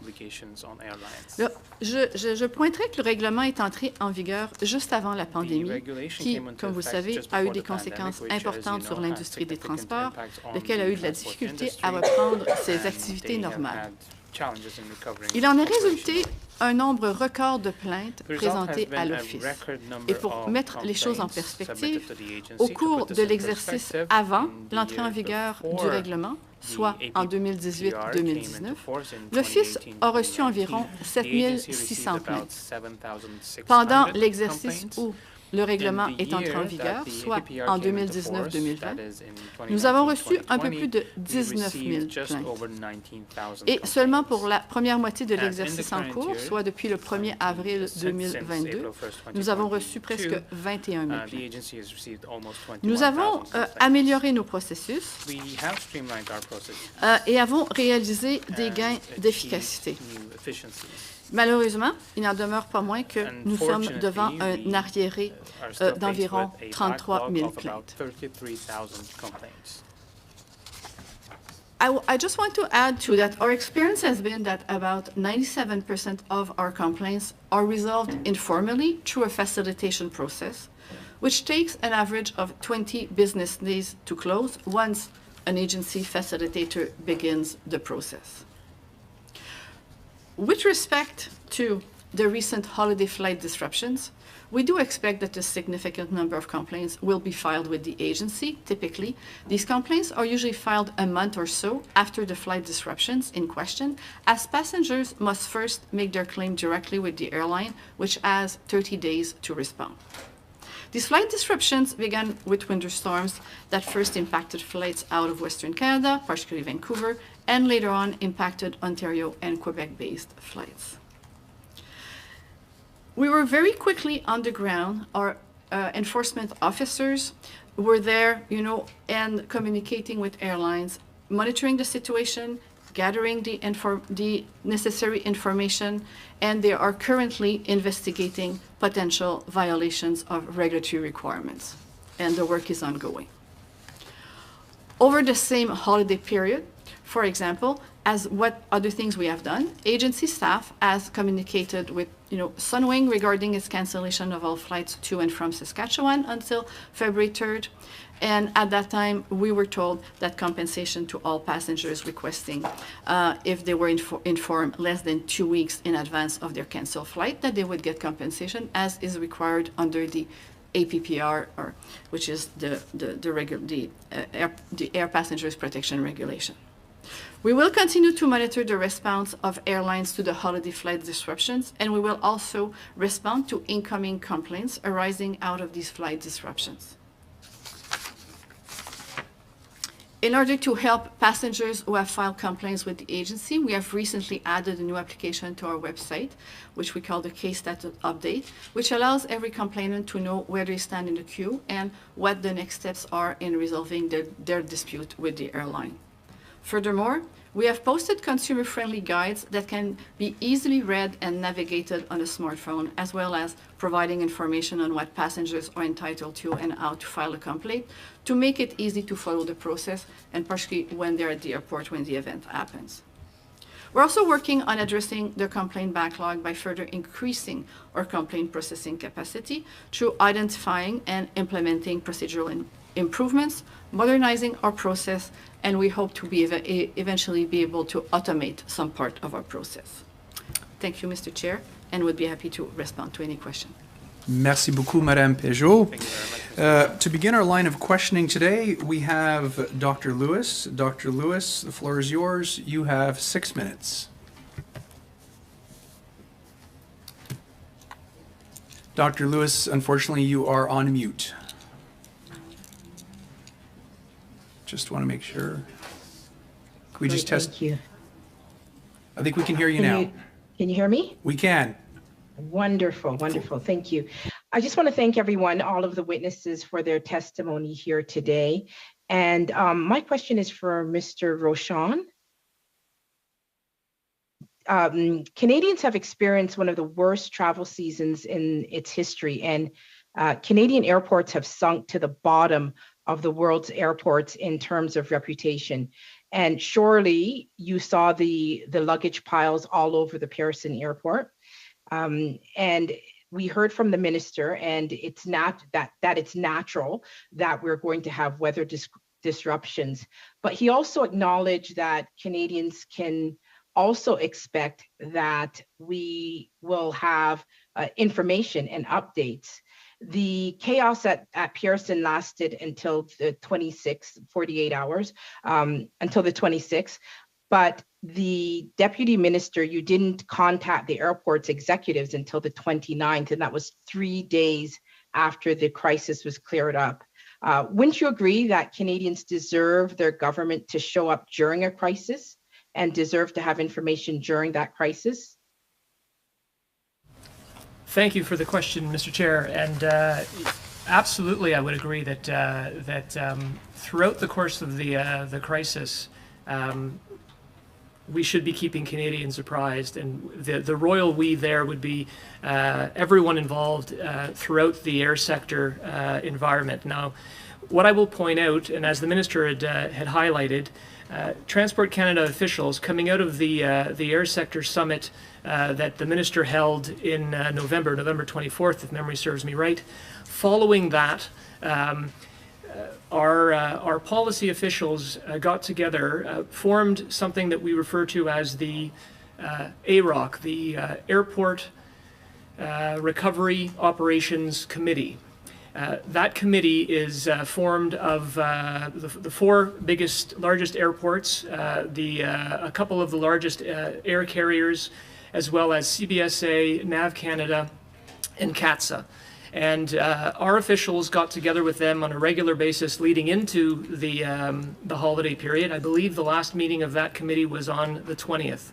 The purpose of that committee was to ensure... We heard evidence from Sunwing, which stated that they were trying to reach out to you on December the 28th, and that they did not have a response from the minister until January the 5th is when they had that virtual meeting with the minister. Now, I know that you had communicated with them on the 29th, but they had to wait for over a week to hear back from the minister. And why was it that you were able to communicate on the 29th and the minister was not? Well, I'm not going to speak for the minister, because I think he did a good job of doing that for himself in the hour that preceded us. What I can say is that Transport Canada officials were in touch with Sunwing on a daily basis. I know for a fact because the Deputy Minister, Mike Keenan, and I were interacting with our officials, and we were getting updates at times, as the minister pointed out, on an hourly basis, leading into Christmas Day and indeed on Boxing Day, the 27th, etc. So then somebody's giving misinformation then, because Sunwing gave evidence that they had reached out to your office on the 28th, and now you're saying that the executives are not giving the correct information. Could your office be potentially misinterpreting what happened?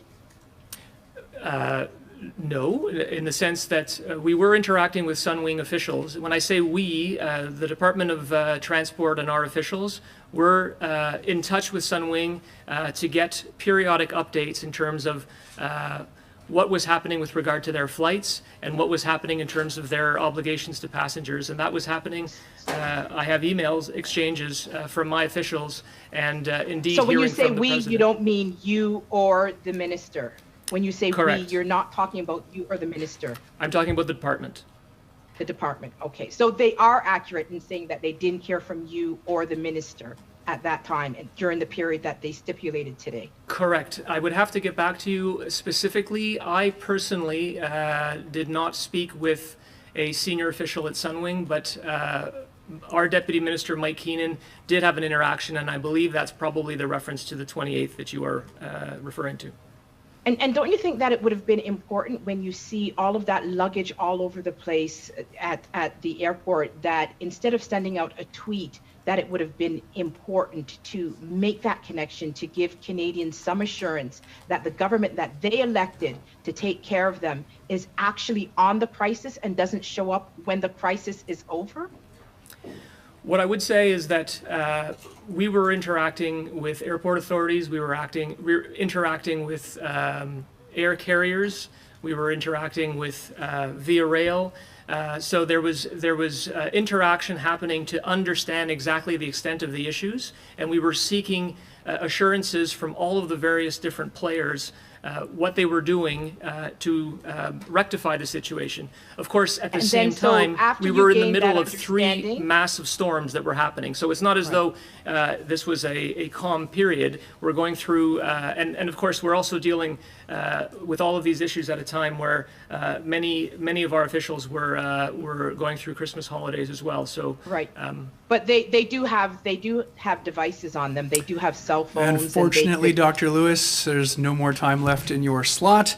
Thank you very much. Next, we have Mr. Chahal. Mr. Chahal, the floor is yours. You have 6 minutes. Thank you, Chair, and thank you for officials for joining us and providing some testimony today. I'm just going to start off with the Canadian Transportation Agency. Madame Pigeot, are you able to, we've had 33,000 claims, and do we have a breakdown of those claims and which industry members they're attributed to?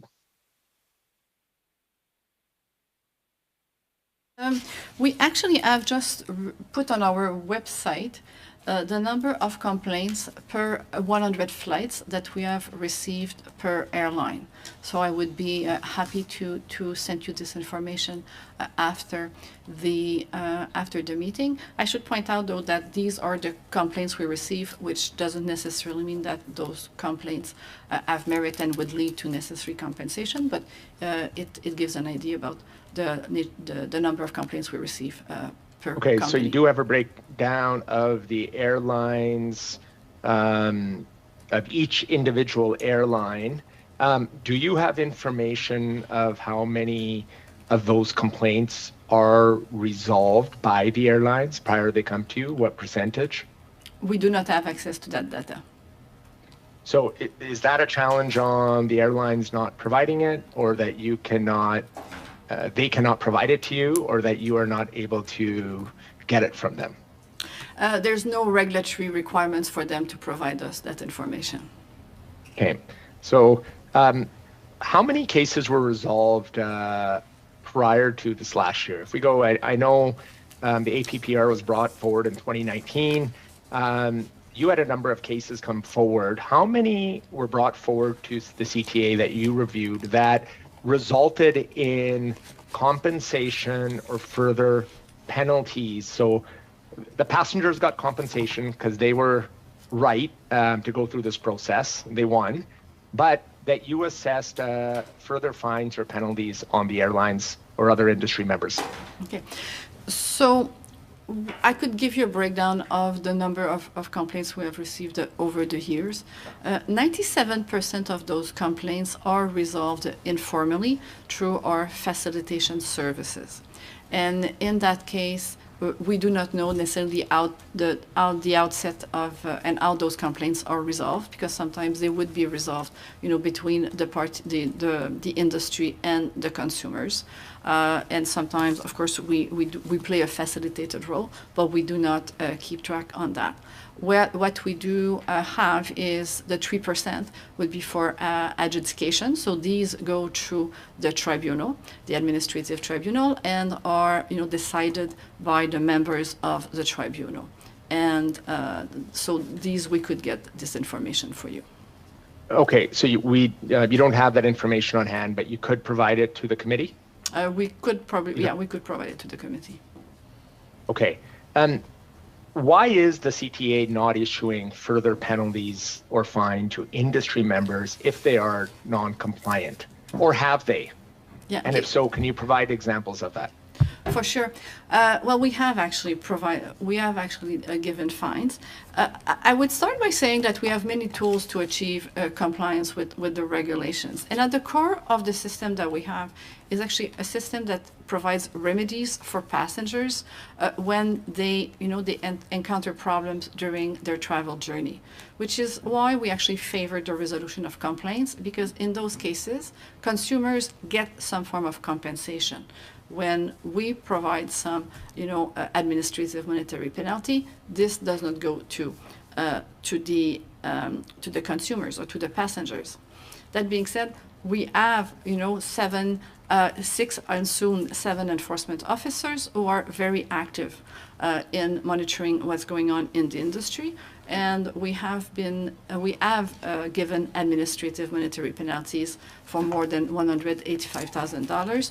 And almost $100,000 until the beginning of this fiscal year. And as I've mentioned a little earlier, with respect to what has happened over the holiday, they are monitoring, they are gathering data, and some investigations are going on. I don't have much time. 2 questions. Do you have enough authority? In which areas of the APPR do you believe we should strengthen to protect passengers? I will go straight to your answer then, because you don't have a lot of time. But I think that based on our experience, one area that could be beneficial is to really clarify what we call the categorization of flights. The fact that we have 3 categories of flights where the airline is responsible for the issue, is responsible, but it has happened because of safety, or is not responsible. And the fact that we have, I would say, gray areas that are that big, if we could reduce it a little bit more and have more clarity there, that would certainly help. Thank you. If you have any other information you could provide as discussed, that would be greatly appreciated to the committee. Thank you very much, Mr. Chahal. Merci beaucoup, Madame Peugeot. Prochainement, nous avons Madame Vignola. Madame Vignola, la parole est à vous. Vous avez 6 minutes. Merci beaucoup, Monsieur le Président. Mes questions vont aller à Madame Peugeot. Bonjour, merci d'être ici. Merci, messieurs, d'être restés. Donc, en date du 20 décembre 2022, on en a déjà parlé, plus de 30 000 plaintes de citoyens sont en attente de traitement. Vous avez dit qu'il y avait 97 % des plaintes qui sont traitées de façon informelle. Est-ce exact de dire aussi que le budget annuel de l'Office tourne autour de 44 millions? Du budget de base, attendez, j'ai mes chiffres exacts, mais nous avons le budget de base. Alors, notre budget de base est autour d'à peu près 34 millions et nous avons reçu 11,5 millions pour une année, alors qui arrête à la fin mars. Puis, est-ce que les retards actuels sont dus par un manque de ressources financières, un manque de ressources humaines, un besoin de planification organisationnelle plus grand? Est-ce que c'est le règlement en lui-même qui fait en sorte que le nombre de plaintes, comme vous l'avez dit, a explosé, mais est-ce que ça fait en sorte aussi que pour vous, les processus sont plus longs? Donc, qu'est-ce qui cause ce backlog et comment est-ce qu'on peut le résoudre? Vous avez parlé d'automatisation, etc., mais il y a sûrement d'autres idées qui sont sur le plancher. En réponse à la question précédente, j'ai indiqué qu'il y avait quand même un besoin peut-être de plus grande clarté entre les différentes catégories de vol, et parce que c'est la catégorie de vol qui va déterminer la compensation que le passager peut obtenir. Alors, c'est certain que parce que cette information-là est entre les mains des compagnies aériennes, ça veut dire que le passager, s'il n'est pas satisfait de la réponse, doit se tourner vers l'Office pour avoir la satisfaction, la réponse et éventuellement, possiblement, une compensation ou pas. Alors, c'est sûr que ça amène un certain nombre de plaintes. Nous avons mis en œuvre un programme pour améliorer notre efficacité, puis je suis assez fière du travail fait par les employés. Et par exemple, pour le processus d'aide formel, c'est-à-dire le processus où on va dans les auprès des membres du tribunal pour la résolution de nos cas une fois que le cas atteint le tribunal. Ça nous prend maintenant 79 jours.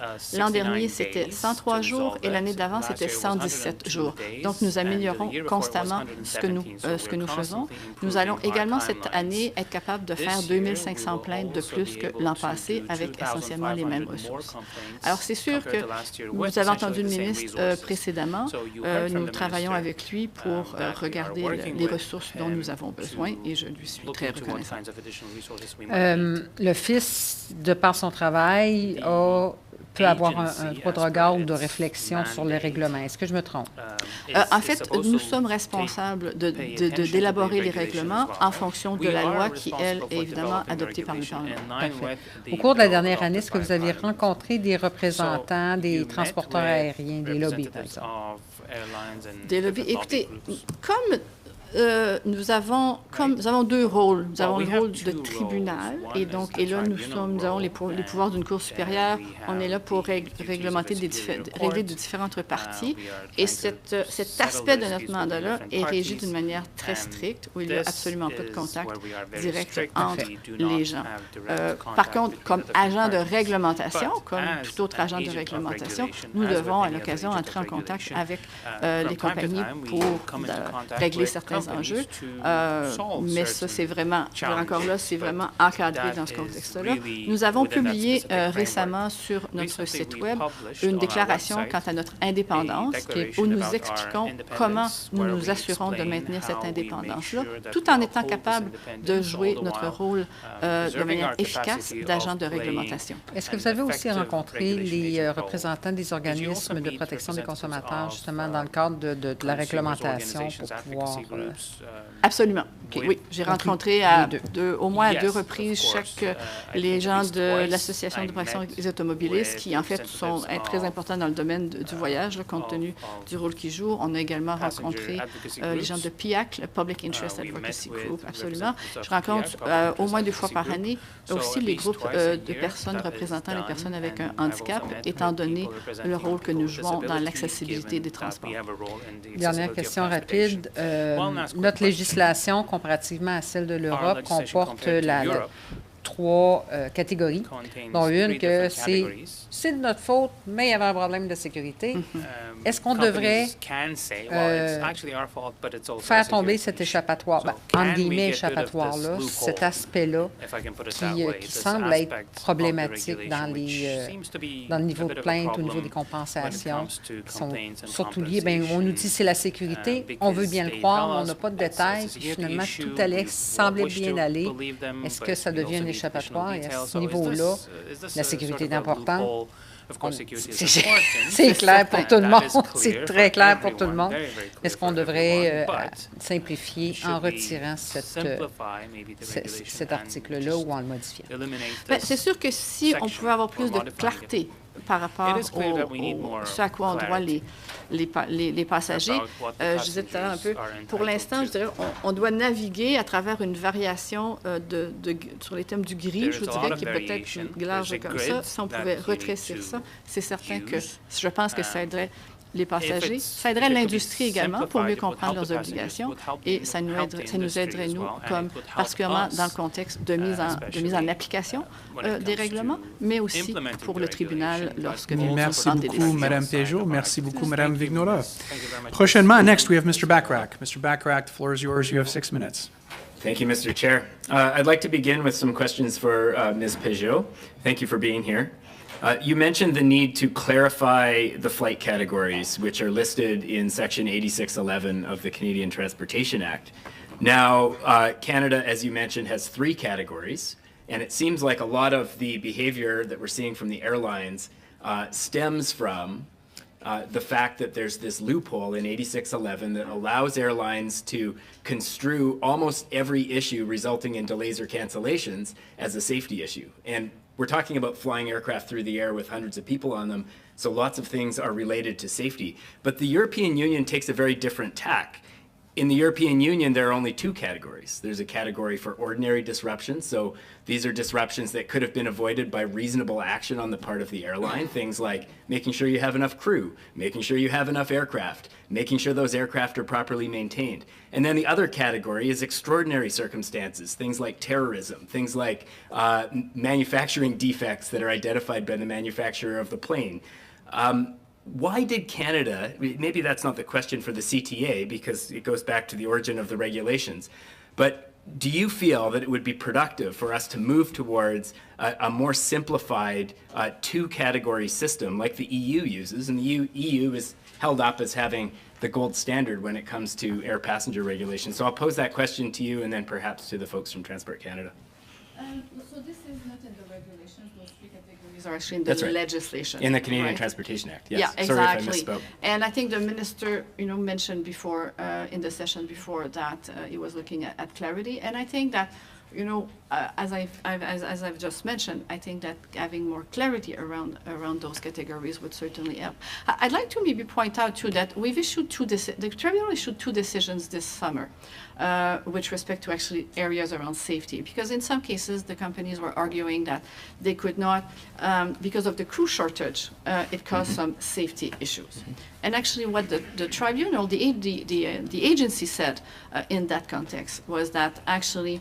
The safety rule, could not, if the result of the safety issue was the responsibility or the action, or was because of the action or the inaction of the company, it could not use this excuse, not to compensate passengers. And we've also, the agency has also put the bar fairly high, I would argue, to use safety as an excuse not to compensate.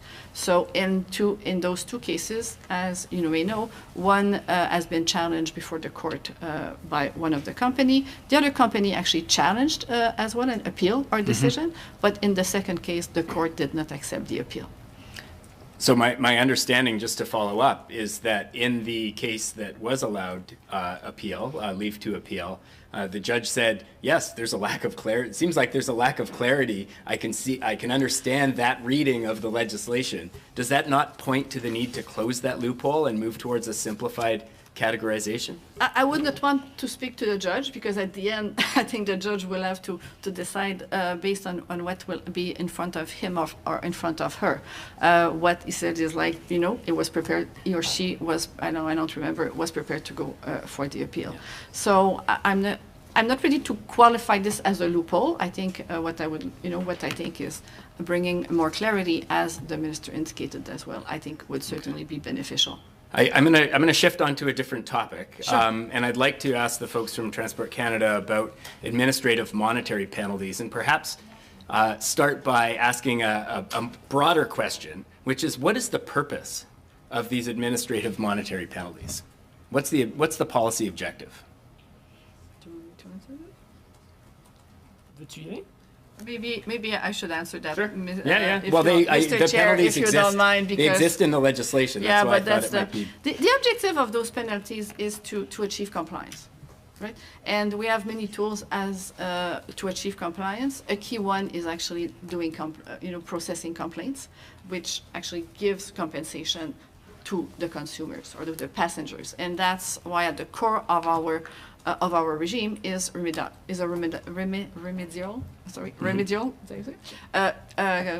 regime to provide that compensation to the passengers to counteract a little bit some of the problems they would have had. And when we provide administrative monetary penalties, it's another tool to achieve compliance. So when you fined WestJet recently, I believe there were 53 infractions, 55 separate violations. The amount that you fined them amounted to $200 per passenger affected.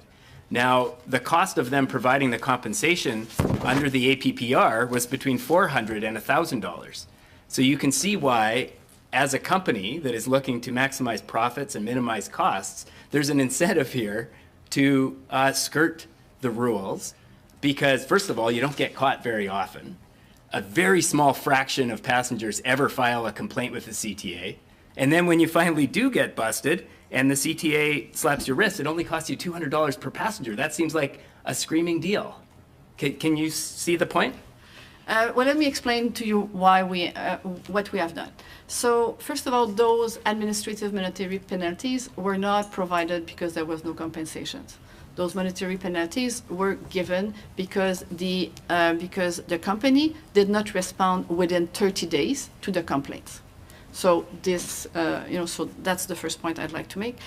The other is, according to administrative law, when you have a system with administrative monetary penalties, if you allow me, I will say AMP, okay, because it's so providing AMPs, you have to have a gradual or incremental approach, so that the next time that we would, basically, we would have a company like WestJet or others, because we have actually given AMP to Air Canada, to Flair, for the same, offense. We would therefore double the penalty and, continue like that. And that's essentially what a principle of administrative law forces. Malheureusement, Madame Peugeot, il faut que je vous arrête là. Mr. Bachrach, you can continue with this line of questioning into your next round. Next, prochainement, we have Ms. Landsman. Ms. Landsman, the floor is yours. You have 5 minutes. Thank you so much, Mr. Chair, and thanks everybody for being here and accepting the invitation to appear before committee. Madame Peugeot, I want to bring something to your attention. In the last hour, we heard the minister say, quote, Sunwing violated passenger rights. So that's new information, and it's rather at odds with what he said about the impartiality of the CTA. But besides that, do you believe that to be true? And if so, is there a way to expedite the compensation for Canadians who were stranded this holiday season on their travel plans related to Sunwing? Because I'm sure we can clear up a lot of that backlog if the minister is saying loud and clear in committee that Sunwing violated passenger rights. Okay, I may have missed that quote from the minister. So we have actually from the outset when the situation started at the end of December, we had our enforcement officers were on the ground and were actively monitoring the situation, were gathering information, and have now launched some investigation. So I can assure you that if the regulations were not complied to, we will take action. Well, the problem, I think, and why we're here at committee is that Canadians feel sort of left behind. There's a backlog that they're hearing about of 33,000 cases. Many of them, taking 18 months to get compensation. These are people who saved up all of their money to take a family trip, to finally go away for Christmas, to finally reunite with their families. So you can understand the frustration in trying to clear this backlog. I also want to jump over to the air transportation, the Canada Transportation Act, the legislation that we're talking about. There's a section in there which says that the minister can issue policy directions to the CTA, and that again goes counter to impartiality. But it's within the legislation that he can provide policy direction. So I just want to know if you've had any policy direction from the government with respect to tightening enforcement on passenger rights, which we've talked about, which may come later, but he has that ability now. Have you gotten any policy direction with respect to enhanced enforcement on notices of violation or any meaningful administrative monetary policy, to which my colleague just asked the reason? And I think the reason that he asked what that was all about is because $200 doesn't seem like a monetary penalty that's going to make a dent into these big airlines. So I just want to know if you got any policy direction. Let me first say that I am certainly not happy to have 30,000 complaints. Then this is something that we have been in the backlog, and that's something we've been working really diligently to improve our processes and to make sure that actually we use as best as possible the budget that we have been given. And I know that this year, for example, we'll be able to deal with 2,500 more complaints than we have last year. the minister would, we have received some directions from the minister or from previous ministers. For example, this is on the direction of the minister that we have developed a new regulation on refund, which is a gap that was identified during COVID, where there was no provision in the regulation to provide refund to consumers when the incident was outside the control of the companies, and we have resolved that gap, which resulted in a new regulation that came into force in September. Now, I'm talking specifically about enhanced enforcement of our passenger rights regulations. I'm talking specifically on notice of violations when it comes to the conduct of these operators, and then specifically about monetary policies, because I think Canadians would agree that whatever is happening in passenger rights protections, which is why we are all here, is not enough. So this actually falls under the responsibility of the agency and therefore under mine. We have, during the holiday, we have our 6 and soon 7 enforcement officers have been underground and have been monitoring the situation, have been gathering information, and have launched investigation. And if we noticed that, that there were some contravention to the legislation and regulations, we will take action. I've just one more question for the CTA. Given this talk of impartiality, even though the board of the CTA is appointed by the government, how do you communicate with the Department of Transport? Is it by encrypted email? No, actually. So there's two roles that we have. One is as an administrative tribunal, and there is with respect to the decisions that are made by the tribunal, there is a very thick wall, I would say, and there is absolutely no discussion there at all. With respect to enforcement, neither. This is our responsibility, and we're responsible for that. Of course, when we develop a regulation, when we face situation that affects responsibilities, I think it's our duty actually to coordinate with colleagues from other organizations or to speak to them and understand what they're doing, and we would be openly meeting with the Department of Transport. This doesn't affect at all our independence, which is why we developed an independent statement, which we have put on our website, that explains the difference of roles and explain how we behave in the different roles. Thank you very much, Ms. Landsman and Madame Pichot. Malheureusement, encore une fois, il faut que je vous coupe. Il ne reste plus de temps. Next, we have Ms. Koutrakis. Ms. Koutrakis, the floor is yours. You have 5 minutes. Thank you, Mr. Chair, and thank you to all our officials for being here this afternoon and for your very valuable testimony. And I also wanted to take the opportunity, because I'm sure you don't often hear this, but I want to tell you from the bottom of my heart, thank you very much to you and your teams for all the hard work that you do. I know this isn't easy, a lot of very difficult questions today being addressed to you, but I have full confidence in your ability to see us through this difficult time. So thank you for doing what you do. Earlier, when the minister was here, and this question is to Transport Canada officials, I don't know who could take it, but my colleague MP Landsman suggested the minister use authorities he has under subsection 49(1) of the Act to order the CTA to conduct an inquiry into what happened during the holidays. However, if he opted for this, while the agency would be required to conduct an inquiry and make public a summary of its findings, of course, without any confidential information, such an inquiry would be analytical in nature and would not result in any corrective action. It would also consume agency resources that might otherwise be applied to addressing the backlog in complaints, which you spoke about, Ms. Peugeot. This would not necessarily be the best use of its limited resources, would it? Especially if we are already started to get a good picture of what happened and why it happened. Thank you, Mr. Chair, for the question. And with respect to conducting an investigation, you're quite right.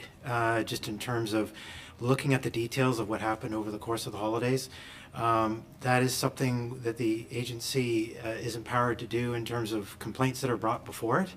and can look at those individual cases and make those determinations as those complaints come forward as to what the individual circumstances were, and make rulings based on what they have before them. So they have that power now, and many Canadians and passengers may choose to avail themselves of that opportunity if they haven't already in the coming days, if they're not seeking redress directly with air providers in the air sector system.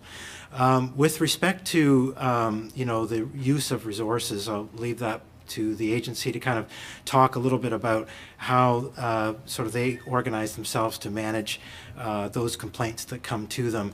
But you're quite right in terms of any broad investigation that the minister may ask, or have a broad inquiry that the minister may ask of the agency. That wouldn't deal with any specific instance faced by a passenger, but rather the broad issues around the events over the holiday period, and wouldn't necessarily come to any particular recommendations on that.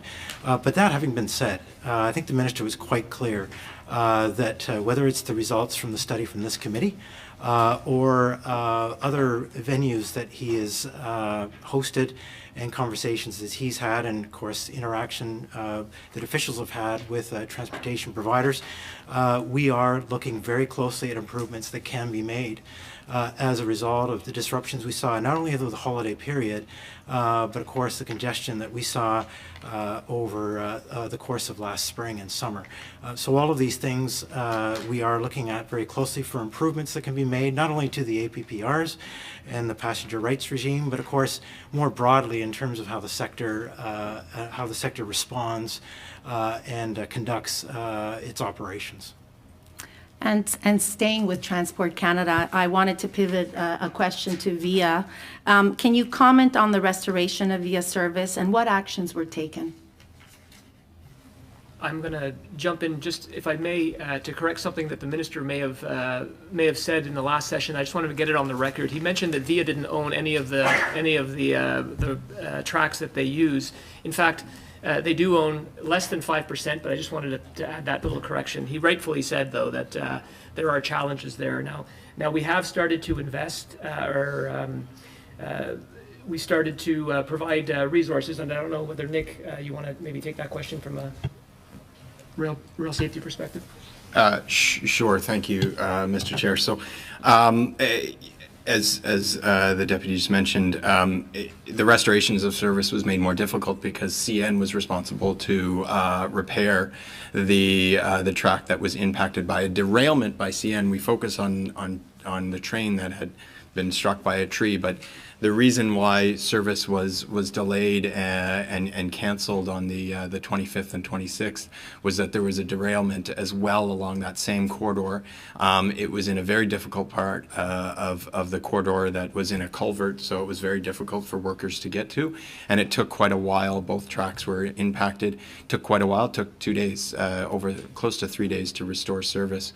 So what we did in Transport Canada, and part of the continuation of keeping abreast and working to address the challenges over the storm period, is we worked with the CN and VIA right from the beginning of the derailment that happened on the 24th, but also the train that was stranded on the 23rd. Made sure that there was a rescue operation, another train that came in to offload the passengers that were stranded on the tracks. Unfortunately, due to weather and track conditions, that did take far too long, and we understand that, and we'll work with VIA on that. We also are undertaking our own. Thank you very much, Mr. Robinson. Unfortunately, I'm going to have to cut you off there, and thank you very much, Ms. Koutrakis. Prochainement, nous avons encore une fois Mme Vignola. Madame Vignola, la parole est à vous. Vous avez 2 minutes et demie. Merci, Monsieur le Président. Je vais y aller avec les questions, j'en manque pas. Mais je vais aller avec M. Rochon. M. Rochon, durant la pandémie, les compagnies aériennes ont reçu plusieurs centaines de millions de dollars d'aide de différentes sortes pour conserver l'expertise, notamment de leurs employés, pour être capables de rencontrer des frais stables, récurrents. Et certains sont venus me voir pour me dire, faut voir, maintenant, vive Internet. Et pour me dire, Madame Vignola, c'est comme une double claque qu'on a reçue. Quand on n'a pas, on a aidé ces compagnies-là, on était prêt à les aider, puis nos taxes et nos impôts, on n'a pas dit un mot, c'était correct parce qu'il fallait les sauver, c'est nos entreprises de chez nous.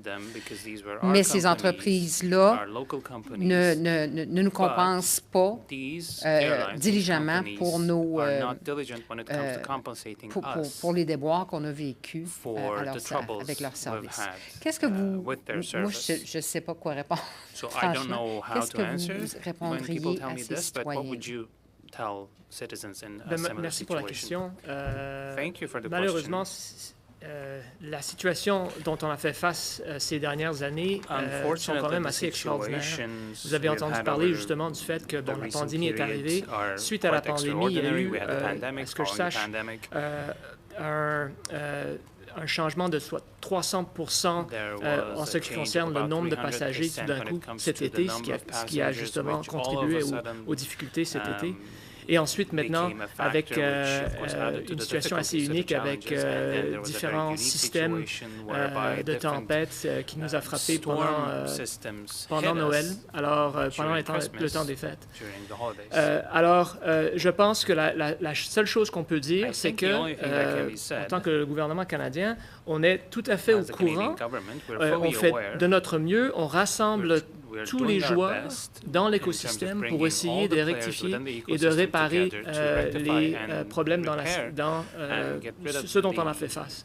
Je pense qu'on a quand même réussi à faire des progrès en ce qui concerne ce qui s'est passé cet été. Et là, il y a d'autres progrès encore à apporter. Et justement, en ce qui concerne le règlement sur la protection des passagers aériens, on parle justement aujourd'hui, il y a encore du travail à faire pour mettre en place un peu plus un balance, comme on dit en anglais, un équilibre, merci beaucoup, mon français me manque, donc un équilibre justement un peu plus approprié en allant de l'avant. Donc avec l'aide des experts sur ce comité et avec les conversations qu'on fait, j'espère qu'on va justement aboutir à ça. Merci beaucoup, M. Rochon, et merci, Mme Vignola. Prochainement, next, we have Mr. Bachrach. Mr. Bachrach, the floor is yours. You have 2.5 minutes. Thank you very much, Mr. Chair. I'm going to try to fit in two questions, so please bear with me. Ms. Peugeot, you clarified that the fines issued to WestJet were not for failure to provide compensation. Has the CTA ever levied fines against an airline for failing to provide compensation under APPR? No. Why not? Because what we have done, we have proceeded with that, and what we have. As I said, the first thing that we do, first of all, is we really focus on focusing on complaints, because this is what puts money in the pockets of the consumers. So the first line of, action for the CTA is really around that. The other thing is this is a relatively new regime, right? So we have started to do complaints that are under APPR like not that long ago. And in some cases, we have, tried, but at the same time, too, we need complaints for that. And in some cases, the companies, have resolved informally the complaints with the passengers. I find that quite alarming that no fines, despite all of the 33,000 complaints, that there have been no fines for failure to provide compensation. But I'm going to move on to the officials from Transport Canada. And I'd like to speak to a slightly different issue. We've been focused on the situations faced by air passengers. Of course, on board those aircraft are also flight attendants who are in many cases stuck in the same situations that the passengers are and are tasked with a very difficult job of managing hundreds of passengers under stressful, trying circumstances. So first of all, I want to thank them for the hard work that they do. And secondly, I want to raise some of their concerns that have come to light. First of all, I wasn't aware that flight attendants aren't paid unless they're actually on a flight. And the recent disruptions have increased dramatically the amount of time that flight attendants aren't on board a flight, and has affected their overall pay. And secondly, that the kind of duty time regulations that apply to pilots are not extended to flight attendants working in the back of the plane, despite the fact that their roles are critical to the safety of the passengers on board that aircraft. Is the department aware of these concerns, and is it working on policy to address them? A very short answer, please. I'll start with the issue on payment and how that applies. These would be included in collective agreements. I don't think it's something we could particularly comment on. It's an arrangement between the employer and the employee. And I'll speak to the flight and duty time regulations. That is an issue that has been raised by flight attendants. We are looking at the issue. As you know, the flight and duty times for air crews have just come in. We're implementing those, but it's something that we look either through their safety management system or if there's a need for standalone regulations to address. Thank you very much, Mr. Robinson, and thank you, Mr. Bachrach. And finally for today, we will go to Ms. Landsman, who we will give 3 minutes to ensure that we finish somewhat on time. Ms. Landsman, the floor is yours. You have 3 minutes. Thanks. Madam Pigeot, I just wanted to come back on a question that I started, and it's my understanding that the CTA and Transport Canada regularly exchange encrypted emails. And it's my understanding that some of these emails have been deleted.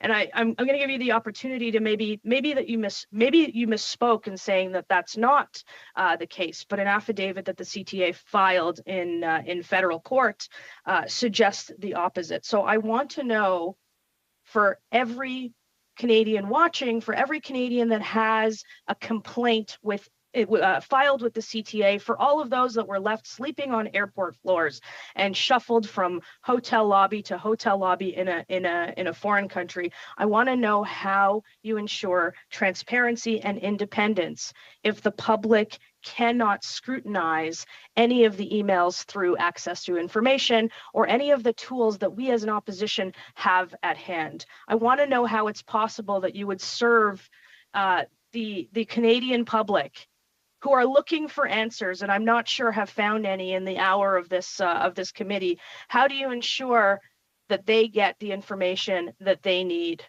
through the channels if you're using encrypted email to speak to the government of Canada about cases? Like any citizen can, have access to information, have access to the different documents that we work on. Actually, we do speak with, Transport Canada. We exchange emails. We have meetings. I just want to reassure Mr. Chair, the committee, that when it comes to the complaints, there is a clear wall between the agency and Transport Canada, and that the members of the committee who makes, the members of the agency that makes decisions on complaints are actually totally independent. Actually, I have no authority myself over these, the members. They have been appointed by governor based on good behaviors, so they cannot be, fired if the government does not like the decisions that they make. Contrary to, other government and council appointments that are appointed, we call at pleasure. So there is absolutely independence, and I invite you to consult our website, the independence statement that, provides a lot of details on how we ensure our independence. Thank you very much, Ms. Landsman. I'll take this opportunity to thank once again all of our witnesses for appearing today. I'd also like to thank our members for answering questions on behalf of Canadians, all of the translators, the analysts, and the clerks for making today happen. And with that, this meeting is adjourned.